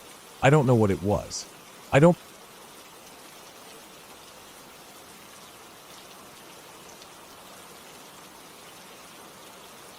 was living alone in a small, one-bedroom apartment tucked behind a gas station and a dry cleaner. It wasn't much, but it was quiet, and the rent was cheap. I didn't have much furniture back then. A folding chair in the corner, a card table I used as a desk, a single lamp, and a black air mattress on the bedroom floor. No headboard, no box spring, just that plastic mattress resting directly on the carpet. It made those faint squeaking noises every time I moved. I'd gotten used to it. I had started sleeping with the blinds cracked open a little because waking up to natural light helped me shake off the thick, heavy grogginess that usually clung to me in the mornings. The bedroom faced east, and the morning sun would creep through around 6:30 or 7, painting the carpet a soft gold. That particular morning, the light was already filling the room when I stirred. My body was heavy, and my limbs felt like they had been dipped in wet cement. But my eyes were open, wide open. I couldn't move. That feeling wasn't new to me. Sleep paralysis and I had a long, bitter history together. But it never got easier. Every time it happened, I still felt that flash of panic, that sharp realization that I was stuck in my body. It was like being locked in a glass box, conscious but paralyzed. I tried to breathe deeply to keep calm. I always tried to wait it out. But then I heard something. The unmistakable sound of the front door opening. Not a dream version of it, not muffled or vague. The distinct metal-on-metal click of the bolt unlatching, the squeak of the hinges. That specific slam of the door hitting the stop as it swung all the way open. It was followed by soft but deliberate footsteps across the linoleum of the entryway. Then the scuff of shoes moving onto the carpet. My heart hammered in my chest, but I couldn't move a muscle. I stared up at the white popcorn ceiling, barely daring to blink. Then I heard it. Furniture moving. My chair being scraped against the wall. Something being unplugged. Wires dragging across the floor. The soft metallic clinks as plugs hit each other. Someone was taking my computer. I heard the weight of it shift, the small thud of the tower being lifted off the card table. Then the footsteps again, slower now, heavier, crossing the room toward the front door. Then silence. For a moment I thought maybe they were gone. Maybe they just wanted the computer. I strained my ears for any sound, but got only the buzz of silence in return. Then came a loud bang from the kitchen. Cabinets opening. Drawers being rifled through. Another bang. Maybe the microwave door slamming? I wasn't sure. The footsteps shifted again. They moved closer, past the living room, into the short hallway that led to the bedroom. My breathing was shallow and fast now. I still couldn't move. I was laying flat on my back on that squeaky plastic mattress, eyes fixed on the ceiling, heart pounding so hard it felt like it would burst through my ribs. The footsteps got closer and closer until they were right outside my bedroom door. Then the knob turned. I heard it click, then slowly creak open. The door didn't swing wide. It stopped about halfway, as if whoever was out there wanted to peek in before entering. I couldn't see the doorway from where I was, but I could hear everything. The breathing, the slight shifting of weight. The floor creaked. Then I heard the loudest noise I'd ever heard in my life. A single, deafening gunshot. It sounded like it came from inside the room. I didn't feel a bullet hit me, not in the chest, not in the head. But something deep inside me changed in that instant. It felt like something was leaving my body, like I was deflating from the inside. I could feel my body sinking into the air mattress, deeper than it should have. That plasticky surface beneath me gave just slightly, like it was letting out air slowly, and I was being swallowed up. I didn't know if I was dying, or if the mattress had been shot and was leaking, or if something worse was happening. But the sensation was horrible. My arms were limp. My legs were gone, as if they had fallen through the floor. My chest felt like it was caving in. I couldn't scream. I couldn't even blink. I just stared and sank. At some point, it all went black. And then, without warning, I was awake. Fully, sharply, breathlessly awake. I sat bolt upright on the air mattress, my shirt soaked in sweat. The bedroom was still filled with soft daylight. Birds chirped outside. Everything looked exactly the same, but I was gasping like I'd been underwater for 10 minutes. It took a few seconds before I could even stand. I threw off the blanket, scrambled to my feet, and stumbled out into the living room. The door was shut, locked, exactly how I left it. My computer was still there, all the wires still neatly connected. Nothing was missing. No drawers open in the kitchen. No furniture moved. I checked every corner of the apartment. Nothing. Absolutely nothing. But I could still hear it in my head. The door opening. The wires scraping the floor. The dragging footsteps. The breath behind the door. The sound of that gunshot. It had been real. It felt real in a way that was different from any dream I'd ever had. It wasn't fuzzy or disjointed. It was detailed, clear, sequential. And worst of all, it was possible. Sleep paralysis had tricked me before, but never like that. That one stayed with me. It wasn't the first time something like that had happened, either. There was another morning, not long after that, where it struck again. That time was different, but just as terrifying. I was in bed, but I knew, that I was still in the middle of it. I could feel that familiar weight pinning my body down. I could barely breathe. It felt like someone was sitting on my chest, watching me. I could feel the pressure, but I couldn't see anyone. Then I felt something else. A hand. A warm hand on my shoulder. It was comforting at first. Familiar. And I thought my husband was there. I told him I couldn't move, that I was scared, that I needed help. And he answered. His voice was calm. He told me it was going to be okay. That I was just dreaming. That it would pass soon. I felt myself calm down just slightly. I moved my hand to touch his. I could feel his fingers under mine. But then I realized something was off. The hand didn't feel right. It didn't have the texture of skin. It was warm, but too smooth. Almost rubbery. And then suddenly, it wasn't there at all. I blinked, and he wasn't there. I was alone in the apartment again. It hit me like a truck. That sense of betrayal, even though it was just my own brain messing with me. I sat up, heart pounding again, looking around the room. Empty. Dead silent. My hand still tingled from the memory of holding something that didn't exist. It was just another trick. Another sick, vivid hallucination born out of sleep paralysis. Sometimes, it feels like your own brain turns on you. These episodes don't come at night like nightmares usually do. They come in the morning, when everything's quiet, when you feel safe, when the sun is already shining through the blinds. That's what makes it worse. It doesn't feel like a dream because it doesn't look like one. It looks like my real apartment, with the same light coming in through the window, the same shadows on the floor, the same dull humming from the refrigerator across the apartment. It is my apartment, just slightly off. It's never supernatural. There are no monsters, no ghouls, no shadows with glowing eyes. It's always people. Someone breaking in. Someone hurting me. Someone stealing my things, or watching me silently from the doorway. The sounds are so precise. I can identify everyone. The metal ring of keys on the counter being brushed aside. The dull thud of shoes hitting the floor. Even the sound of the couch's fabric when someone sits on it. All of it comes through clear, like I'm hearing it with my real ears. And I'm awake. I'm always awake. Or so I think. It's hard to explain to someone who's never had it. The way your body stays dead while your brain is screaming to move. The way the air feels heavy, like it's pressing down on you. How your heart pounds so loud in your chest that it feels like the only thing keeping you tethered to reality. How even a breeze against your cheek feels like an intruder's breath. It doesn't matter that I know what it is.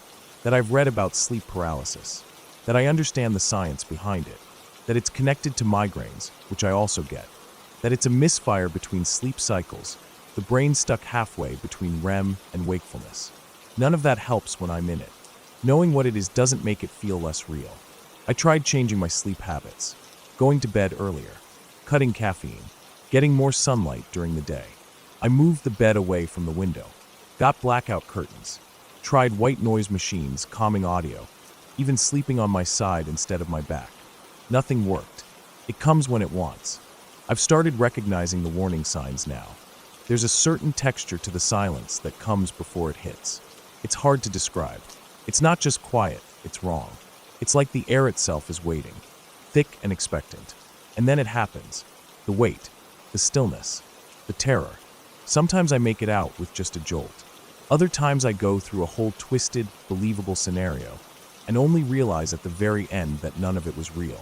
But that doesn't make it easier, because for the first several minutes after waking, I still expect to see the open door, the missing computer, the bullet hole in the wall, the chair turned the wrong way. Something, anything, but everything's always exactly the same, normal, and yet I never feel safe when I wake up. Not for a while. I sit up, I check every room. I open the closet. I double-check the locks. I unplug things, replug them in, just to see if I really heard them being moved. There's no mystery, no ghost story, no fairy tale, just my own brain attacking me with sounds and sensations so